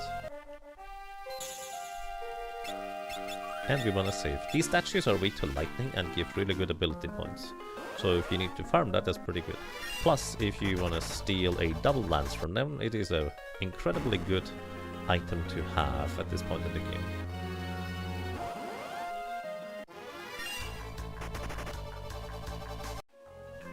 So, well, I say at this point in the game, it was in World 2. When you first arrive at Gallows Castle, that is when you can get that. Anyways, this is where we find another summon. And this one, I'm actually not entirely sure on how we can take it down. I think Odin is technically susceptible to petrification, but it also has 80% magic evasion, so a chance to land that is not particularly great. Actually, can you return to the beginning of the battle? Because this battle will have a timer in it. And if the timer runs out, we just straight up die. Anyways, let's do haste. And then we summon Catoblepus, trying to petrify me. 20% of the time, at most, this is gonna work. And slow you. He also hits decently hard for what it's worth. Summon Catoblepus. I can also try to deal damage to him. He has 17,000 HP. I guess slow is not a particularly good idea either way, is it? 2,000 damage from fairies, not bad. Anyways, let's see if we can return to the beginning of the battle. I don't know if this is returning the timer as well. It does not! Oh god. Alright. But you can just get lucky instead, that works too.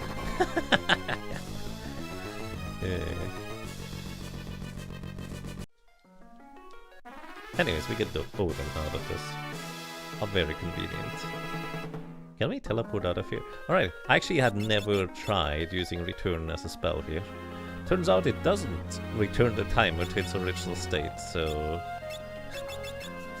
we were in high likelihood of just straight up dying. Okay, you can't use teleporting here, right. Anyways, yeah, because he has 80% magic evasion, this functionally means there is only at most a 20% chance to land our Catoblepus spellcast to petrify him. But... well, I guess he's level 2, weirdly enough. Oh. Can we use teleport in here? I've never jumped back down into this hole before, by the way. We can use teleport. And we're right outside here, how convenient. Alright, we have Odin. Perfect. But yeah, because he's only level 2, that does actually mean our chance should be actually close to 20% of hitting Catoblepus. I think the baseline chance to hit of Catoblepus, or well, Shoat in the other version. Let's see. Shoat's baseline chance to hit is... oh, it's 99%? Oh, that's way better than Petrification from the Black Mage. I thought it was like 70%. But no, okay, so it was roughly 20% chance to hit, 1 in 5. Technically slightly less, but close enough. Oh, that's interesting. I had no idea that was such a high chance to hit spell. Maybe we could use it against Xdev. Neo Xdev anyways. But yeah, we have 2 summons. There are actually 2 more in this area here in particular. One is the top of the Phoenix Tower, which is where we're going, and the other one is Bahamut.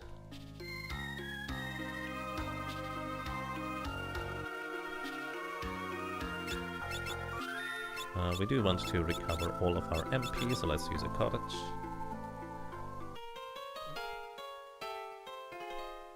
Boing.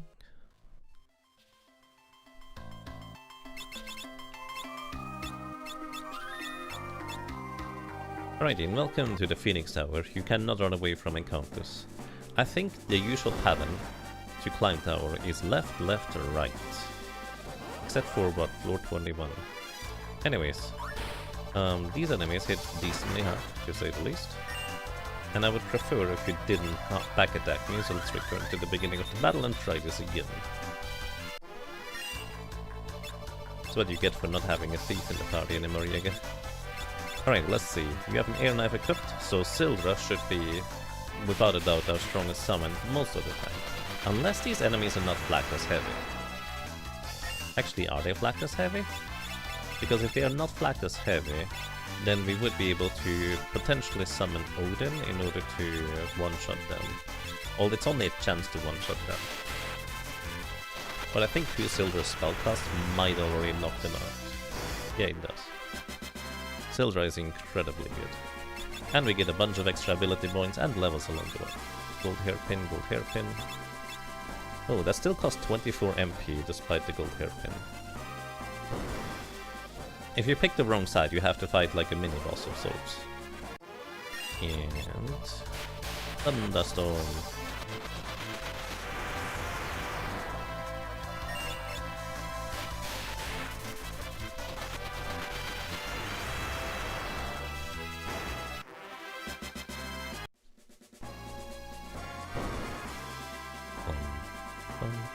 So one of these pots has a little goblin inside. This magic pot enemy would like to have an elixir, and if you give it to him, he has a 1 in 3 chance to run away. Yay, yippee! If he doesn't run away,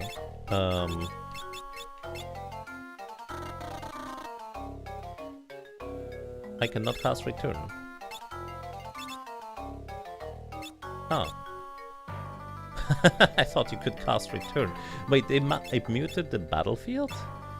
So I need to climb the fork tower first to use the wonder rod in order to cast return. Yeah, we're muted. It's like the time mage mute effect, so you can't cast any spells. Interesting. Actually, I was not aware of that. I figured I can just cast return in order to cheese only using 1 elixir per pot. Anyways, if they do run away, you get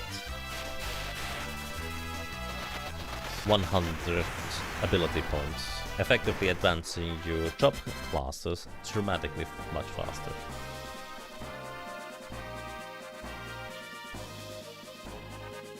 Alright. Left, right it is.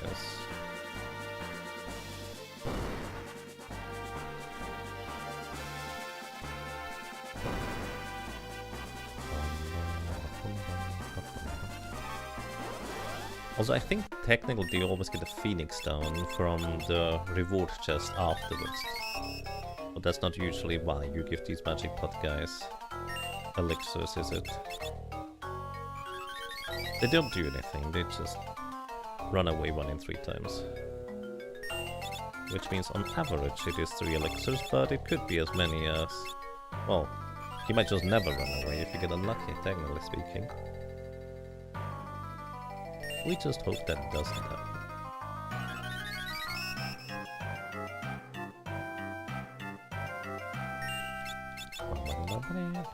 If you have the wonder rod from the fork tower,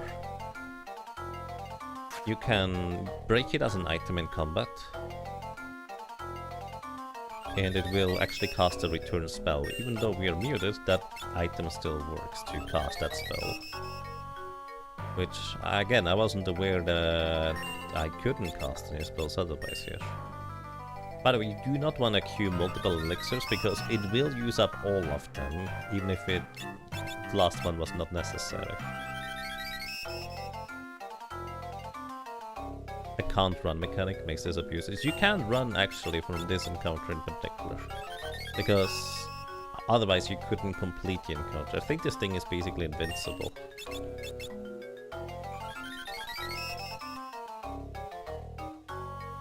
Dude. Oh, never mind, it is not in fact invincible.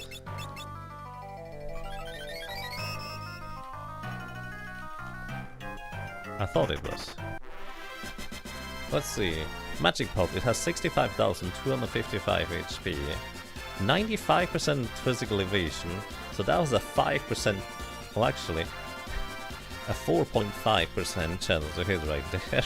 It has 250 defense, 255 magic defense, 99% magic evasion. So, Fairies actually hitting is an absolutely ridiculous outlier.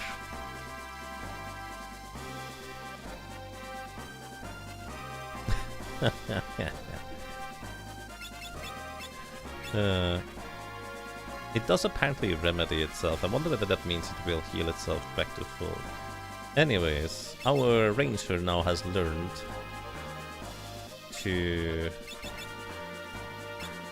wield bows, so that means we're gonna turn Kryl into the berserker, equip bows, give her the Yoichi bow,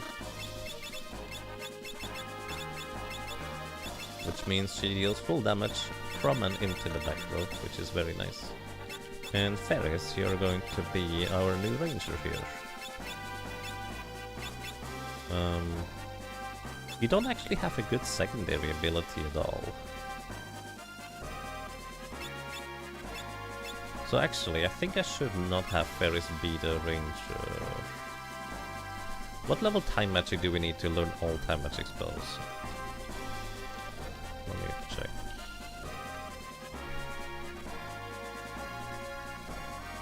It fully restores HP every turn, but a rapid fire high level character dealing 9,999 damage can kill it if done fast enough. I've never actually tried it, to be completely honest, but I suppose that makes sense. Rapid fire would be the one way to bypass both its high evasion and defenses. Like equip Flare Blade, wielding 2 weapons, and rapid fire can deal well over like 50,000 damage in one attack. Oh, time magic level 6 apparently is what I'm looking for leveling up everything. Okay, so, whoops, I needed to... No, it's fine. We're gonna learn time magic level 6 on Lena, and then switch her to be the ranger, I think.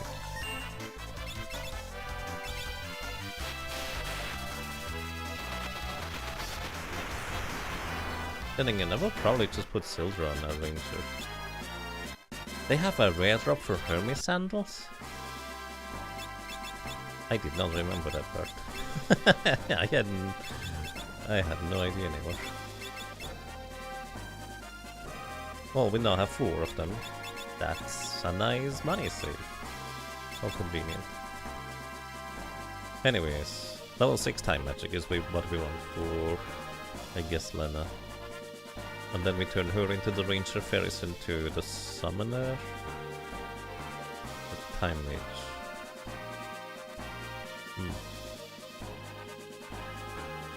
I guess we can turn her into the summoner right now. It's not like we need the last summoner ability anyways, do we? Because the last summoner ability is like Conjure, which summons a random one of your summons that you have found at that point. Or well, acquired at that point. And we really do not need that.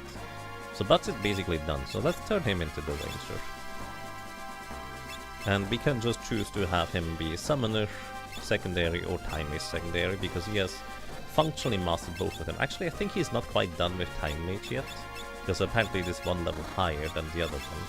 But it's good enough. So we turn you, in this case, into summoner, so you start learning more summon things. And we can't equip any of these abilities because Thief is no longer part of our party, so we are not allowed to keep that. Hermes Sandals, Air Knife. Then again, with Summoner doing summoner things is plenty sufficient. We don't need more. Twist Headband, that's good. Air Knife. And you know what? You can also have Hermes Sandals. You already have them. Hermes Sandals, Hermes Sandals, and Hermes Sandals. And Trial, you get all of these things.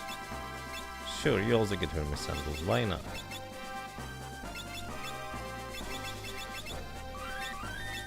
And at this point, I'm not actually going to bother battling the pots anymore. It's just not necessary. Okay. Save a frog is save a single frog, or save the frogs is for trying to save multiples.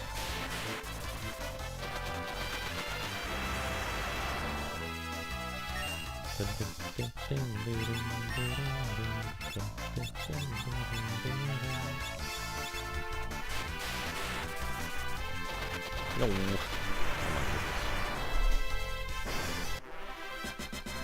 Rabbi, please. Frogs are friends, not good.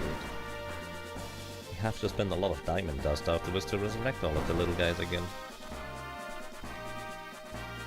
If only it wouldn't be so many mean people that grab other frogs out of the pond and just stuff them into the food box for no reason. Man. Lemur. Isn't a lemur like a monkey type? Are these monkeys? They don't look like monkeys. Oh, I meant to go to the other pot for the money. Again, this is the one encounter you can run away from. Some people like to grind out magic chicken knife runaway encounters on these magic pots, because you can guaranteed run away from them and you immediately re-encounter them again, making it a pretty decent and quick way to grind up the chicken knife's flea power, so to speak.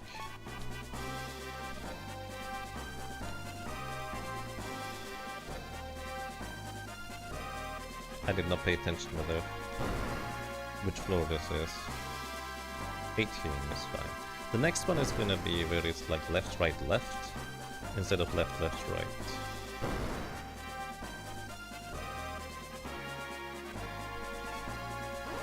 I picked the wrong pot again.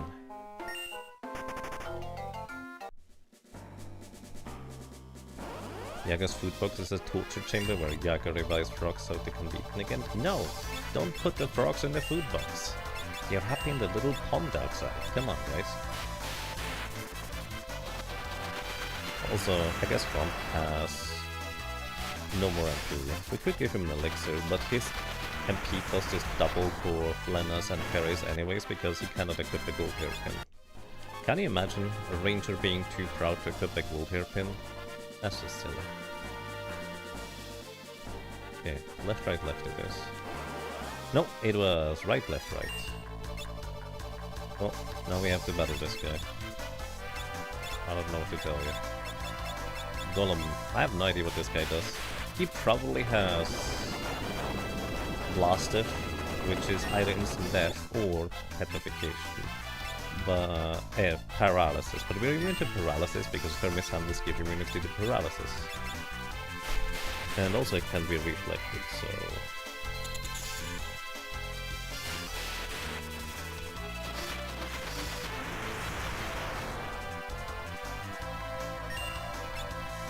And you're out of MP, you just wait.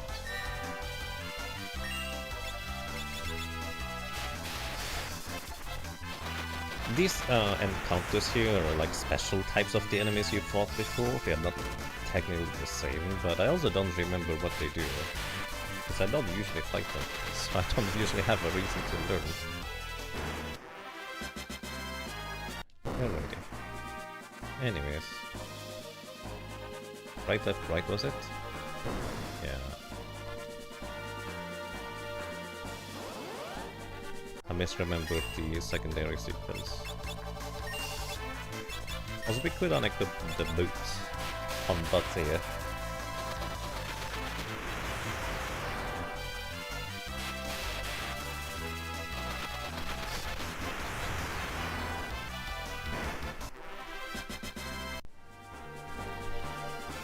Or we just, you know, let's give our cactus elixirs to recover MP. Why not? Alright. Left or right? Let's go left again.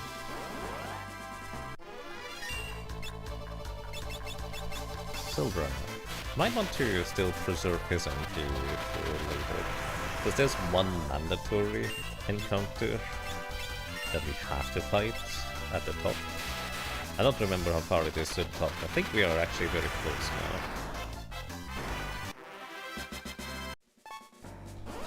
I guess wrong again.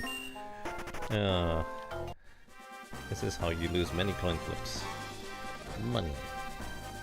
I don't even know if I need the money. Oh. Left, left, right.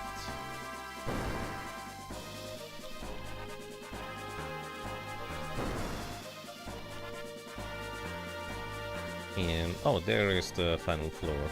You always had to fight this one. And it's a soul cannon knockoff. I think we just continue. Actually, soul cannon originally is immune to wind. Does it deal damage here? Oh, it does deal damage. How convenient. We don't have to worry about it. I could slow it down, but I have the slight suspicion that with us being permanently hasted, this is not going to be a problem. No Lexus for a poor starving pot. No, the other one ate most of them. I'm sure he's gonna share with his buddies that didn't get any. Right? Because he got like 10 of them. Yeah. Yeah, there was no reason to do anything else. Right, and we are at the top of Phoenix Tower.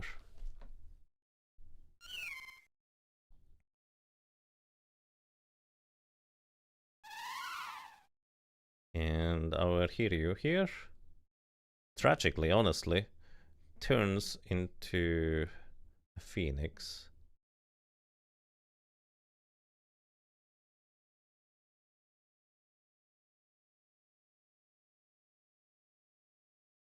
The reason why I think that is tragic is that you can never reunite the two heroes from the two worlds together. Because one is still over at Tycoon Castle, the one that Lena originally had, and then this one. I think this is the one that actually freed Lena from her possessor Merugine earlier.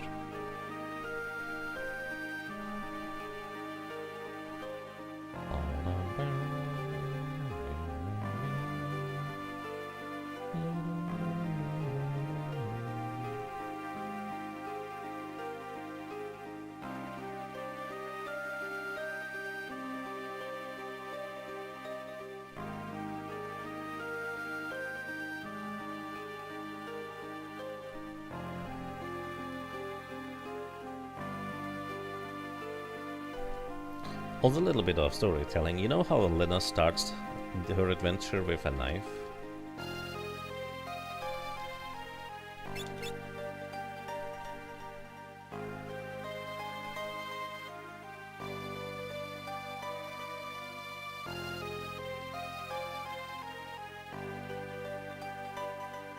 This is that knife that she was trying to use.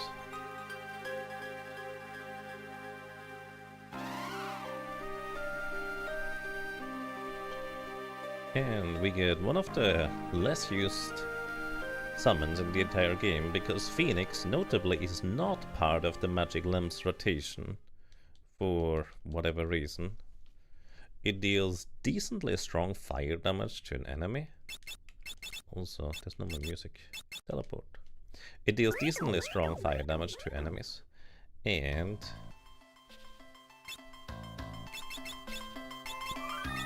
it also heals your character, or maybe even revives them? I actually don't really remember. Let's try it. Phoenix! Fire damage. You know what that animation reminds me of? Life Force. Or Gradius. You know, those NES shoot-em-ups. My goodness. That's just weird. Let's not have that happen. The price I pay for not having a thief anymore.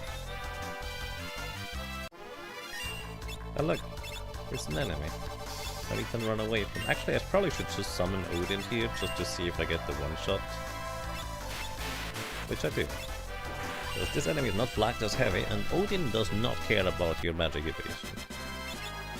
It is completely independent chance, I think, for it to insta-kill enemies that are susceptible to that kind of insta-kill. If you don't get the insta-kill, it's just a very strong, like, physical magic spell, if you will. Gungnir. I think this Landcrawl has like, what, 15,000 HP?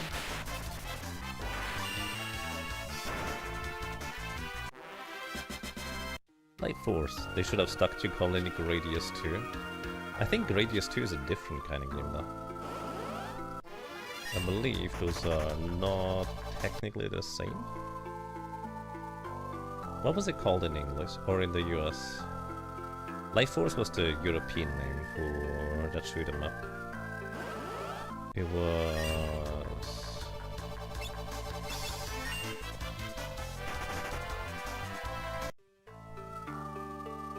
It had a really weird name.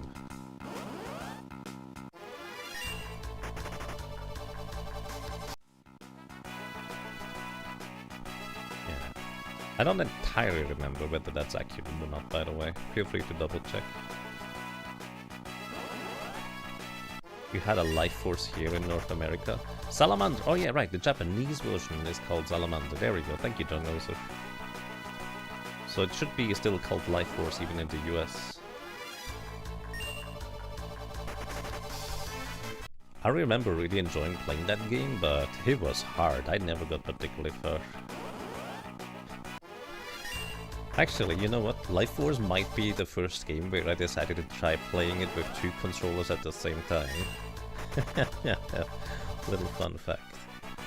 Because in that game, you could normally only get like 2 little helper options in the game when you played single player. However, if you played 2 player, one of the characters could have 2 options as followers and one could only have 1.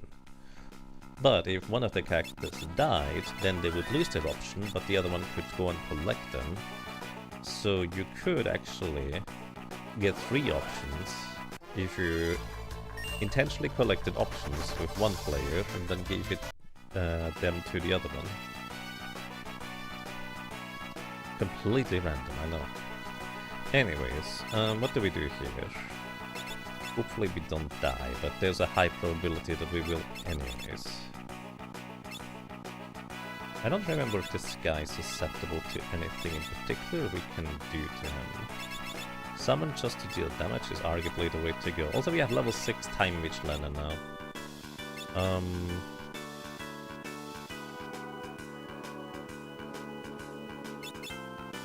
But Ferris hasn't learned the summoner stuff yet, so it's probably fine. Anyways, Bahamut. This guy is what, 50,000 HP? He is very beefy, and he has a lot of abilities and attacks that are quite scary, to say the least. And his AI script is very complicated. Basically, he has like 5 different phases based on HP thresholds that he has. I don't remember most of these things. What I do remember, however, is that most of the things he does can be reflected by Carbuncle. So what we're gonna do is we're gonna cast Golem to absorb the physical attacks, and Carbuncle to absorb the special attacks. Special attacks? Anyways, then we just deal damage. Odin might be stronger than Sildra here? I don't remember. Odin is also more expensive to cast though.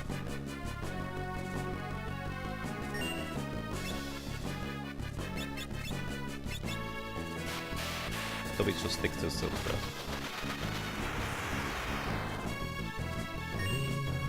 I think he can be slowed? Maybe. I don't know if he has good evasions and such. Nice damage trial. Well done.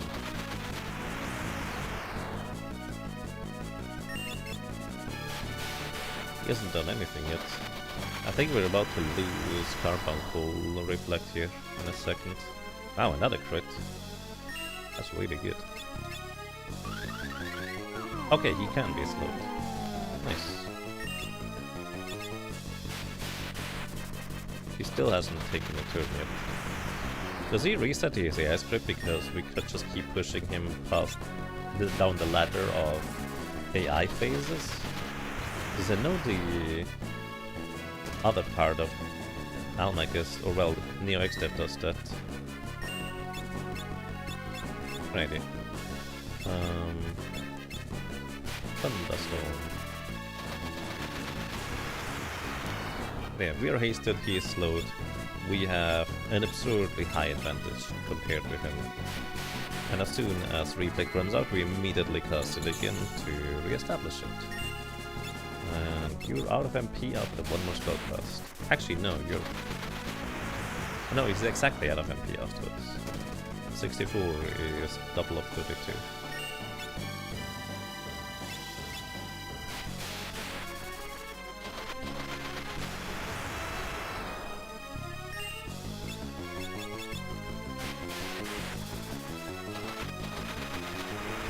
But yeah, the haste and slow advantage is absolutely enormous.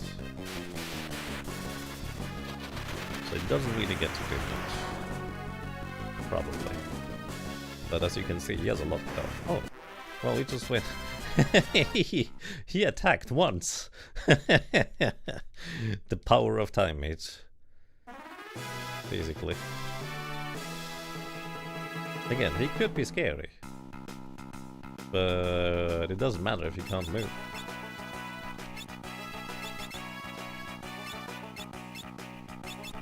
Let's get out of here.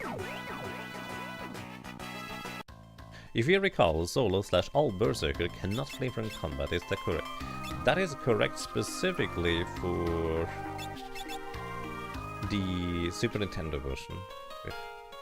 If you play the PlayStation version, which is mostly the Super Nintendo version, you actually can run away from combat with 4 Berserkers.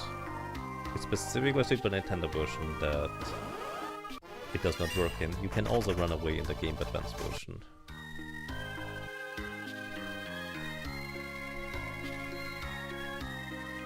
In the Super Nintendo version, you specifically need to get a turn with one of your characters at some point in order to be able to start running away from combat. Until you get your first turn, there is no running away. Which also leads to a soft lock if you have a chicken knife equipped on a Berserker and your entire party is Berserk one way or another. Then your Berserker tries to run away with the chicken knife free effect, and then it's just stuck in a battle that never progresses anymore. All of your attacks will just miss.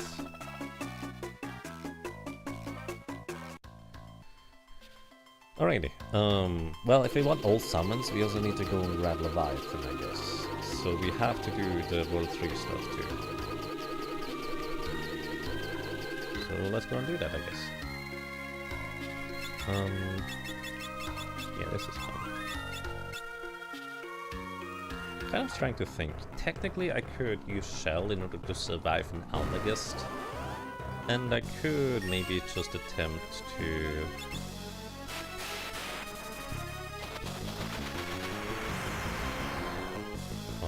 Catoblepas the Almagest part, which is probably not a particularly high probability of working.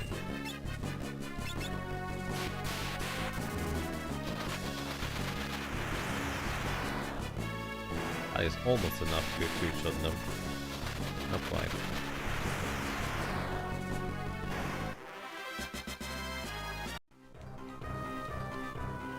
So there's a lot of money you can pick up in this place here, if you go out of your way to do that. But I don't know what I need the money for at this point anymore. Like through the wall here to the right, there's a bunch of money. Yeah, I suppose you can always go and buy elixirs if you want to. They cost 50,000 gold each, so you actually have to pick up a lot of money for you to be able to actually purchase an elixir in the end. Let's actually fight this thing for once. This is like a mini-boss of sorts. Covert in this case. It's like two different possibilities of this being either the covert guy or the other guy. I never remember what this guy can do because I don't usually fight him. So, is he flagged as heavy? Go near number 2. Chances are decent that he is flagged as heavy. Yeah. Illusion! I think this means that we... Oh, doesn't he... Oh, there's 2 coverts now. Were there 2 coverts before? Basically, there's at least 2 enemies now there.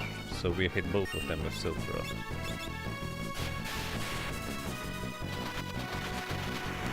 The middle part has no immunity to petrification, but has 80% magic evasion. Yeah, that's the catch. Plus it's pretty high level, so... Oh, one of them died. It's pretty high level, so I think we would also have trouble landing it. Anyways, that's far enough. What a weird battle. The Rising Sun is a boomerang type weapon, and we don't have a thief anymore, so we can't even use that.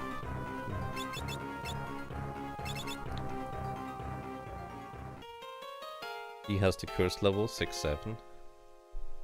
I'm still confused about that meme, but I don't mind it.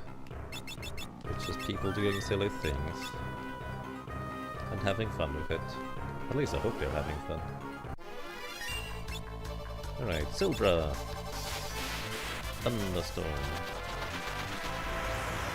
We could be cheeky and try to get the Zontet skin instead, but I'm pretty sure 3 Silver spellcast is reliable to knock out all of the enemies here. The Shadow Dancer notably has like, what, 4000 HP? It's pretty high. There's a chest on the right that contains a crystal helmet, we don't need it.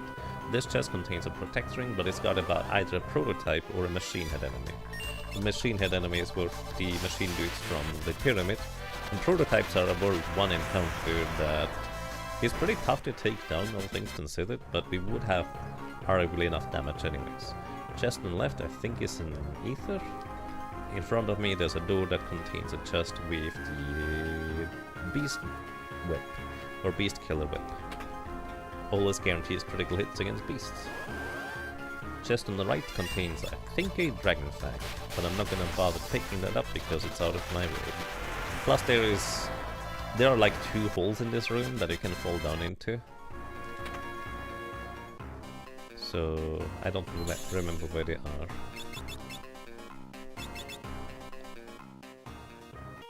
It's a forced meme, that's why people don't like it. But some people like it because it frustrates those people, that's all.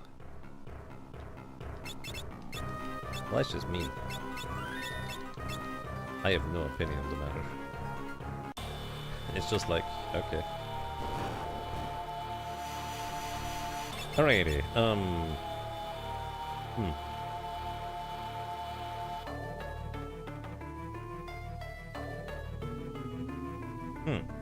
I just realized I don't really have a good way of dealing with this guy, so actually Kryl here, instead of giving Kryl the Yoichi bow, we're gonna give her the rune axe for this encounter. Because then we can use the Yoichi bow on you. Although we could also just use the chicken knife. You know, we give the chicken knife to Kryl.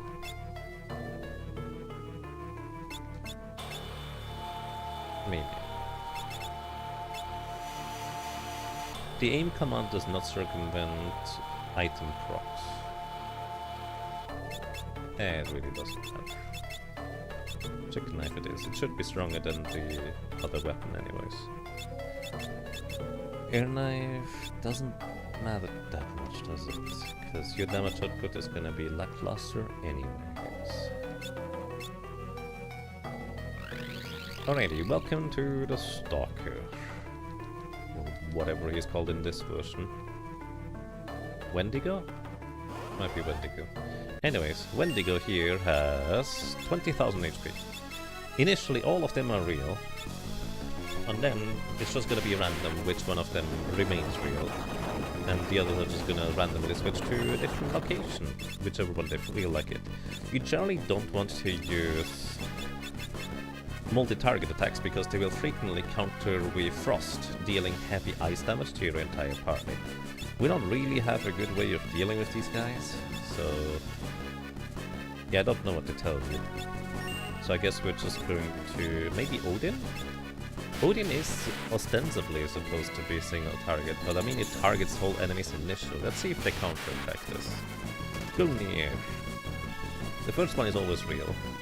Okay, Gungnir does work. It's also random targeting, so I guess that's fine. So, hit. Wrong guy. Mind Blast. This is exactly why I'm putting on Carbuncle, so we don't take extra Mind Blast damage. They have, I think, a 1 in 3 chance to act on each of their turns. So basically 4 times a 1 in 3 chance to cast Mind Blast in that turn. So we got pretty lucky that they only did that once. Gungnir. Wrong guy. Oh, okay, so they do counterattack with Frost. With Gungnir, so it doesn't matter that Gungnir is single target. All they really care about is that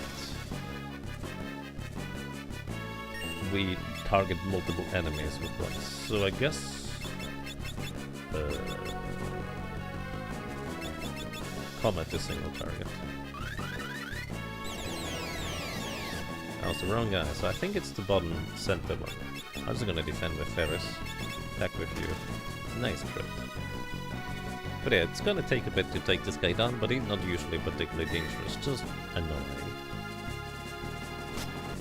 Nice hit trial. By the way, he can't just be once again in the same location as before. Unfortunately, the hit that Kraus just landed was into the back row, so that was a reduced damage dealt. right there. Was A reduced damage still? Sure. Good English check. That was the correct one. On the bright side, because we only targeted one guy earlier, with Odin, only one of them counterattacked instead of all of them having a chance to counterattack. I just kinda saved my bacon there. Let's heal you up.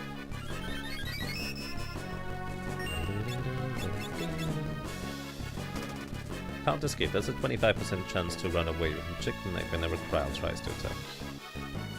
So it's one of the front guys. Which one? Who knows? Ideally Cryo will figure it out, but I mean, she's gonna just target randomly anyways. And sometimes just can't do anything. Maybe I should have given Ferris the Chicken Knife and moved to the front. Anyways, I mostly prioritize targeting the back enemies, just in case it is the front guy, so Cryo gets more chances to actually hit. And I think it's the bottom center one again. Or bottom front row, I guess you could call it.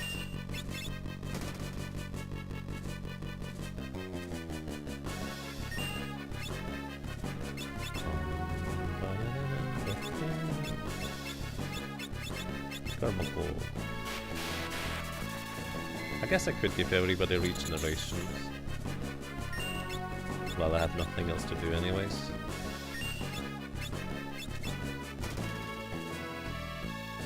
Oh yeah. And well, we know that one is a fake because he cannot be confused. But if you attack a fake with any status effect, it will always play the animation, even if they're normally immune to it.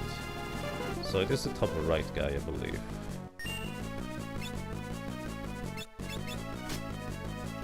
Unfortunately, Crowd didn't get the memo.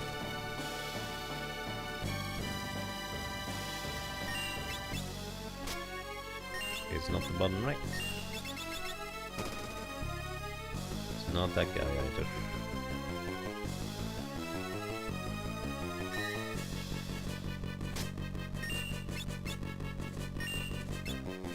Yeah, you would think that the Berserker just targeting randomly has the same chance to hit as you, but the Berserker always has a 1 in 4 chance, as opposed to, you know, people being smart and actually not hitting the same guy multiple times when you know which one it isn't. Anyways, it's only 20,000 HP, we're gonna get through that sometime soon anyways. It'll be fine. Whenever they blink like that, I think they just randomize the location. Oh, nice hit, Cryo.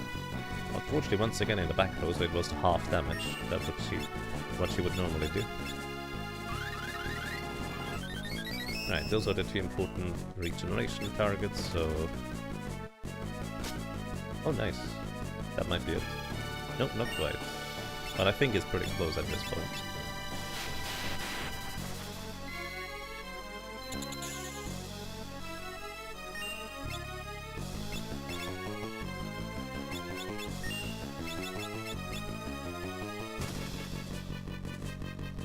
Not that guy. Not that guy either, so I guess it's top right. Mind Blast. Yeah, it was top right. Afterwards, I don't know. Well, that's unfortunate. So much about the part where I'm smart enough to not target the same guy. Except when Kraus just happens to move in the exact same turn anyways. There we go. And next time they get a turn, they will realize, wait a second, we're dead. Because the original died. All of the copies, of course, need to die as well. But they need to get their own turn to realize that's a thing. Which is a bit silly. Because if you put all of them to sleep at the beginning of combat, you actually can't kill one of them, and then they wake up. And sometimes it can bug out a bit where you have to actually kill a second one. It's weird.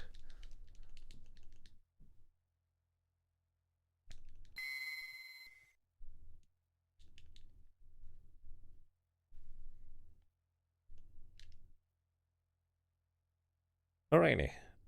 Do I care about grabbing Meteor? I mean, it's kind of fun to have, if nothing else. And at this point, you might as well just do everything too. If we're not that far away anyways.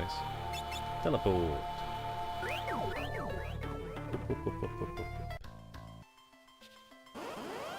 No, go away.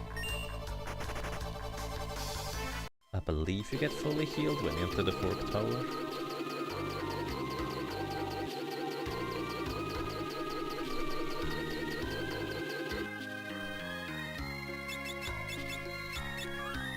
So who do we send up where? Well, I guess the Berserker goes up on the right side. And I don't think the Kryl solo Berserker can clear this challenge, so suppose we send the Ranger up there as well. Yeah, that's fine. Give you a Thief's Knife for +1 agility. Give you the Rune Axe. Actually, you can have the Yoichibo, so you can technically deal damage as well. Maybe this is where the Mirage Vest would be handy, huh? In fact, no, you just get a Magush chance to block, and you get the Yoichibo instead, so you can deal damage from the back row. And Ferris and Lena should easily be able to deal with the left side. We can even give them a Reflex Rings if we want to. Right, Kryl and Butts go to the right. So the 4th tower is split into magic and physical. If you, well, get a random encounter from the magic side and use a physical attack, there's a high chance you're just gonna get nuked into orbit and get a party wipe.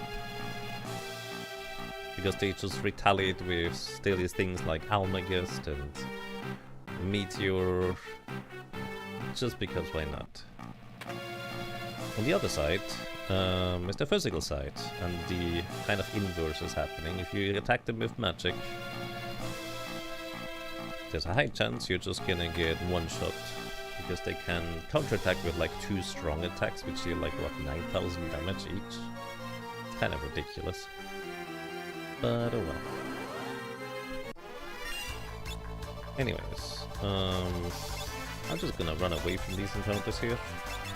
Because, well, you can still use time magic to run away. That works still perfectly fine. Which reminds me, I need to put time magic onto Butts. The encounter rate in here is actually surprisingly low, although I think that might be mostly a product of you switching rooms and floors all the time, and each individual floor having like slightly different rate for encounters, so you just tend to avoid most of them.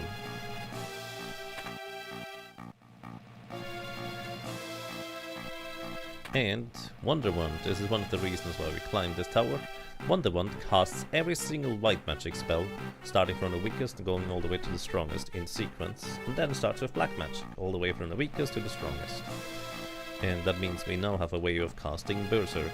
Plus, if you break the Wonderwand in combat, you can cast Return. Which means you return to the beginning of the battle where the Wonderwand is not yet broken, so you just get it back anyways.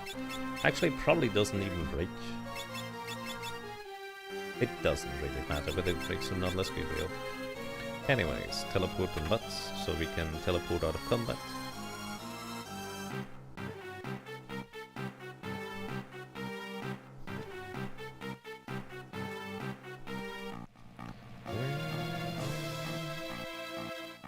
Can you blind Minotaur? I don't think so. I believe Minotaur is like one of the few enemies that is immune against basically everything.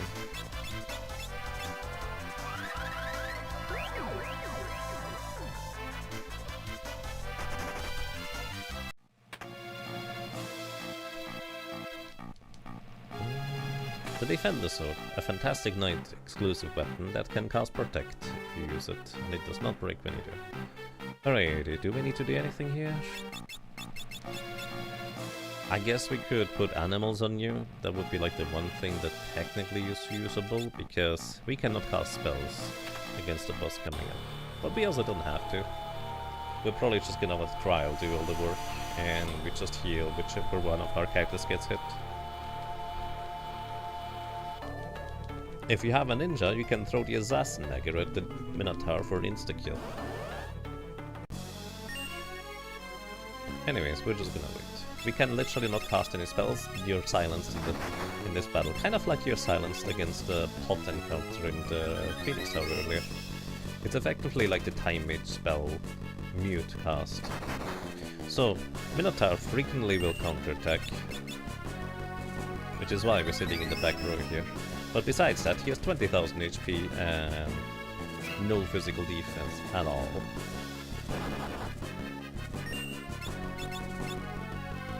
The most dangerous thing that can happen is that Kryle attacks, he counterattacks, and then he immediately gets his own turn to attack us a second time. So that's why I'm just kind of being cautious and heal rather early here. Nice crit. He doesn't always counterattack, he just has a chance to.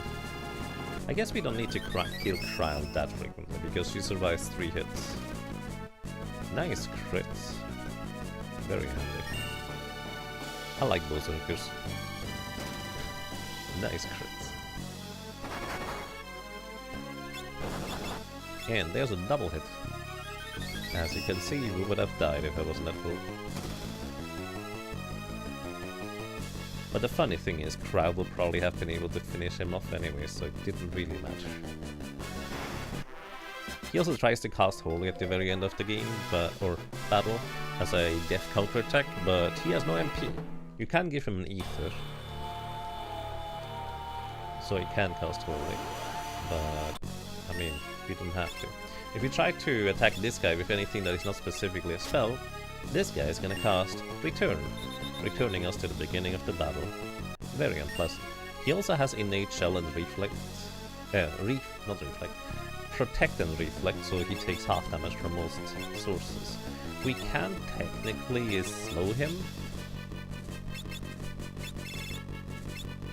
so I might just do that, try to do that anyways. You can also Berserk him, but he hits like a truck with physical attacks if you Berserk him.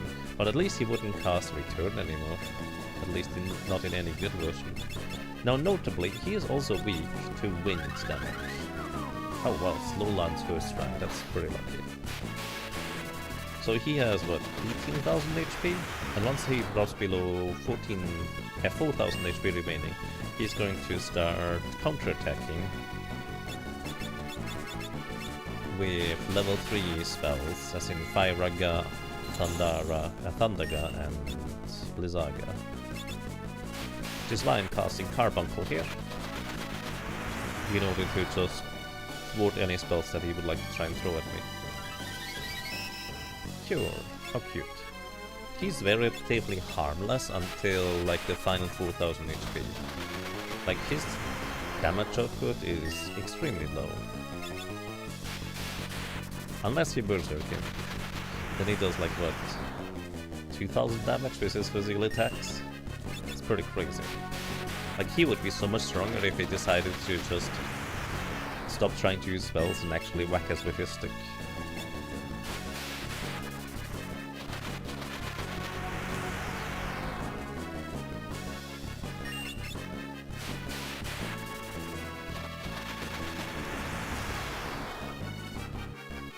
Also, his Death Counter casts Flare.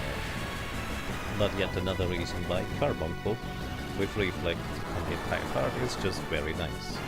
We don't have to worry about it, and we just win.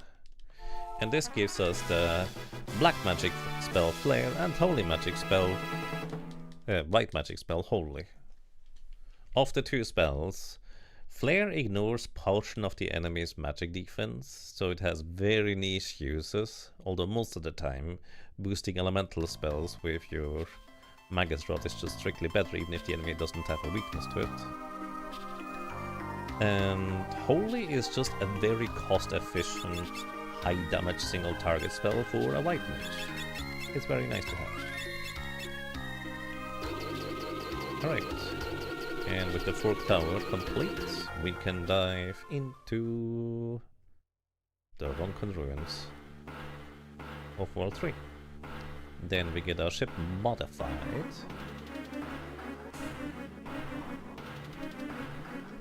And we'll be able to go to the bottom of the ocean.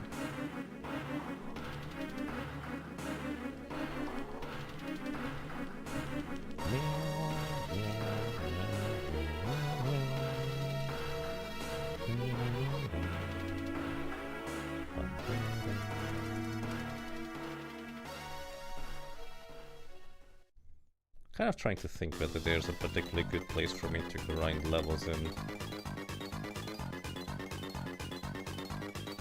I guess the Void Forest is always a fine place, with the healing pot relatively nearby.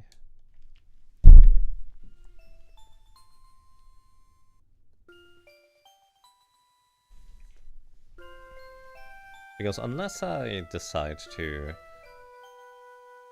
have just one character survive in Almagast, or try to get lucky with Katabla Pass, it might be a little bit on the sketchy side to try and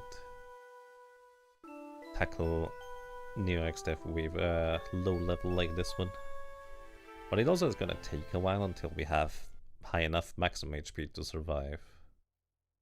I guess the downside is that if I do end up using Shell with the Wonder Wand, I'm gonna be able to target one person with it, and if that person either dies or gets dispelled beforehand, then nobody survives Almagast anymore. Aside from maybe the Berserker, but that's a different topic.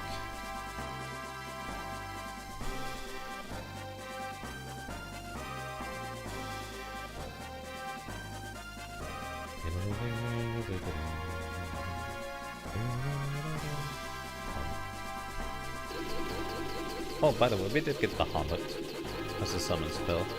It's just a base, like, how to put it.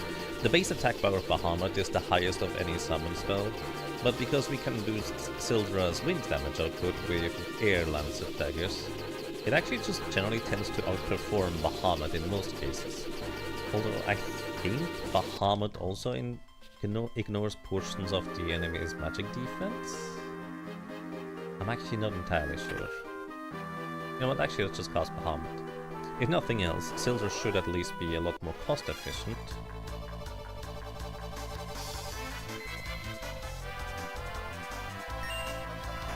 Because I'm pretty sure Bahamut costs a lot more MP.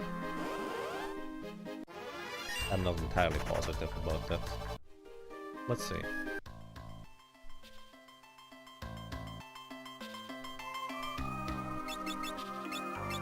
Touch.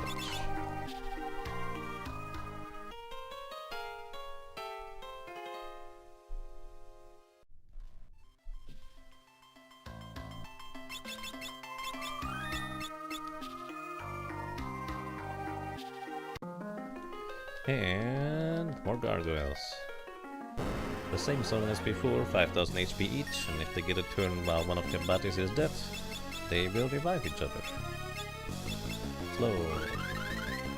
I forgot to put summon magic back on too, but that's okay. Let's try Bahamut. It costs 33 MP. By the way, this is half MP cost compared to Silver, which is 16. So Silver literally costs half. And this is 2560 damage. 2300 to 2500. This is almost exactly the same damage right there. Again, the power of boosting your elemental magic by 50% with equipping a corresponding weapon is extremely powerful. So most of the time Ziltra is just gonna outperform Bahamut. The only stronger thing that you would be able to technically do is if you use Leviathan as a summon. The problem about Leviathan is that there is no weapon in the game that boosts water-based damage. So you actually need to use a chemist mix to boost the elemental damage of water specifically. Also, these chests in here, one of them contains a turtle shell, one is an air lancet dagger, and one is like a high potion. I don't remember.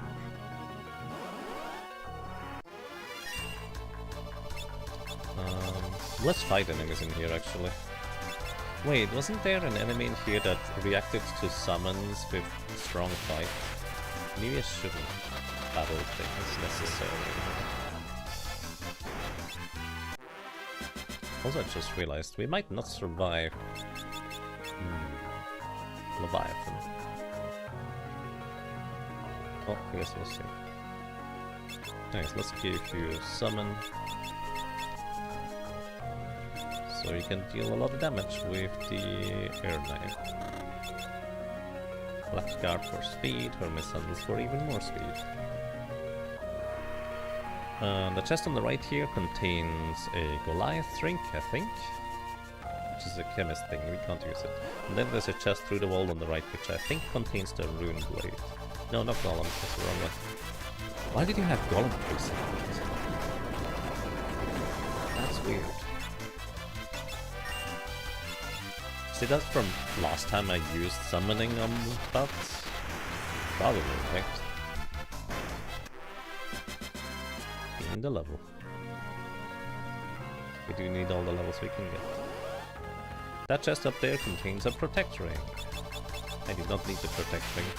It's just force of habit that I go and pick it up because it sells for 15,000 gold. Oh wow, it actually survived. Aqua gel.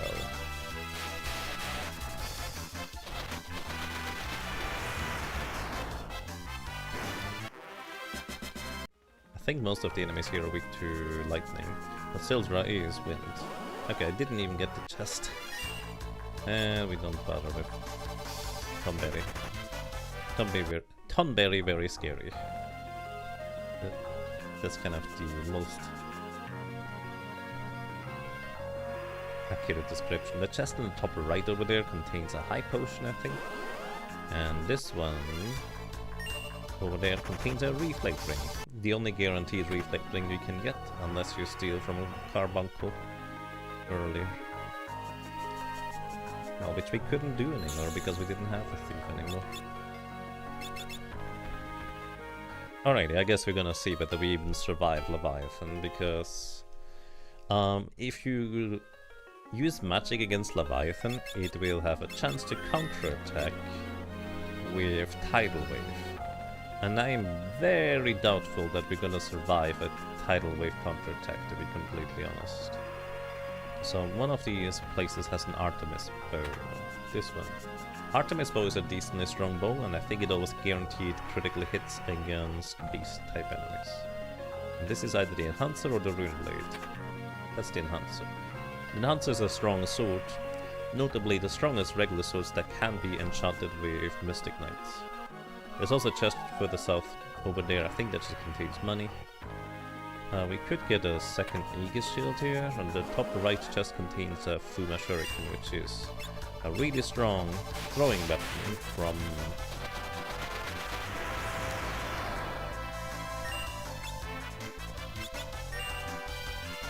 for the ninja. You don't have a ninja. And it doesn't sell for anything. Gain the level. Titan's Axe. The thing is, Leviathan doesn't just use Tidal Wave as a counterattack potentially, which again I'm not sure we survive, but it also on top of that has occasionally just a chance to use Tidal Wave on its turns, and occasionally gets a double turn, where both of the turns on a double turn can actually cast Tidal Wave. So we might have to potentially survive 2 Tidal Waves in a row with no ability to heal in between. Then again, it does have 40,000 HP. It's pretty beefy, and if you attack it with physical attacks instead, it is not nearly as dangerous because its counterattack when hitting it with physicals is called Entangle. And Entangle is not nearly as scary. So, this is actually where we're gonna put... Wait, wrong character.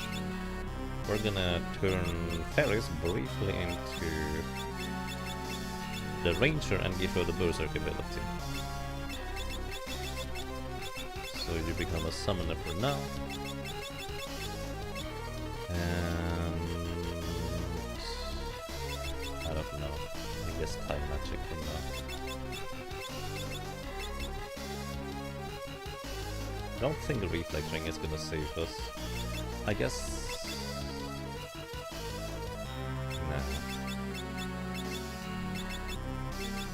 Let's just see if we survive the counterattacks.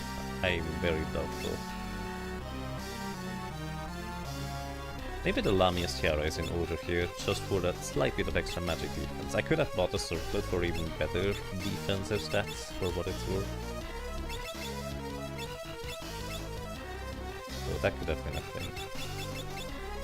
Then you have the Yoichibo and you try to hit really hard. Ferris is in the front row. You're gonna get the Power Sash and the Twist Headband for extra strength. Hermes Sandals for also extra damage. And then I guess we hope for the best.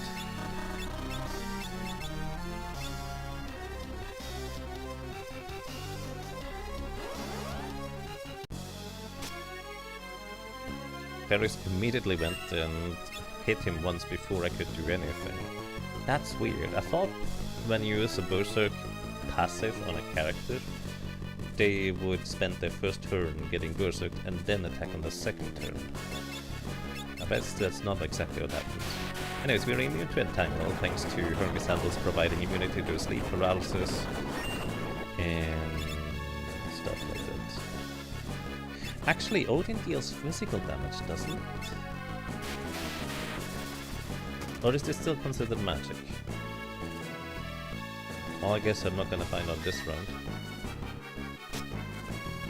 That's really good damage from Ferris there. Well, sure, let's try Odin. The damage technically is physical, but it is magic based. Oh, it is a tidal wave, okay. So we don't want to do that. Okay. Good news, everybody, we do survive one tidal wave. Although that might actually be a damage roll. Yeah. Nice crit. Yeah, that might be a damage roll. We might not reliably survive a tidal wave. So I think I should prioritize picking up Ferris. And she immediately goes and whacks him. I don't know if I should worry about healing up Ferris, because I don't think with her low magic defense as a ranger she has much of a chance of surviving. Well, our damage output is great. Now I think next turn he has a potential double turn for tidal wave, so let's hope we survive that, I guess. And let's heal up Ryle, who has enough maximum HP to survive. Elixir. Nice crit. There's one tidal wave, please not a second one. Oh my goodness. There's nothing I can do about that. That's a 1 in 9. At least I think it's 1 in 9, I might be wrong. Let's see, Leviathan. On his double turn.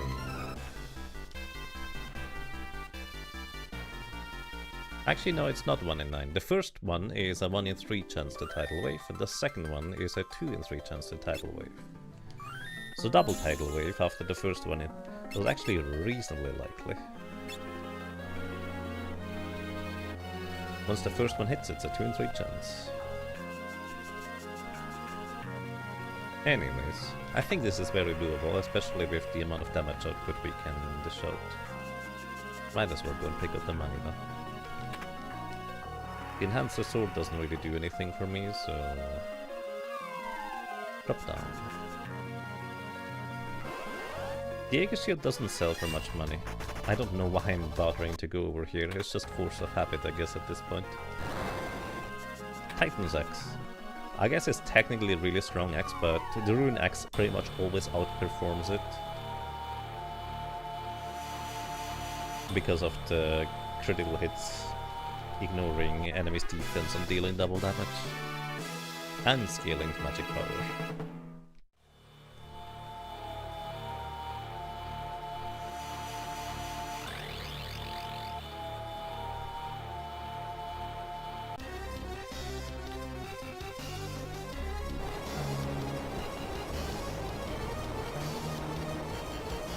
Alright, Leviathan, tent number 2.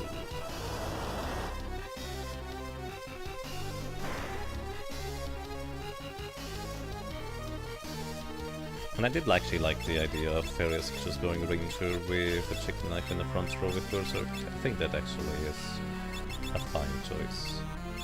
And you're gonna be our summoner, not least. And we do not use any summon abilities. Maybe time magic? Can you slow Leviathan? I didn't even think about that for some reason, but that probably works. I don't know if he reacts to magic, or whether he reacts to... Oh my gosh. I don't know if he reacts to magic, or whether he reacts to spells specifically.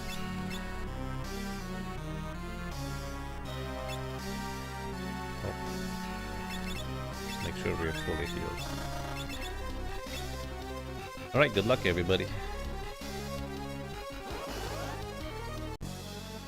Alright, order operation. Time magic. I didn't put fairies into the front row. Good job, again. Slow.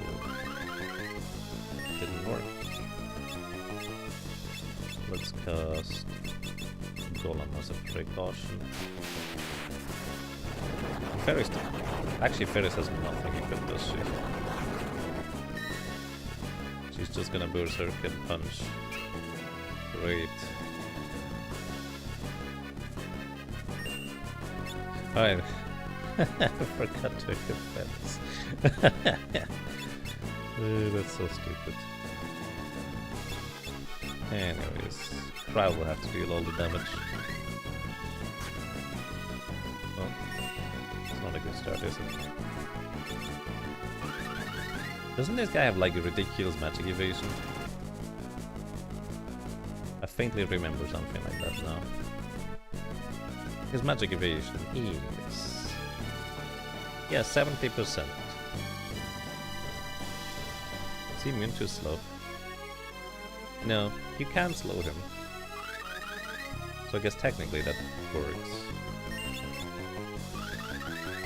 If you're lucky. My goodness. Nice crit.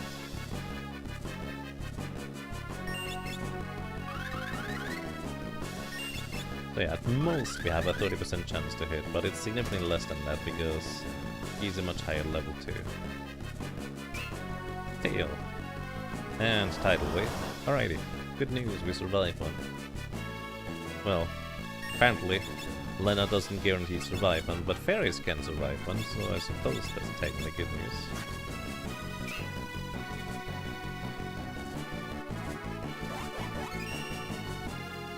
Unfortunately for me, not that much luck with the other characters. Why do you go so fast? It's so weird having the Berserker get 2 turns before I get 1. Nice block. I'm just into to use hype elixirs on an attempt where I forgot to equip fairies properly.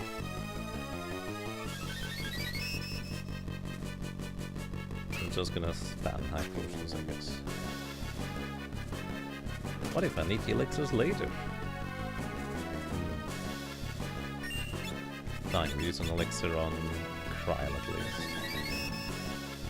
Because she has the highest potential to survive in the end. You know what, we're gonna try to cast slow here. Nice crits. Honestly, Kryl might just solo this guy.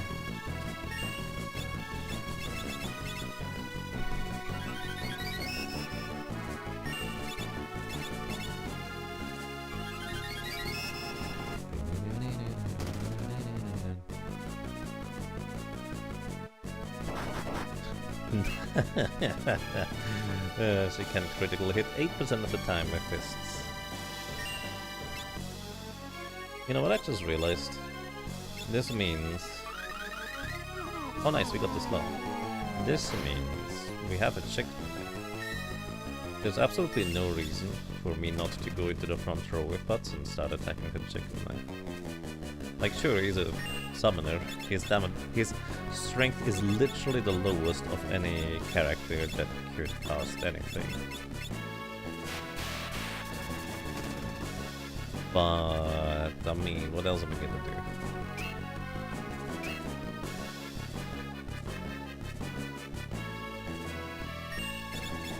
Guess we could have turned fairies into a summoner with equipped bows. Actually, that would be a pretty decent idea, wouldn't it? With bows, use the Artemis bow here, which I don't think this guy is a magical beast, so probably doesn't deal extra damage to it. Actually, is it? I mean, you just find the thing right here. No, he's a dragon. Nothing else. Anyways, where is the chicken life? There it is. Can't escape. There. Does he cast anything that can be inflicted? I don't think so. But at the same time, what else is Lena gonna do? I guess she could cast regeneration.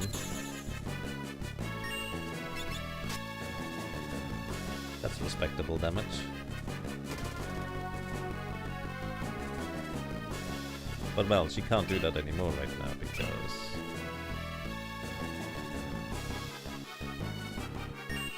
By the way, he frequently-ish gets double turns. So... Oh, there is a double turn. Lucky, only one tidal away. And it goes down again. So we wanna revive her.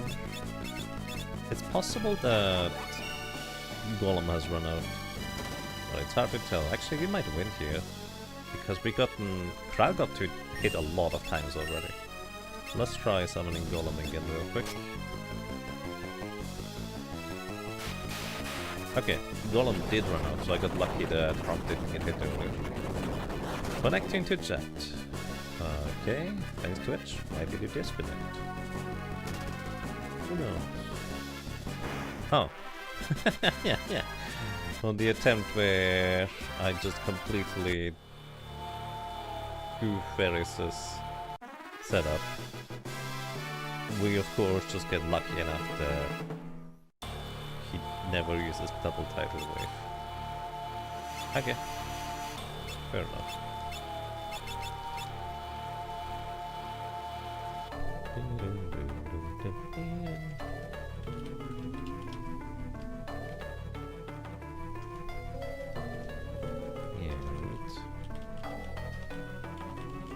How many are in there?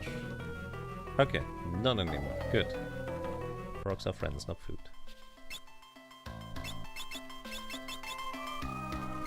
Alrighty, that kinda worked.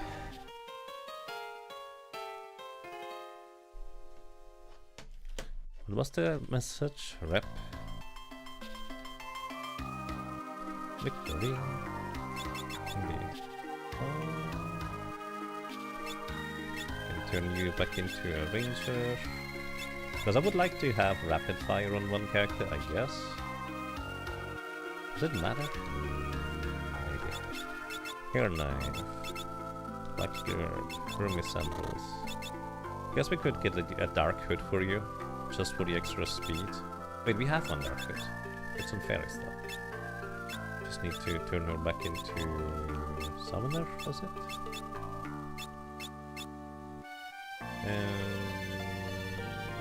Well, you don't get anything aside from summoning. Roomy sandals. Gold hairpin back on you guys. Hair knife.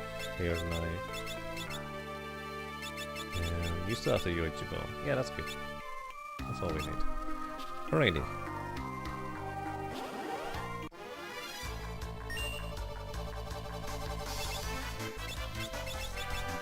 It's kind of a funny encounter because this is a relatively tough to run away from encounter, but it's also an enemy encounter from World 1, so they are pretty weak.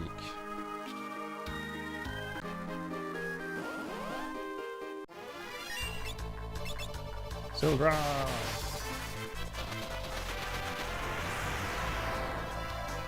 One shots to druids.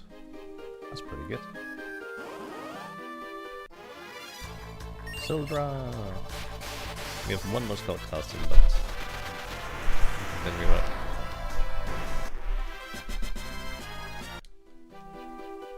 Something level 5.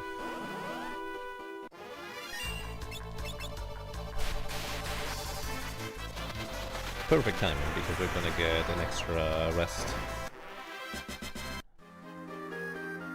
in the ship here for a full heal for free.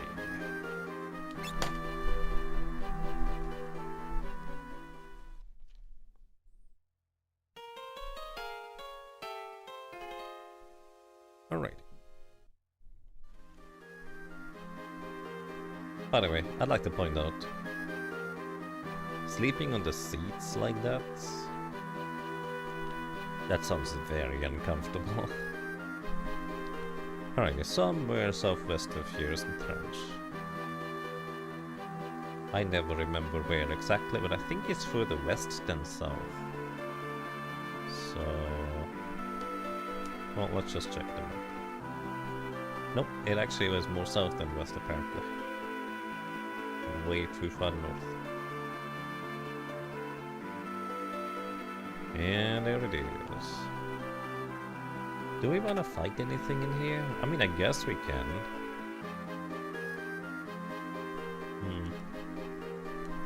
I still need the experience too, so might as well, I suppose.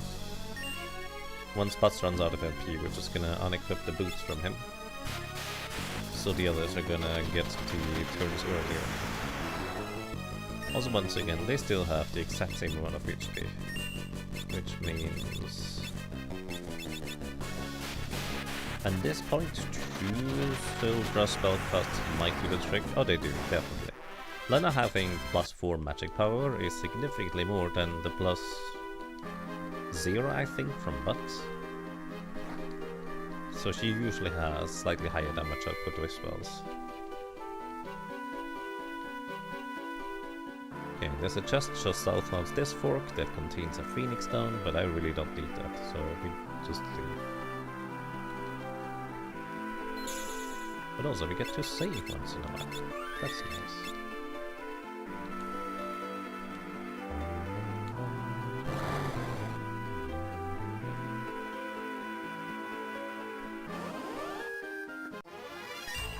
Summon Sildra.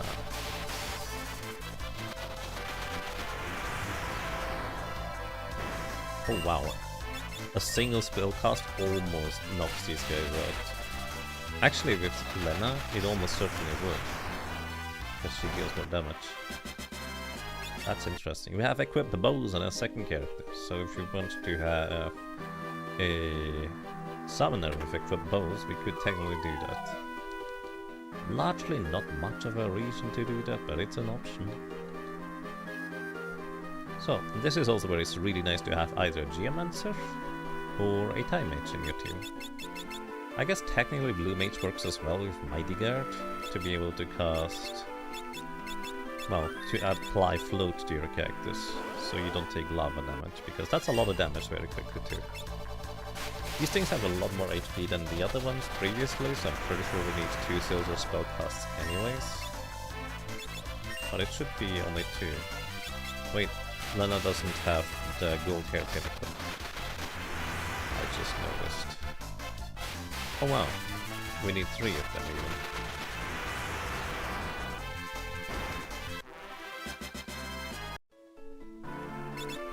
even. Lena, gold hairpin for you. The Lamia's tiara served us well for magic defense of all things. The circlet is a better magic defense item.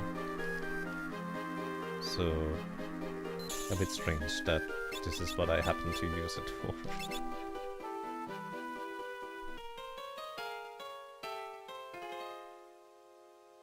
Jagabot is smack today. Yep. There are reactive messages where Jagabot reacts to stuff. So, maybe. Stepping in this spot refills your magic lamp charges all the way back up. The thing is... oh, right, we're not floating anymore because I used a thingy. The thing is...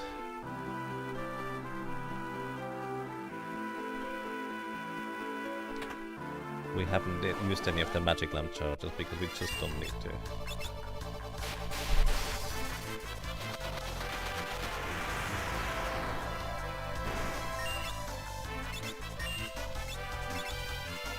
This is like the one encounter where Leviathan might be better as a spellcast, because these guys are weak to water. Well, the front guys are weak to water. The plant things are not.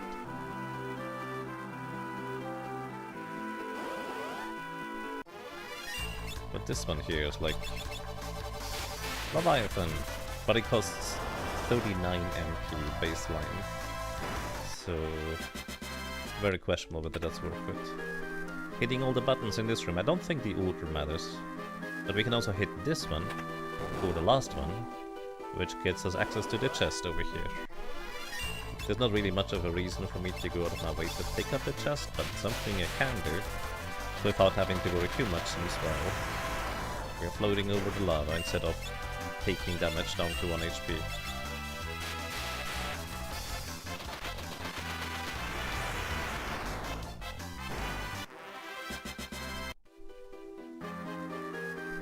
And Kaiser Knuckles. This is an accessory that gives, I think, your barehanded monk plus 100 attack power. So it's technically really good. Unfortunately, for the most part, Hermes handles are just strictly better unless you have a different way of casting haste. Then monk can actually do pretty well with these things. But basically haste is usually just straight up better than trying to increase your attack power on the monk. Usually. Unless you're really high level. Then it might outscale. Alrighty. Then we have 3 little piggies. Oink oink. Each one of them is a different element. And I don't really know what they do, because usually the solution to them is using the 3rd charge of the magic lamp, or just Odin as well. No idea how much HP they have. But none of them are flagged as heavy, so that means Odin, with a little bit of coercion, casts some Tetskin, and just wipes them out. Alrighty, Lena actually mastered the Time Mage, so we can put equip rods on our Berserker. There's absolutely no reason to do that to Manwatch. But it's something we can do. There's also no reason to put equip rods on a ranger. Technically, equip rods allows you to equip staves as well. So there's like a very niche case here, where maybe our summoner would like to equip a staff of sorts. I have no idea why you want to do that, but it's an option. Also, I just realized we did get the time magic for Meteor, so I think this unlocks all of the time magic spells now. Yeah, Meteor is 6 pebbles from sky. Basically, think of a comet, but twice as strong and 4 times. But it's also random targeting, so your mileage may vary on how well it performs against a multi-target enemy, like Neo X-Death. But it's amazing against single targets. It's also very, very pricey for its MP cost. And I think with this, do we have everything? Did I forget something? It feels like I forgot something. Do we have all summons? Yeah, I think that's all of them. So I guess we are done with our 3, so we can go into the void. That's kind of fast.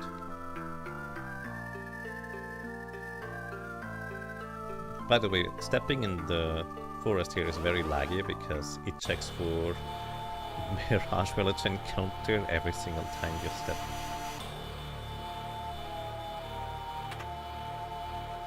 So let's see, just in case I decide to use Hull, in case I use Circlet. I'm not gonna worry about Omega. However, we can defeat Shinryu. It's just gonna be really tedious, but it's very doable. We don't need anything here.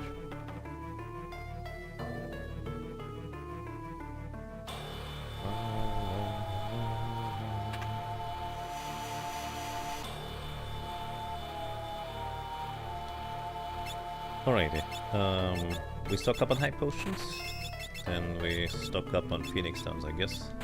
50 is more than enough for everything. Do we need anything else? Not really. So I guess we could sell all sorts of things that we don't need anymore and see what we get. Ice shield, flame ring, Gaia gear. Keep the dark bow, that's actually very useful still. Keep the wonder wand. I guess we keep one reflex ring. I suppose we don't need it. I also don't need the money, so it's fine. I'm just gonna sell the things I can't use anyways. Or won't use anyways.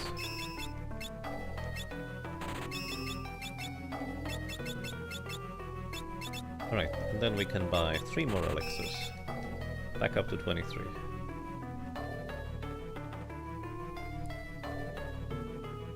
I guess I could go and grab a legendary weapon or two.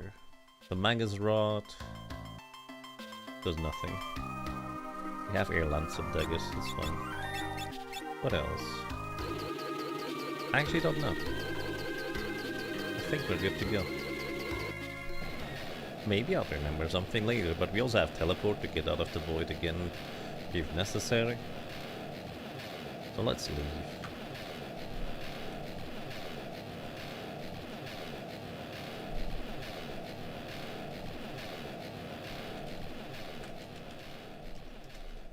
As I'm entering the void, somebody else is leaving the void. Probably immediately starting another run. If past ideas are to be believed. Alrighty. Oh, I don't have enough MP. So I guess I forgot one thing. I forgot to recover our MP. So let's please to get out of here. And do that.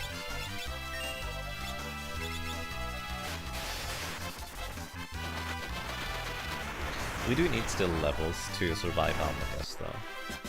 Like technically we could get away with, well, not doing that.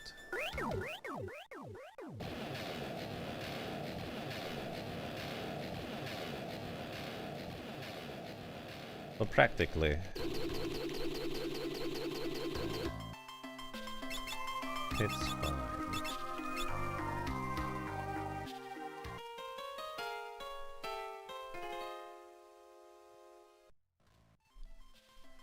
I wonder what the odds are of us hitting the petrification attack right now on the Almagest part. Let me actually double check. Let's see. Almagest. Neo X Death.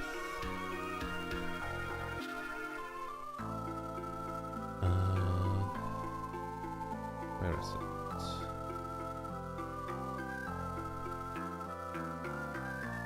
Neo X Death. This is the Goran Cross part. Part 2 is Almagest. There it is. It is 80% magic evasion, level 67. If we, let's say, reach level 30, that is a 37 level difference. So 99% minus 37 is 62 times 0.2 because I have 80% magic evasion. So it's a 12.4% chance of landing. So roughly, if we cast Catoblepas 8 times, the odds are in our favor to land one of them. And there's a high chance we will be able to get in that many spell casts anyways. So, you know what? We might just be fine not leveling up anymore to survive Almagas and just rely on Catoblepas. It's gonna be a bit of a gamble, but I mean, that's fine. I like gambling sometimes. Oh, that's a rare encounter. The Dormchanera. Literally a rare encounter. So 1 in 16 chance?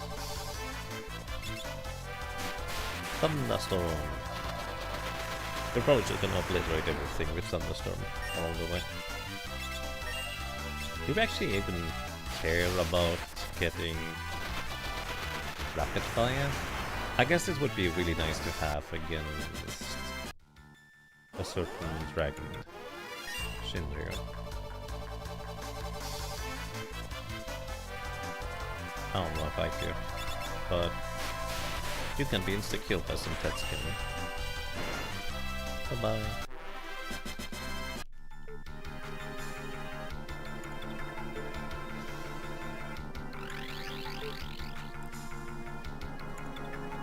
Let's see. The next place has like a cottage in one of the chests. Might be bottom right. But we don't really need that. Or Ranka Ruins parts. Don't the bombs in here react to summoned damage and explode on you? I think they do.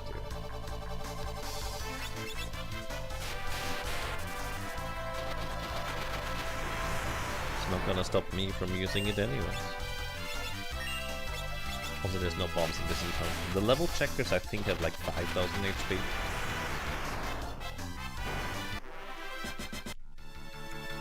The other chests in here contain, I think, a cottage, dark matter, and an ether or something like that. It's not particularly relevant for us. Alright, I'm pretty sure this grenade here is gonna counterattack with explosion. Let's see. Yeah, self-destruct. How much damage is it? 320, that's acceptable. For convenience. Basically, explosion deals damage equivalent to your remaining HP. So they only had 320 HP remaining, so we're good to just survive 2 of these actually.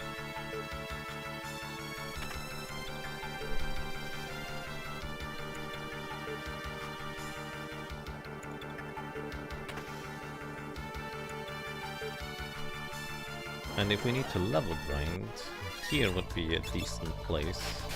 Because I think pretty much everything dies to 2 silver spell casts. And there is a healing pot just around the corner.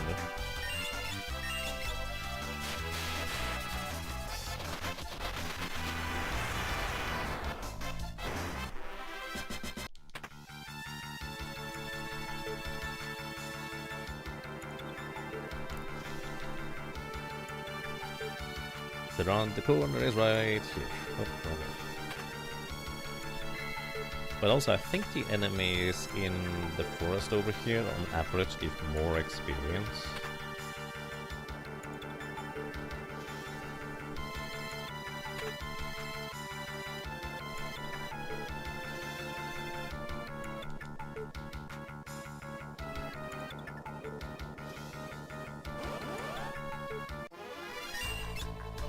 Silvra.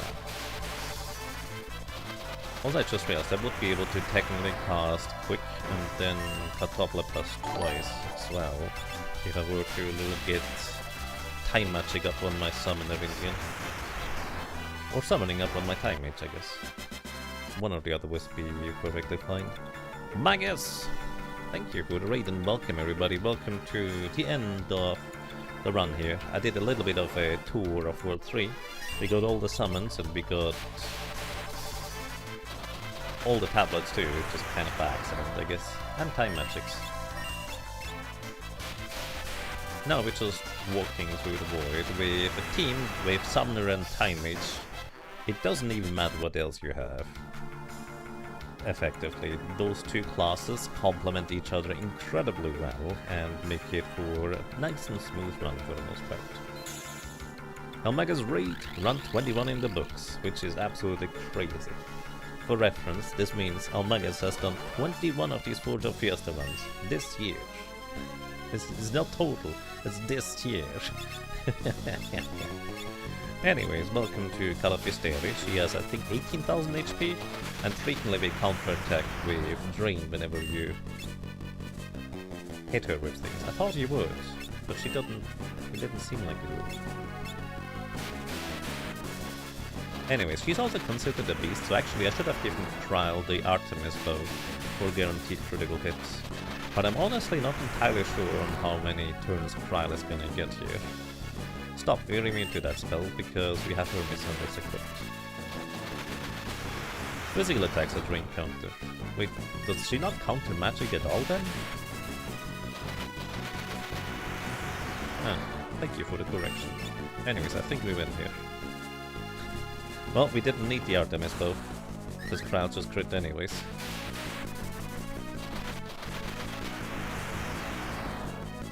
Welcome as well, Decapent, and anybody else who might have joined us from the ring. I hope you have a lovely day today. Thank you for the good luck. I will probably need it because I don't plan on leveling up for the upcoming encounter. Critical attack. No, that's just rude. Stop doing that, please. You know. What if, hypothetically speaking, this back attack it didn't actually happen? I think that would be very interesting, wouldn't it? Yeah, let's do that. Anyways, return allows us to return back to the beginning of the encounter, so... Now we get the first initial strike. And these things are pretty good experience if I'm not mistaken. And also apparently die to a single Sildra spellcast. Mr. Smurf?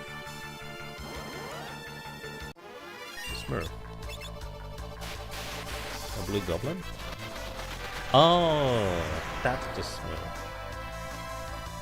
That's a creepy looking Smurf, not gonna lie. But fair.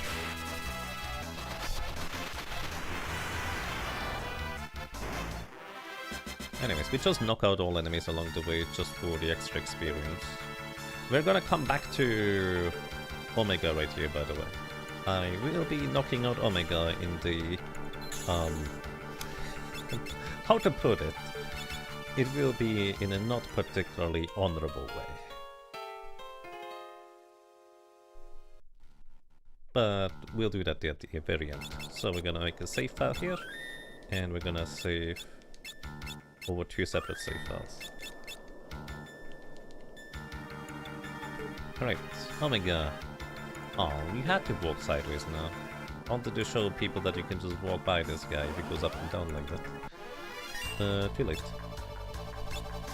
I have the faint memory of this great dragon retaliating against something. It could be magic spells, and it retaliates with like Quake or something like that. Let's see if I get murdered. Science time. By the way, this great dragon is not considered a dragon, so it will not in fact take extra damage from dragon stuff. Apparently not. He is not counter-attacking, although he does have 10,000 HP if I'm not mistaken. So... he will survive this round. Until Butts gets another turn.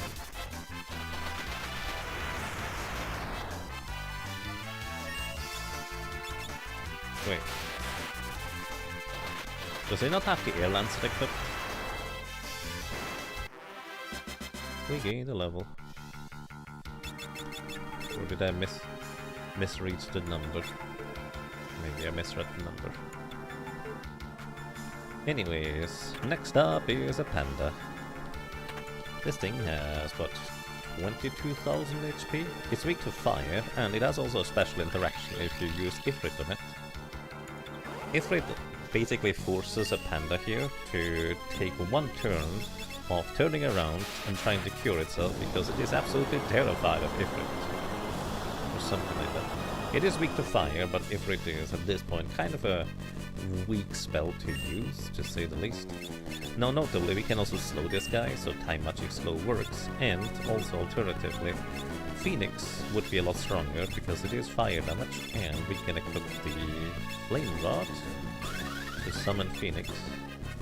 Also, we missed the slow, it's fine. Let's see how much damage it is. 3,500. That's really good actually.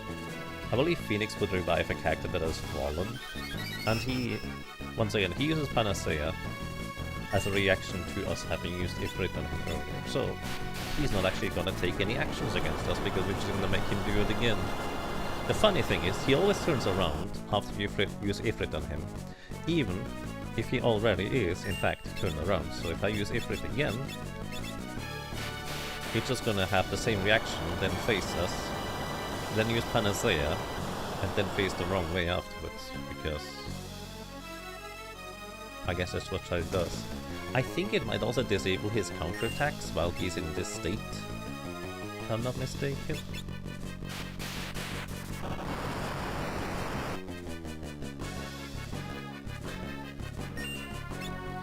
Imagine a ROM hack that changes a panda into a, like, literally a panda. Maybe a red panda. That would be quite something. Anyways. Yeah, I think his counterattacks are disabled during this. Tremble. Panacea. And now he's facing the wrong way. Also, because he used Panacea on himself, he then counterattacks, because he counterattacks any action on him with 1 in 3 chance to drain and 1 in 3 chance to cast Protect. Which is pretty rude, because he used an ability on himself that he counterattacked us against afterwards. Anyways, I think he counters magic damage specifically with Toad. We are not immune to Toad, so he can do that. But Meteor is actually pretty decently powerful against single targets, so we could just use that too. Green. Oh, it's not always Toad apparently. Oh, it is also Toad. Wait, why did you counterattack twice then? That's a bit weird. So I thought Phoenix heals your party too, but it doesn't, it just revives a character, I guess. Anyways, let's disable his counters again. You love how the meteor spell goes pew pew pew pew pew. Yes, the lag is strong with this one. Oh. And there he goes.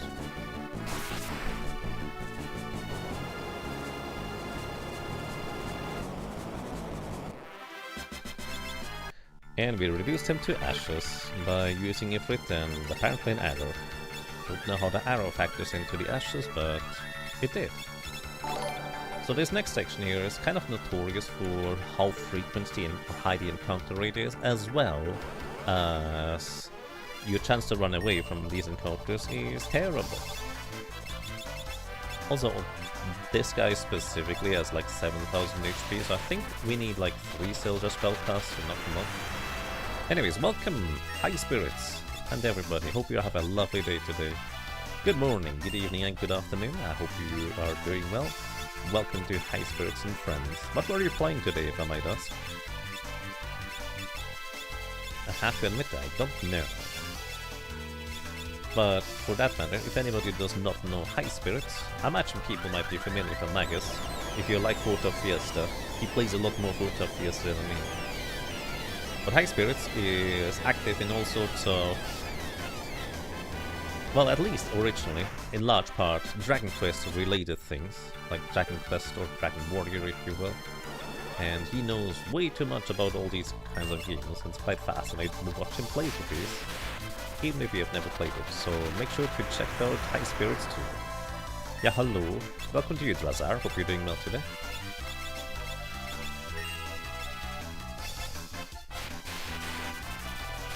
Oh, did I? What did I just cast with mana? Chocobo? Catolopus? Oh, let's preserve some MP actually and run away from a single guy. Teleport.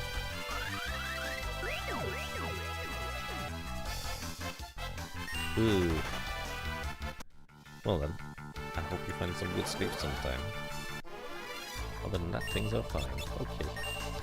Hope you're getting really fine sometime then. I'm doing quite fine, thank you.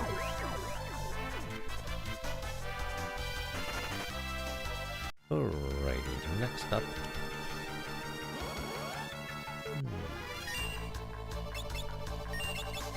Run away! By the way, I only planned on buying 3 Hermes Sandals maximum, because you can get another pair of Hermes Sandals in the exit to the southeast in this room here. Actually, it's just east, not southeast. But close enough. Anyways, if we need to grind experience, this room here has really good encounters for Sildra to just demolish. So if I feel like I really need to go back and grind some levels, this is probably where we would be sitting for the most part.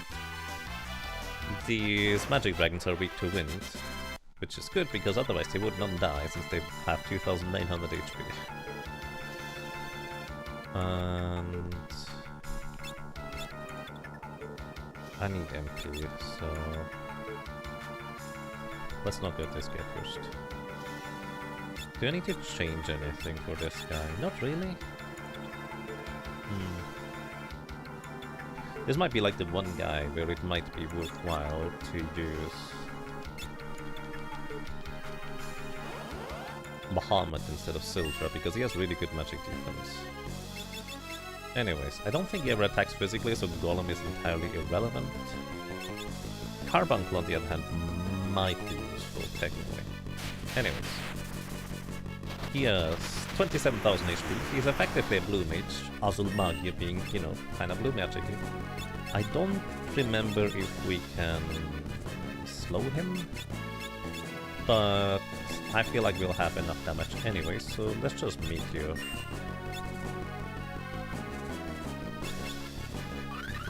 Yes, Azul Magia, literally blue mage. Ooh. Maybe Meteor is not good against him. I guess it does get high rolls occasionally, but again, he does have really good defenses, physical and magical in nature. So if you can crit him or target his poison weakness, that is usually the style. 2000 damage. Yeah. Dark Spark, there goes half of Rom's levels. Well, he's not gonna deal much damage with Sildra anymore, so might as well just have him cast Carbuncle. And then I don't know what you want to do. The Yoichi poison use, I guess I can give you the Artemis bonus attack. I guess Meteor was still stronger than the other one. Might give us a 0. I guess the 1600 was a really high roll then, Sildra is arguably more worthwhile on average.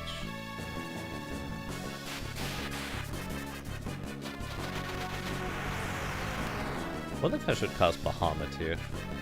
Might be like the one boss where Bahamut might be the way to go. Dark Bow, that, well, I'm pretty sure he can be blinded, but none of his physical attacks really matter. You know what, we can steal from him. Let's go and steal. We'll try to. Nice crit. That is definitely what we would like to see. Let's try Bahamut. I think this ignores part of the enemy's magic defense. I'm actually really not sure if it does or not. Let's see. That's slightly more damage than Sildra, so probably not.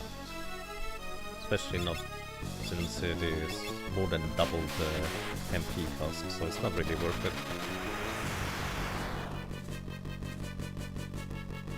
Doom! Oh, 15 seconds until death. I think he has a common steal for our elixir if we ever get that. What Sildra it is.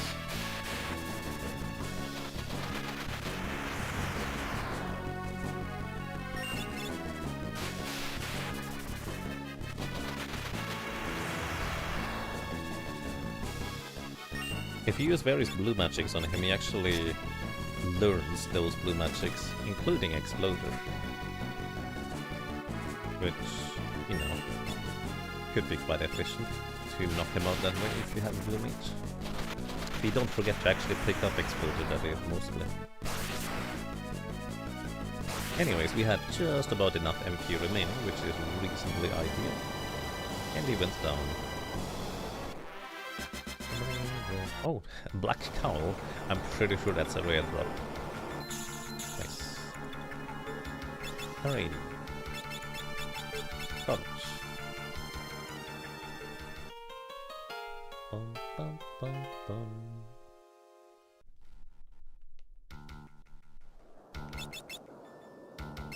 Alright, let me also check real quick. Instead of Black Garb, I'd rather have you the Power Sash for the +3 strength. I don't think the damage on you matters, or the defense for that matter. Anyways, now the convenience of having a Time Mage once again rears its friendly head. Because we can just put Float on our characters, put a Reflect Ring on one character, initiate the battle with Catastrophe, and go and grab another coffee, so I will be right back.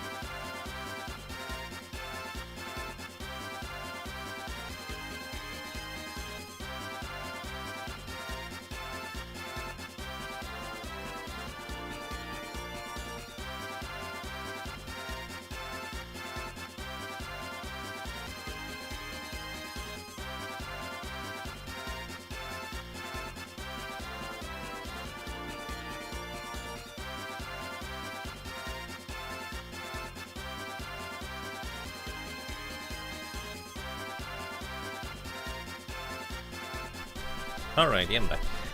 I have coffee. And I see we have been victorious over a big ball of nothing. Basically, he's only going to cast Gravity 100 if at least one of the characters in the team has float. And because Gravity 100 can be reflected, well, we always have float. Very convenient. So I need to remember to try and prepare the Wonder Wand. Because that's gonna be... it's gonna take a bit to get that done.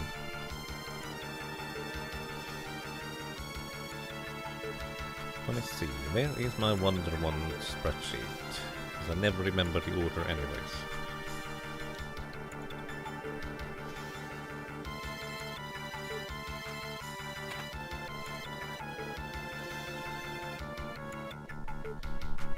Also, who has what? Air Knight, Air Knight. You have a Thief's Knife, right, that makes sense, because that's what I got you last time.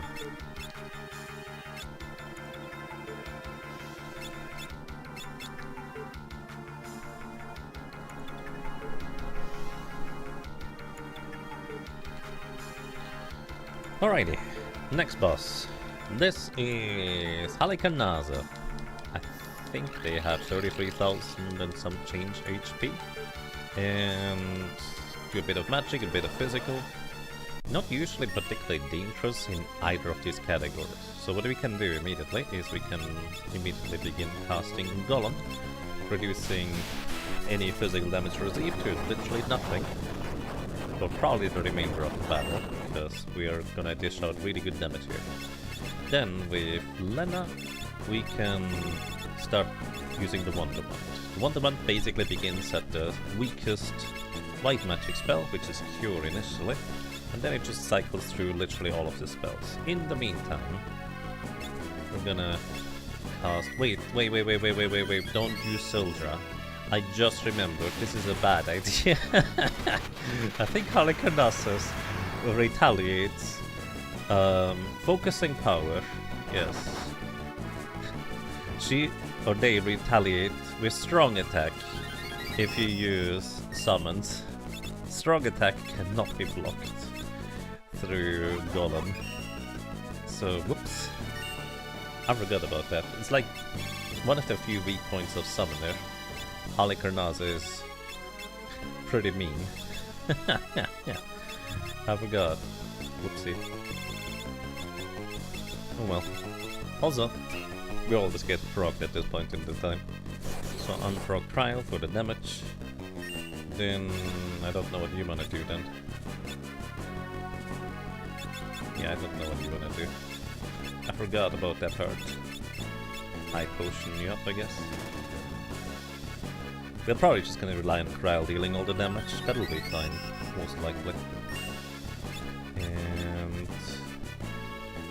we're also gonna unequip the Wonder Wand from you, so it makes much more sense to give you the ability to cast Meteor.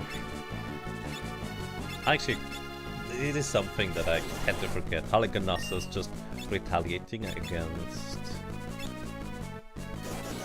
summons with strong attack, dealing just like a casual 6,500 damage to our character. Who will? So what do you even do?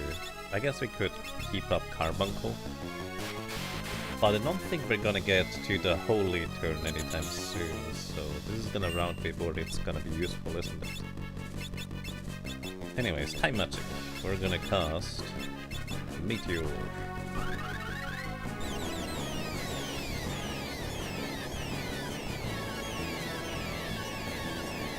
Yeah, no, we're definitely not getting to that turn, considering those Meteor rolls were actually pretty massive. Oh, moly. Those are some good rolls. Alright, let's equip the Wonder Wand on you. So spell number 2 is Antidote. Oh, well, yes. If you were poisoned, you're no longer poisoned. Halikanasus, good job.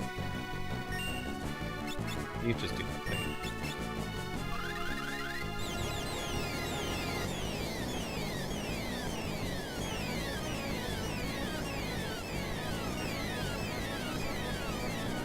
Then the next spell from the wanted one.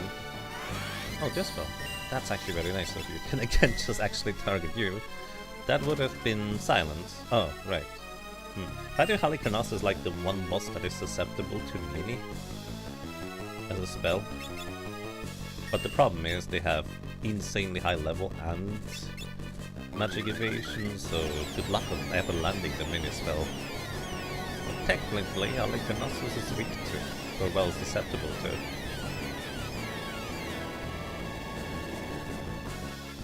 Right, next up, Protect. Nice crit. Oh, that's it already. I'm just gonna keep cycling the one that wanted all the encounters coming up until we get to where we have Berserk soon.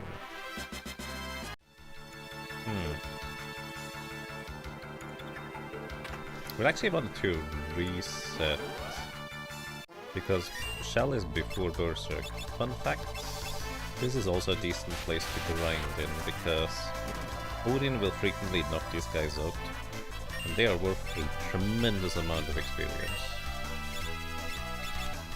Maybe this would be the place to grind instead of downstairs. Just a bit more RNG, but look at this. 5,000 experience for each character, so it's 20,000 total. It's an absolutely ridiculous amount of experience from these guys.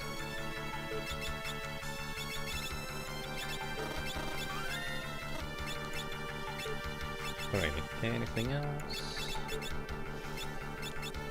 You can have your air knife back. Keep the blood for blood.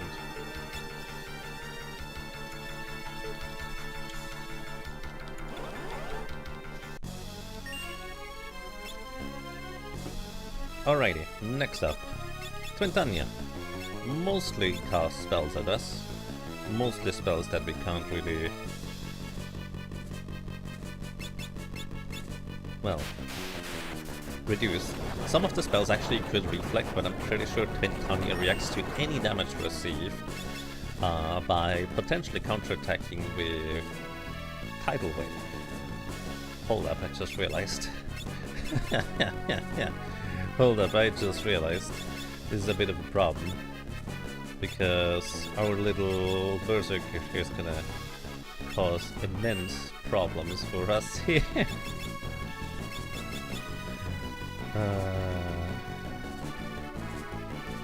Because we do not want to deal damage to Titania right now. In fact, just won't want to do anything. That'll be fine. Let's see. This next one is gonna be Mini. Actually, ideally, I hit this on you. Also, time magic. Quick allows you to get 2 turns in a row. So I'm so sorry, Cryo, but we need you to not murder us by attacking this guy and letting him counter with Tidal Wave.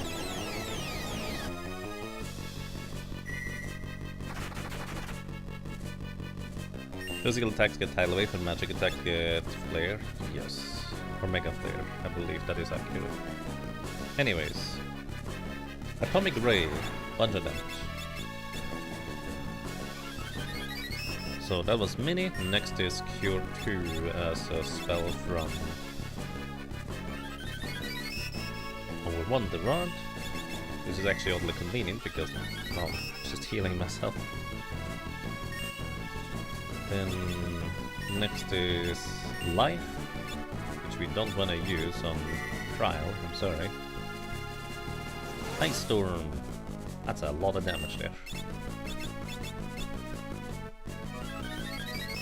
Yeah, just about enough HP to survive that. But I think he's gonna cast Wind Slash twice now, I believe. Next we have Confuse. Not gonna hit Twintania, but that's okay.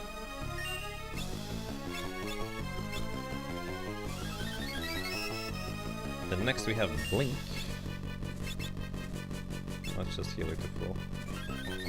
Blink gives us 2 guaranteed physical damage evasions. Mind Blast.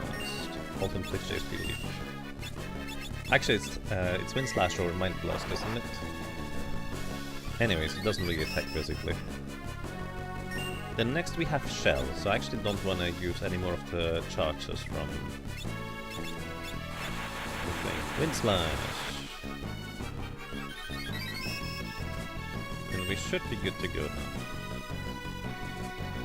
One more wind slash.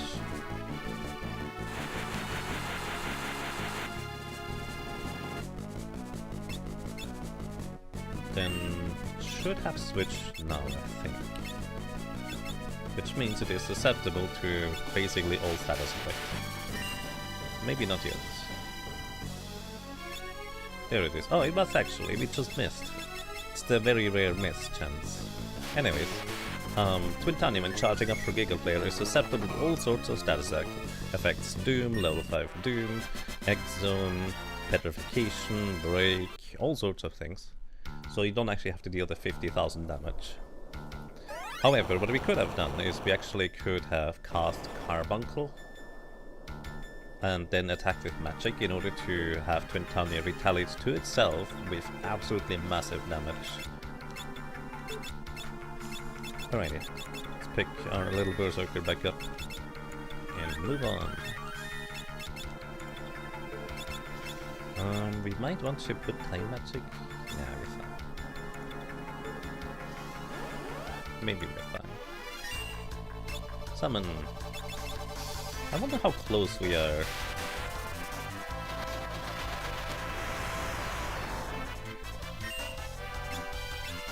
Let's see that.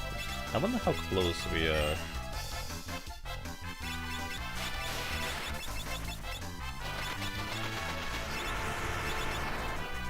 To another level. We might actually be reasonably close here. Oh, we actually did gain some levels. 31, which means Krile should be reasonably close too. Yeah, one encounter guaranteed. And you as well. Okay, let's get one more encounter for level 31 and then we go on. Because the next area does not have any experience for encounters at all. So, we wanna get experience, we have to stay around here.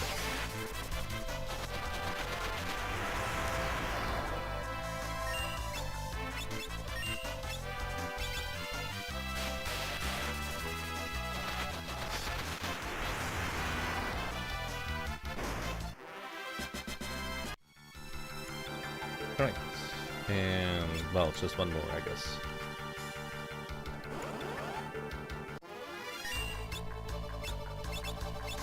Let's actually save your MP.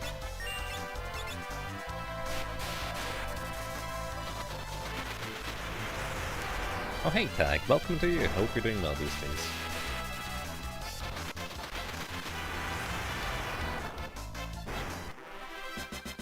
And we're level 31. 31 is no particular level that I was trying to go for, but I figured might as well just gain a little bit of extra experience to have slightly more HP on other characters. Welcome to the Void. The chest on the right contains a Fuma Shuriken. It's an extremely strong throwing weapon for a ninja. We do not have a ninja. Also, maybe I should cure the mini status on Lena. Mini characters can still fully cast spells, but their physical defense is 0, so we would actually take a lot of damage from that. Right, we're gonna give Krile here the Thief's Knife. And Krile, if you want the shield from this guy, you need to go and grab it yourself, which is gonna let you do your thing. Anyways, this is Kill the Match. You only need to deal 7,000 damage to him for him to recognize you. He just exclusively attacks with physical attacks. He also has a Genji's shield as a steal, so Krile wants it, she needs to go and grab it herself. She has a 1 in 3 chance to do a steal attack with a Thief's Knife. And then when she does get the steal attack, it's a 40% chance to actually steal the item. Rawr! I think the Golem Shield might already be gone now, potential. Couldn't steal.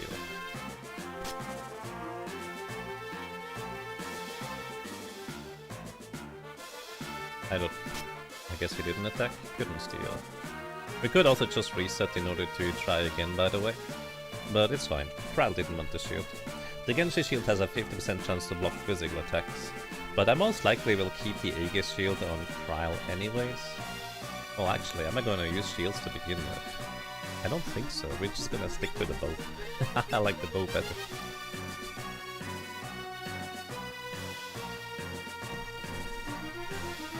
Pretty low level for the void, huh? What's the plan to survive Almagus? Cast catapult and hope it lands. Yes, that's that's plan 1. Plan A. Plan A is hope catapult pass lands.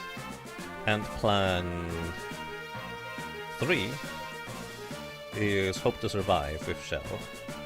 Because we have 1 spell cast of shell in our Wonder One right now. That basically 1 character will survive the Almagus if we don't immediately get murdered afterwards by the physical attack hitting us.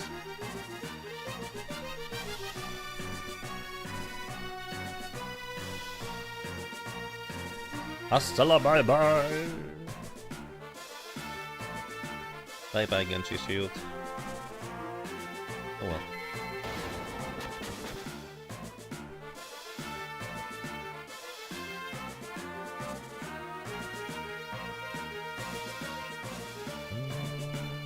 That chest also contains a Fuma Shuriken. Can't use it. They don't even sell for anything. So, these encounters here, notoriously, it's rather difficult to run away from. If you want an additional Bone Mail, I think it's a rare steal from the Necromancer. If you want an additional Aegis Shield, it's a rare steal from the weird Chimera enemies. I don't remember what we have as common steal. Oh hey, well that's interesting. I in fact would like to battle this encounter. So we're gonna go ahead and... I was gonna manipulate the RNG in order to get this one. But you know what? We can just return to the beginning of the battle, so we don't get into a back attack. So this is a really weird encounter, because these little things, they never... I think they occasionally cast Delta attack if you killed one of them, but then they get a turn and reform again. It's also a really strange encounter because it just straight up ends. No victory screen, nothing, it just kicks you back out onto the map after a few rounds. Anyways, these things have each 10,000 HP, I believe. They are weak to fire as well, if I'm not mistaken. So we're gonna try and nuke them, because they give amazing ability points experience. In fact, nothing in the Void gives any experience, just ability points and money for what it's worth. They also give a lot of money.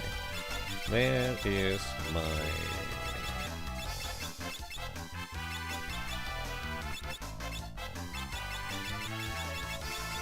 Oh well. Flame Rod.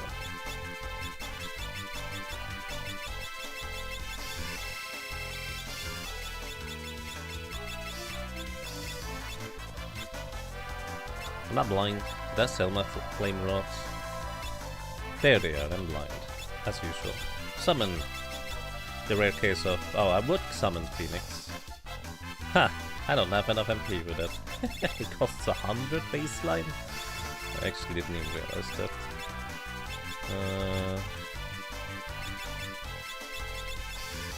It'll probably be fine to just summon Sildra. That is half their HP done. Lots of money too. Yeah, wasn't it like 100,000 gold? Right, do you have enough for Phoenix? You do. You actually have plenty of MP. So Fairies should hopefully get a second turn before they move to knock them out. Flames of Regal. I'm not even sure that's really worth it. Just gonna wait. Did they reform? Probably should move Trial back into the front row. And the back row. Give her the bow again. For survivability reasons. Okay, I'm pretty sure Sildra should knock them out unless they healed just now, which I guess they might have. Nope, they didn't. Alrighty, that is... Oh, it's 150,000 gold and 199 ability points. This is the rare encounter. Like, it's really rare in here.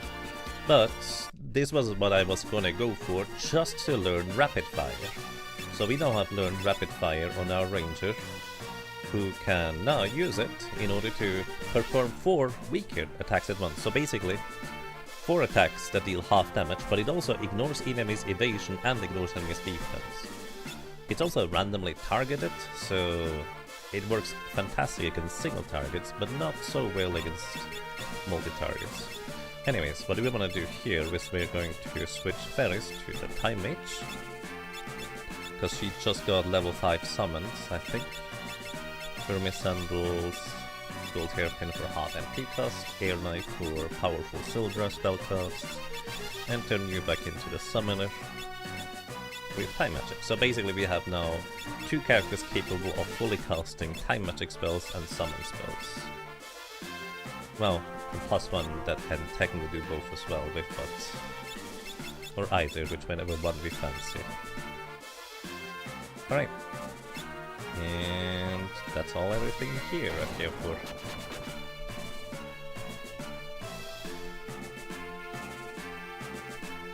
This chest over there, that contains Shinryu. We're gonna go back here in a second. Well, I say in a second, it's gonna take a little bit longer. Or are we gonna come back here? Time magic. Teleport. Goodbye. Again, most of these encounters are pretty tough to run away from naturally. Not as crazy difficult as some of the dragon encounters, but it's kind of up there. It might take you a few seconds or even a minute. In the meantime, the enemies will just hit you for a good chunk of damage, potentially.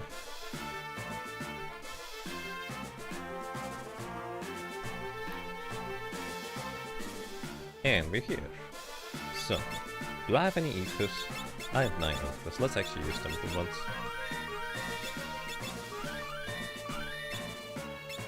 Because when else am I gonna use ethers? I didn't want to use elixirs here. Alright, heal up. Are we healed? Did we take any damage? Close enough. Okay. Cryo, you're gonna equip your bow again, move you into the backing row. Here knife, Hermes Sandals. Alright, that's as good as it gets for us. Okay, this is Necrophobe. He has 4 barriers, each one of them has 8800 HP and innate reflect. However, one of the nice things about summon spells is that they cannot be reflected, so we just do what we always do. Of course, he is also just straight up immune, while the barriers are up. In fact, he's kind of immune in the same way that a Looney Tune character is immune to falling, as long as they don't realize that they're falling.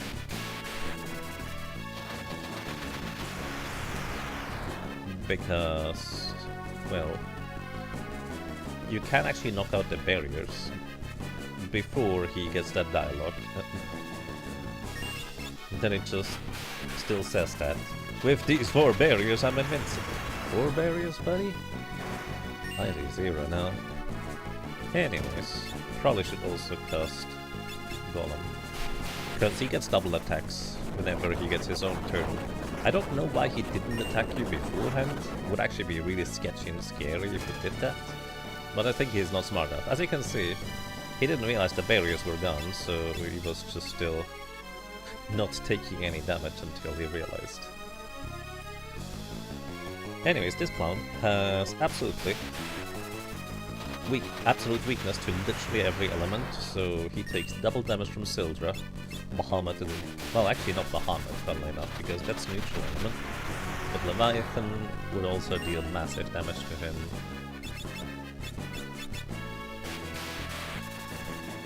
Also, Kryl is gonna miss 75% of her physical attacks because of the blind status. Sorry, Kryl.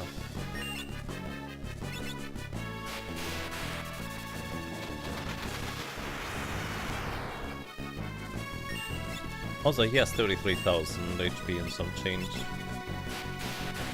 He has 40, is it 34,000?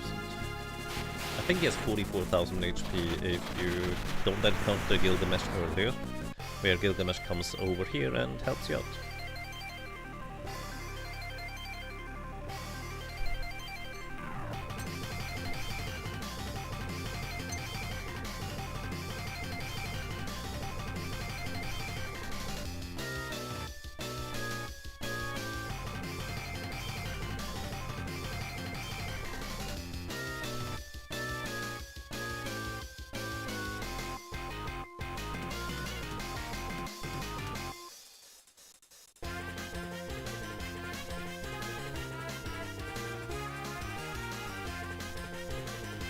I like that beautiful thing.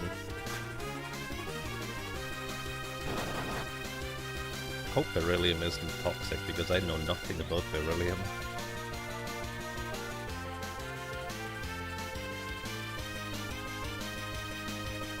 Anyways, we can steal another thing from Gilgamesh here. It's actually not in our favor to land the steal, because we only get so many turns before the dialogue just concludes. You believe it is quite toxic. Oh, I mean, our rabbit is still alive after having eaten it a few times, so... I guess at this point we can just assume rabbit can eat anything it wants to. Probably. Perhaps rabbit physiology is different. Almost certainly. I mean, they're mostly mouth and stomach.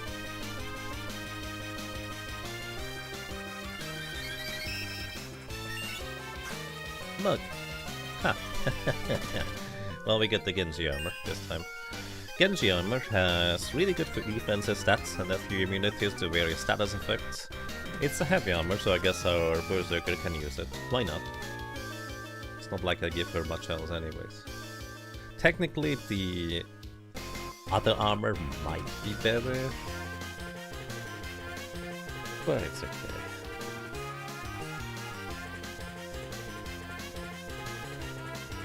But yeah, thank you for the armor, Greg.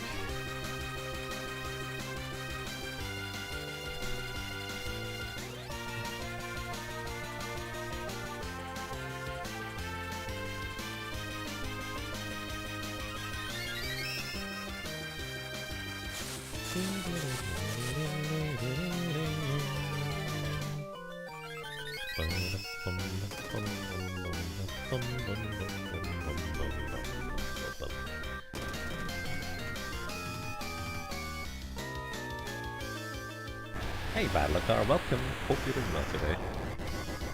Good evening.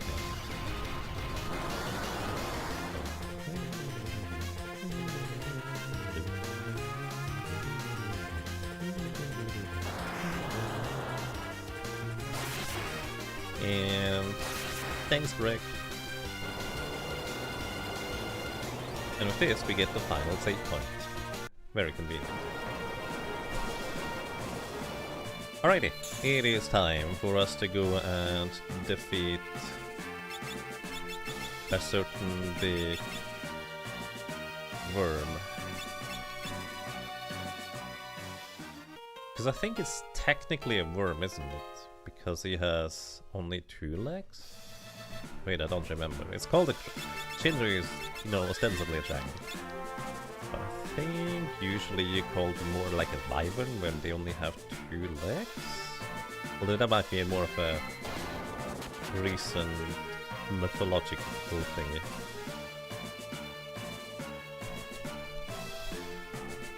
Anyways. This is actually fun. So we need 1 encounter. And this is fine. Okay. So right now, our Wonder Wand has... Let's actually summon all of them. Right now, our Wonder Wand has Shell in it. And that's relevant because I'm gonna reset after the Shinryu battle instead of keeping it, because, well, it would be a pain to reset up the Wonder Wand again. It's entirely possible, it would just take me like additional 10 minutes or something like that. Anyways, right now, the Wonder Wand is gonna cast Shell, but I want to have this in the final battle. But the thing is, I also want the spell right now that comes after Shell in the turn. This is Ezuna. Heals any status effect. Then next up we're gonna have Kyoraga. You actually hit that? Don't they have extreme evasion? That's impressive. Anyways, Kyoraga is a full heal if you hit him on a single target. Then we get Reflect next. So this guy's gonna counterattack. My blast can be reflected by that.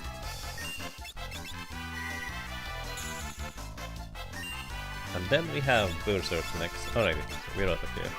So next, the white magic spell Berserk is gonna be cast. The thing is, Berserk never misses, so we don't have to worry about that part. What we do have to worry about is Shinryu absolutely murdering us, because, my goodness, it will one-shot us no matter what we do. Unless we have Golem active. So, how do I want to do this? I think we want to have as much physical evasion as possible, so we give the Elven Mantle over to Trial. We also give her... well, this is where we would equip the Genji Shield if we have it. The Rune Axe... actually, before I do this, let's give Trial... Summoning. It's level 1 Summoning. Time Magic? Level 4 Time Magic, that's good enough. That's good magic power there. Let's give her Elven Mantle for 1 in 3 chance to dodge attacks. Power Sash for damage. And I guess Aegis Shield is literally as good as it gets, huh? Rune Axe, because we do not want to use a chicken knife here with you, because it would... you can run away from Shinryu. So we don't want to do that. Move her to the front row. Then... you would like to have... Time Magic in this case, I think. We give you the Magos for 25% chance to block physical attacks. Power Sash for damage. And... Hermes Sandals on you. Then we give you the Elven Mantle. Magos as well. And you're gonna be our Golem upkeep. Let's put it this way. Wait, I did this wrong. You actually get Rapid Fire to speed up the kill here. That actually makes a lot more sense in hindsight. Hermes Sandals for you.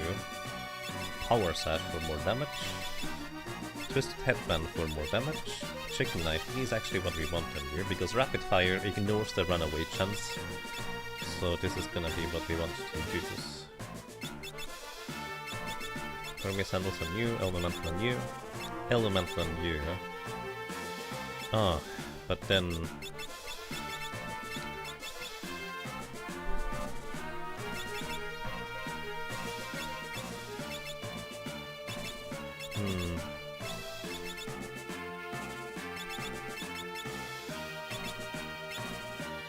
Basically, turn 1 we Berserk, then we immediately need to Golem as well. Anyways, this probably should work. Let's see. Alright, Ferris. Actually, just Rapid Fire for damage. This is gonna be consistent 6,000 damage every time. This guy is like, what, 55,000 HP? We Berserk him, because he will one-shot us with Tidal Wave on turn 1 if we give him the opportunity.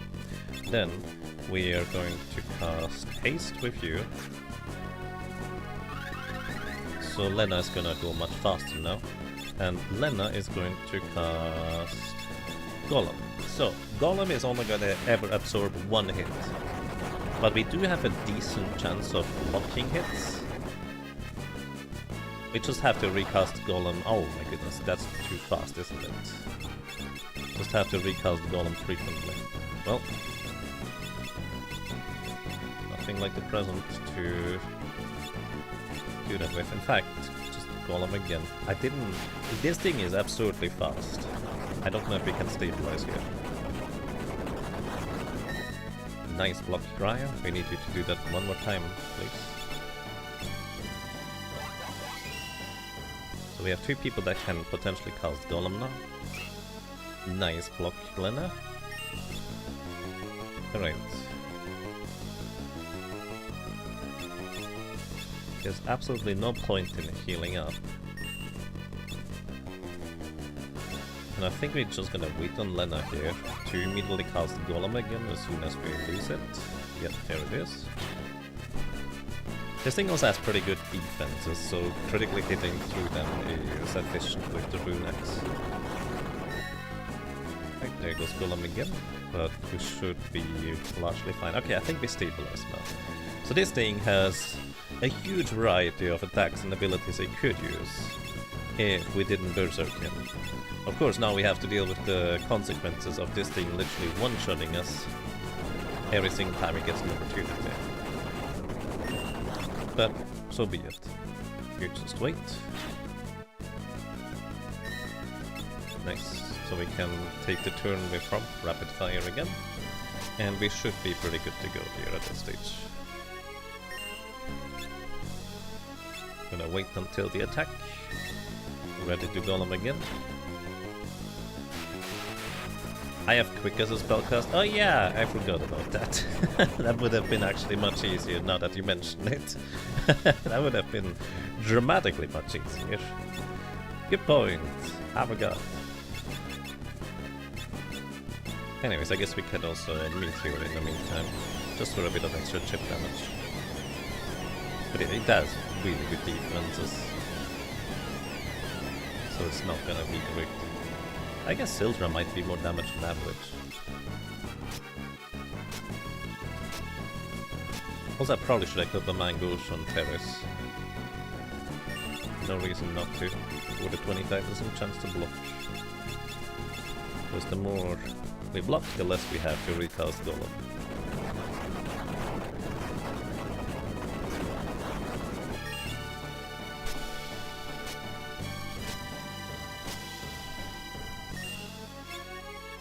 And once again we wait until it hits, or it doesn't.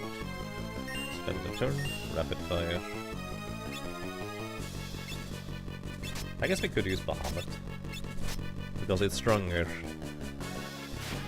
than Sildra if I don't want to switch back. I guess that's another benefit of Bahamut. It is already really strong without any boosting item, so I can just use it that way.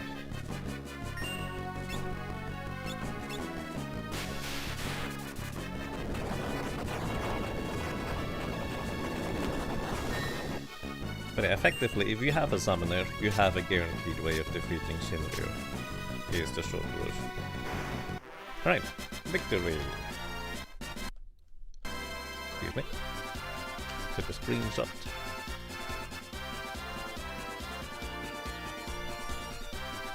And that's that. We get the Dragon Seal as a proof and the Ragnarok Sword, neither of which we need. So, now I could cycle the one-to-one back around, but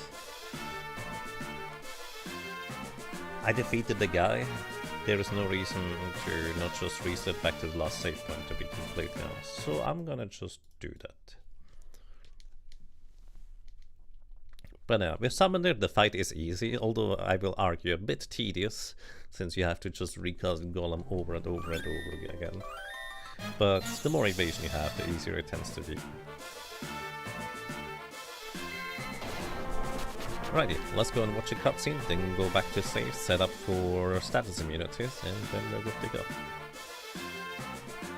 What's my strategy going to be against this guy? We don't need rapid fire. I literally just wanted it for Shinryu, funnily enough. So what do you want? Probably just an air knife. Honestly, summoning with air knife on the ranger is probably the best we can do for damage output. Lena has full time magic and full summoner as well. Same with Ferris. We're good to go on that side. Gold hairpin, gold hairpin. And we have everything we need to. I guess we can give you a bit more defense with the Genji armor. It's actually a lot more defense. Also, apparently immunity to confusion and toad. The thing is, berserkers cannot be confused to begin with, but at least we don't have a frog car, I guess.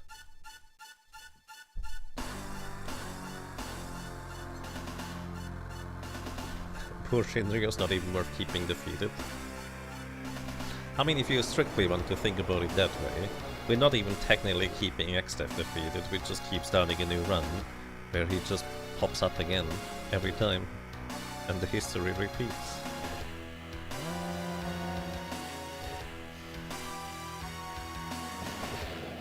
Pretty much any team that can Berserk Shinryu can win that fight. Some parties spam Phoenix Downs, some that just makes it a bit smoother.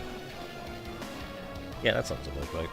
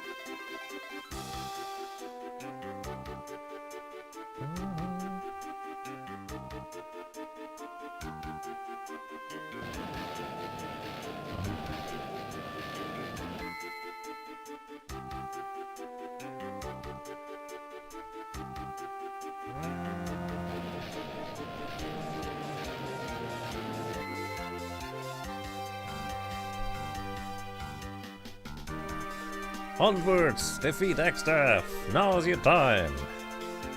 It always feels so anticlimactic to go, alrighty, ready to fight X-Death, let's go and save so we don't need to watch the cutscene again. It's always so silly. Alrighty, so what we're gonna do is we're also gonna set up for a bit of a cheeky, let's say, minor glitch. Because what we can do is we can equip our characters with all sorts of things that give us status immunity. Angel Ring gives immunity to aging and zombification status effects. Then, do we have anything else? We have Lana's Tiara, gives us immunity to being confused. You have nothing else here, so this is what you get, I guess. Then, Bone Mill gives us immunity to instant death. And you, I don't know, you can have immunity to petrification with the Aegis Shield. The Genji Gloves gives you immunity to being frogged and paralyzed. Oh, well, you already have the frog. And paralysis is built into her Missandal, so nothing else here. Alright, so basically, for whatever reason, after you get into an encounter in this game,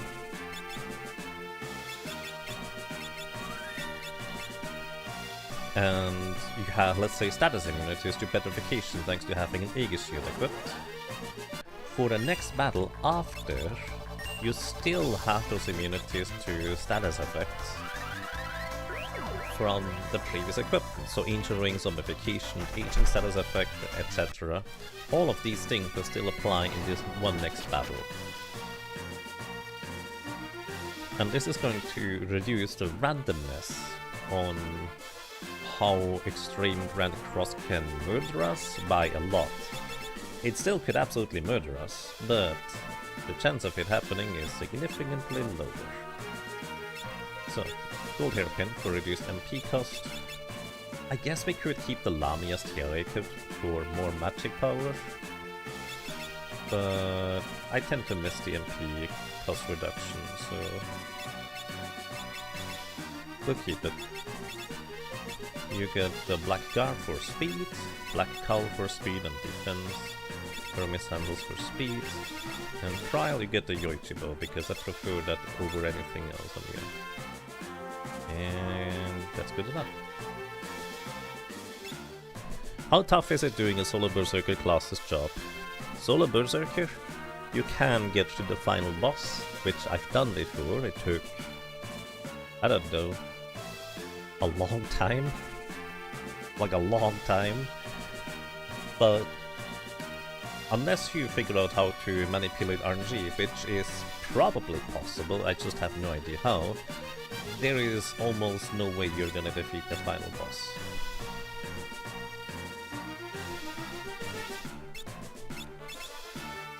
We have like video evidence of people running thousands of attempts on emulator with just resetting over and over again to try and defeat X-Death with a Solo Berserker, and it has been proven to be possible.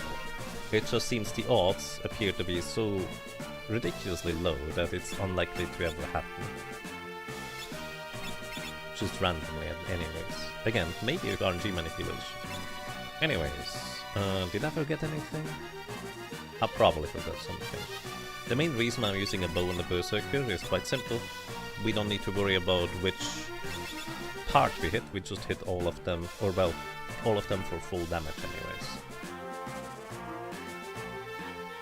Anything else we need? We will want to cast Shell on one character. And I think we're gonna cast Shell on Hunt, because he's immune to against White Hole, so he doesn't die in phase 1.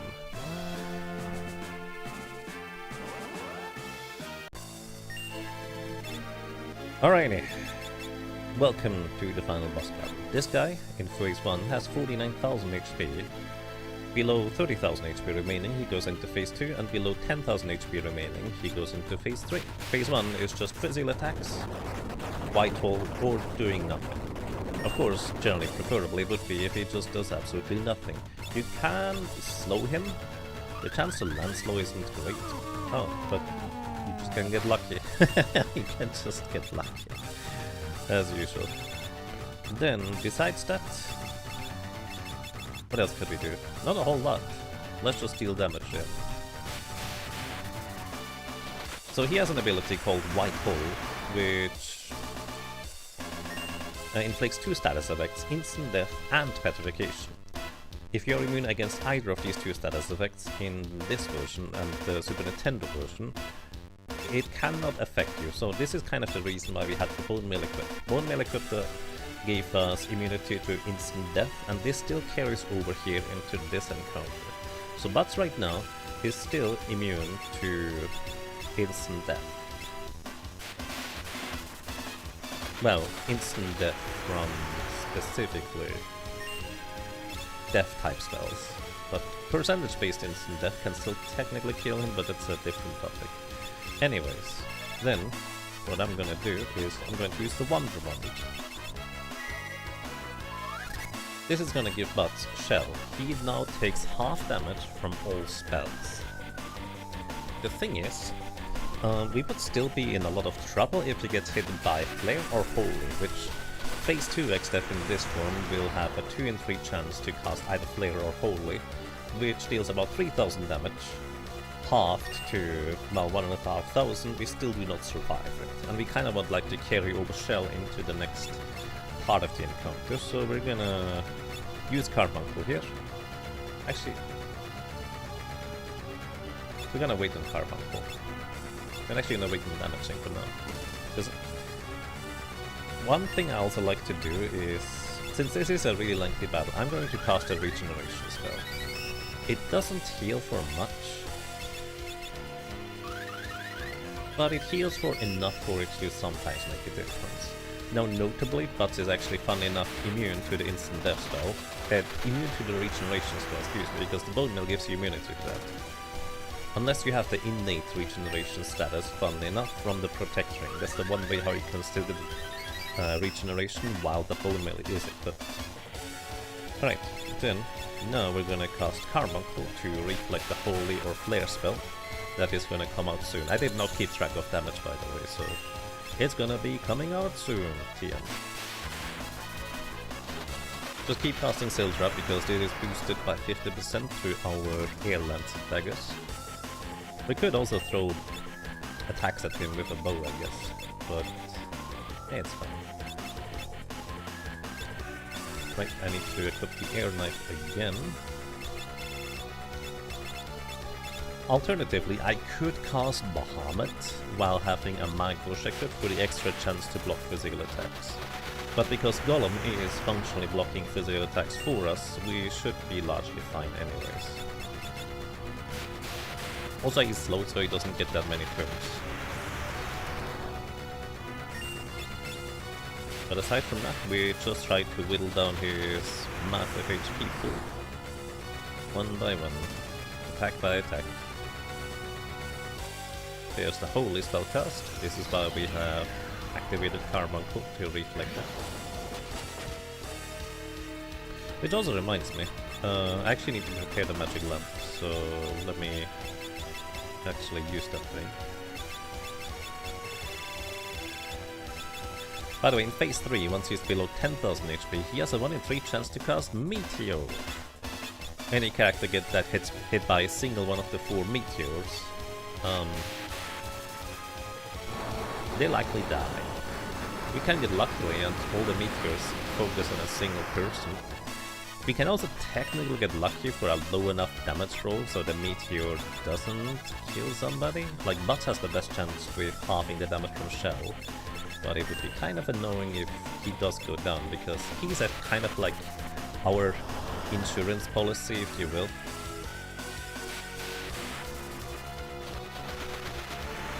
Because he's the one character that can survive an Almagest in phase 2 right now. Everybody else is gonna go down to it if it goes up.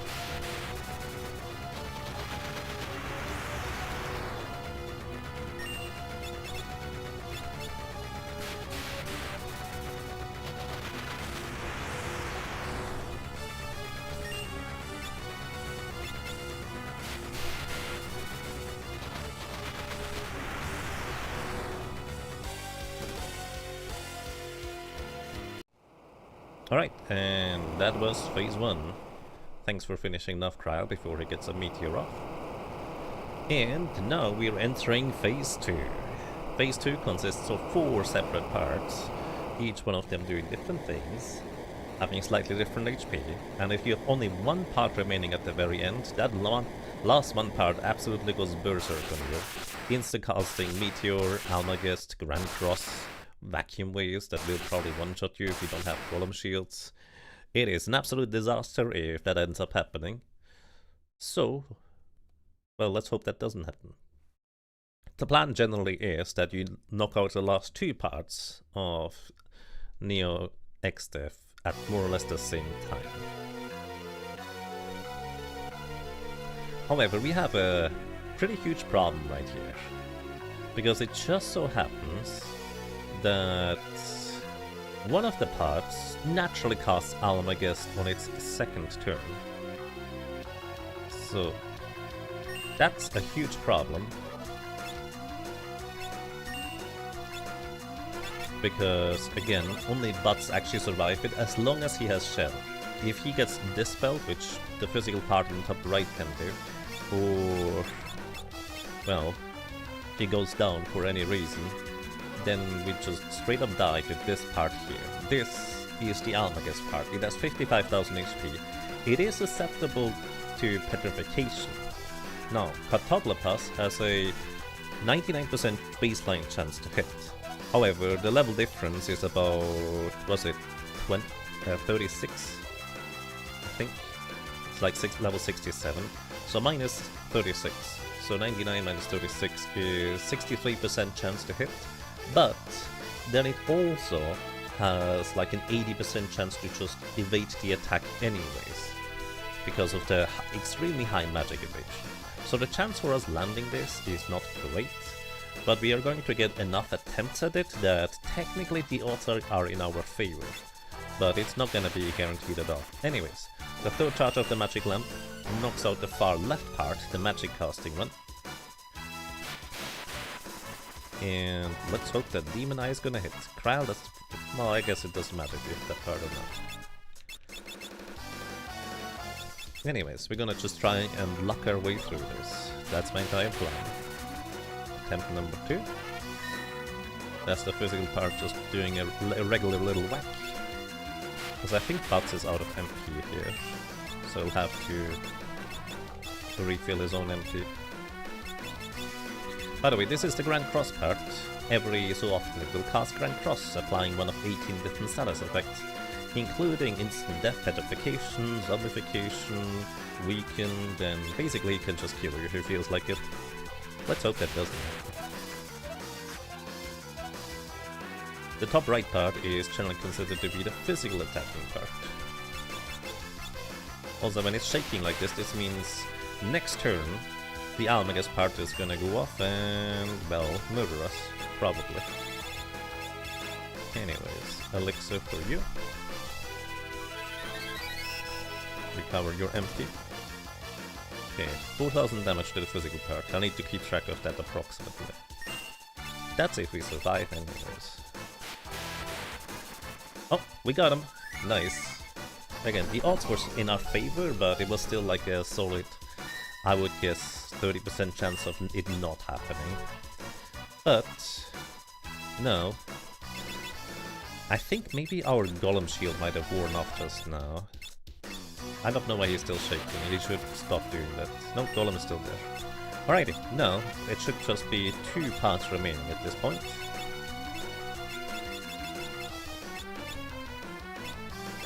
And these 2 parts are Grand Cross in the top left and the physical in the top right. The physical part actually has 5,000 less HP. The Grand Cross part having 55,000, the physical part having 5,000. So what I actually want to do is I want to focus fire the left part a little bit. But also before that, I just remembered the Dark Bow can inflict blind. And it does not care about magic evasion. The physical part has absurdly high magic evasion, like 80% or something like that. So chance to land a blind on it is normally rather low. However, we are now basically good to go. And you know what? I'm actually gonna do the thing that I mentioned earlier. I'm gonna equip the Magouche and it's gonna start casting. Nah, Sildra is better. I was gonna use Bahamut, but Sildra is just better. Sildra is our friend, and it just makes thematic sense for at least Fairies to continue casting Sildra until we win. Anyways, I don't know if the part in the top right got blinded. I don't actually know what the chance to blind is with the Dark Bow. It's really high, and it doesn't care about magic evasion, so no clue. Sildra. He also should stop shaking because Helmagus is dead, so I don't know why he's doing that. A bit annoying. Okay, we're gonna give him a second Black Wave. Oh, I think now it's triggered because it just gave us the signal. Yeah, now it's blinded, so he's gonna miss most of his physical attacks. So I think we're gonna have Butts then subsequently start focusing on the Grand Cross part, trying to get it in line. It has about 5? It's about 10,000 damage behind right now because of Trial hitting the other part. I forgot, the Game Advance version actually tells you whether you inflict the blind status or not with your attack. When it gives a little flash, then you blinded it. Alright, Artemis Bow is the strongest other bow that I have available. Ooh, you're hitting the wrong part, so it's like 12,000 damage behind now. I guess we can try and focus it. You know what we're gonna do? We're gonna cast Slow on you. Okay, 11,000 behind. Slow doesn't have a great chance to land, does it? So I probably shouldn't even try. Do you have a single target spell? Actually, I wonder. Never tried this. Can this land? Maybe. Probably not. Ooh, no cryo stop. We're now about 14,000 damage behind. 13,000. And there's Grand Cross. 18 different status effects.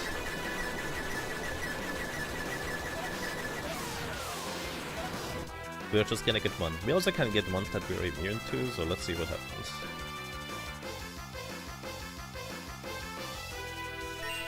One Petrification. One Doom counter from Cryo. Arguably a good thing. And I don't know what else happened. Probably nothing in this case. Alright. Kind of evened out a little bit, so... It's what? 7,000 damage behind on the left side, I think.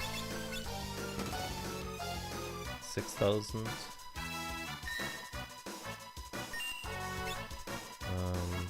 Now I'm gonna try Golem again. Surely I can recast it again. Okay, there we go. There we go. I have no idea how far I am into damaging this guy. Also, you're still shaking. That's kind of annoying. Stop shaking!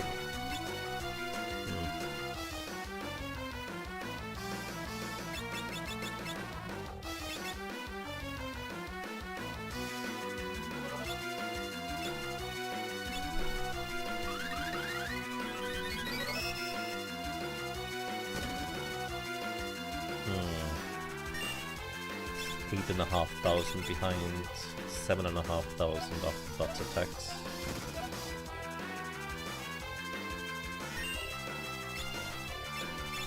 Let's actually throw some targeted comets on the left part here.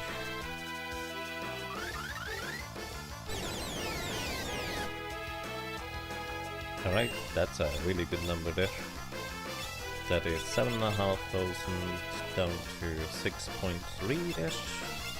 I'm probably way off my count, by the way. Just as a heads up, I'm not using a calculator. Okay, that's pretty good. That's 2,500 less. So I lost track. I genuinely lost track of what it was before. Oh well. It'll be fine. Just double target with Sildra until we win. What I probably should do is before I attack, I need to have the turns of the other cactus ready to like time matching quick. Oh no. Cryo, stop critting the right part, please.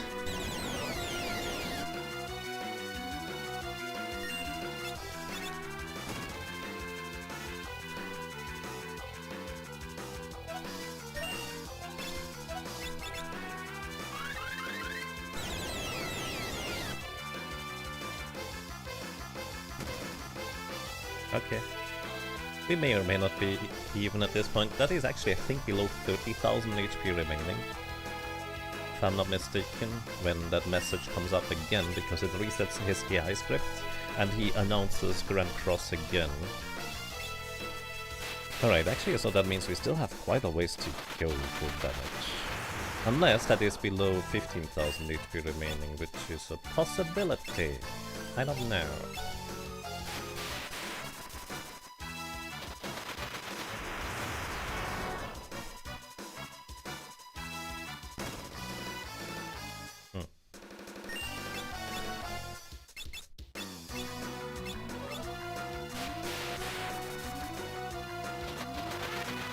Our Berserker making things a lot more difficult than it needs to be. But you know what, that's just what Berserkers do. That's why we kept here. Just to add a little bit of extra challenge, I guess.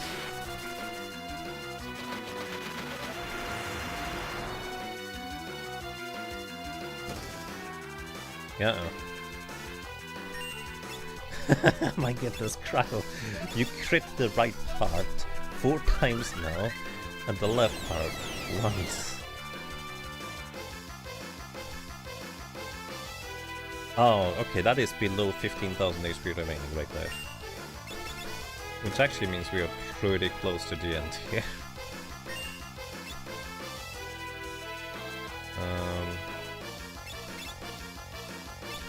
Let me refresh your MP on everybody before we continue.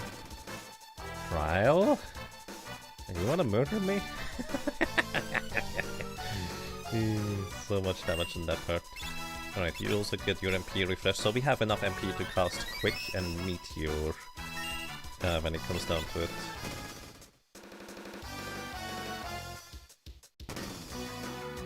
My goodness.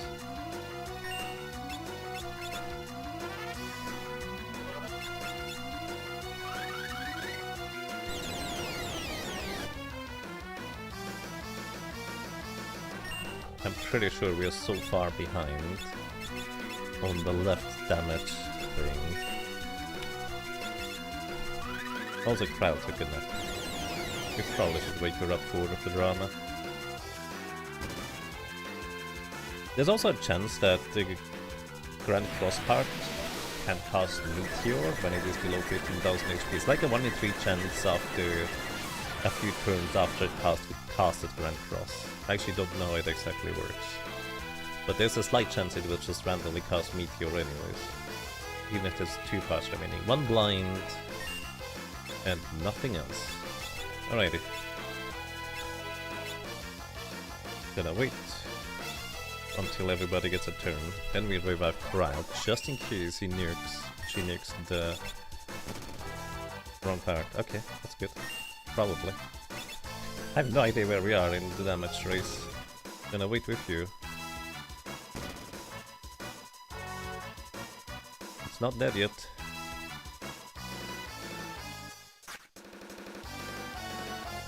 You know what? Maybe it's not dead yet. I'm so certain it's so close to being dead. Probably shouldn't have thunderstorm there. I should have just waited until Crowd knocks out one of the parts. Uh-oh.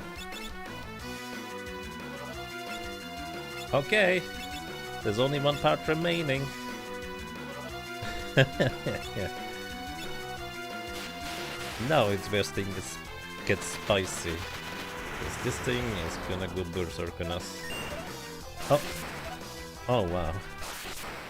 No, turns out I managed to keep about track of the damage. Alrighty. We got there. And that's Final Fantasy 5 for Job Fiesta with a really strong party. We're not quite done yet though. We want to go back to Omega. But this is our victory here. And I forgot to take a screenshot, so I'll have to go back in my stream and grab one. Actually, that's very easy to do on YouTube.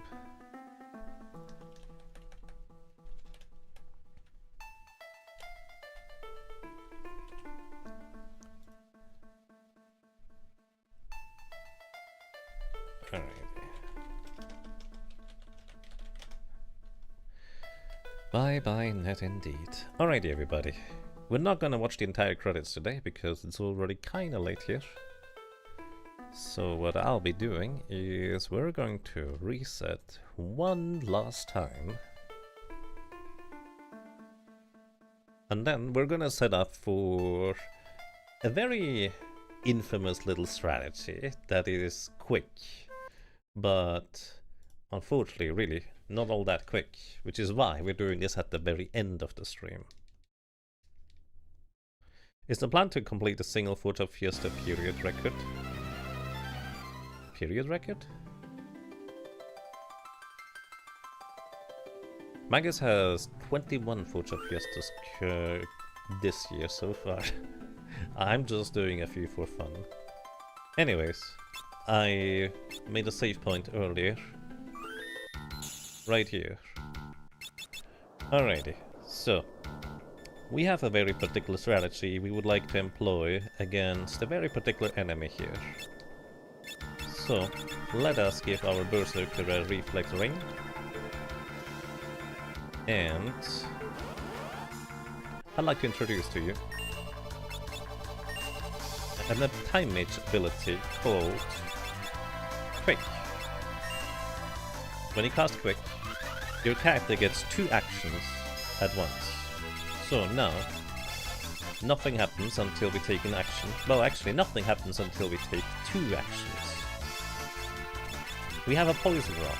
Let me just demonstrate. This guy has reflect. So right now, if I cast poison rod on my characters... Oh, okay. I guess it's not a good demonstration when the character actually dies, but poison rod inflicts... Let me just recap. The poison rod inflicts HP sap status, which will continuously just drain our HP. Unfortunately, we don't have enough HP to demonstrate that, which is a bit silly. But basically, it just continuously drains HP. And what we can do with this is quite silly, because the game continuously drains HP even while the quick station is active. So what we're gonna do here is we're gonna use the poison rod and use it to cast poison rod on this guy. This inflicts bio. It heals him, but now we're gonna defeat Omega in about, I don't know, 3 hours from now. So right now Omega's HP is draining, and it keeps draining until I take an action. This works on the Super Nintendo version and Game Boy Advance version. I doubt it works on the Pixel Remaster version, although it would be really fun if they re-implemented that little interaction as well. Although I think, considering on how weak the sap status is in the Pixel Remaster version, it will probably take like a full day until that ends up working out. And yes, this strategy tends to be called Quick Leak. It is neither quick nor just a little leak. It is just, you wait here until you win. And with this, I will leave you for today, everybody. I'm going to post a screenshot just whenever it happens that we defeat Omega. Trying to keep the timer too, although there's a high chance I'm just gonna see whatever happens tomorrow, because I might just go to bed before this ends up being done. And yeah, that's it. That's it from me for today, everybody. Thank you so much for watching. Thank you so much for listening and for lurking. I hope you found this entertaining one way or another. And, well, hopefully until next time. Take care. and have a good night. Also, hold up. Before that, before I let you go, make sure to check out a good friend of ours, Leflin. Lef is also streaming the third for Job Fiesta, and Raid Leflin. I highly recommend just hanging out there. It's very comfy, very nice, and I hope you have a good time there as well. Take good care, everybody, and thank you so much. What? What do you mean, channel? There we go. Good night. Bye-bye.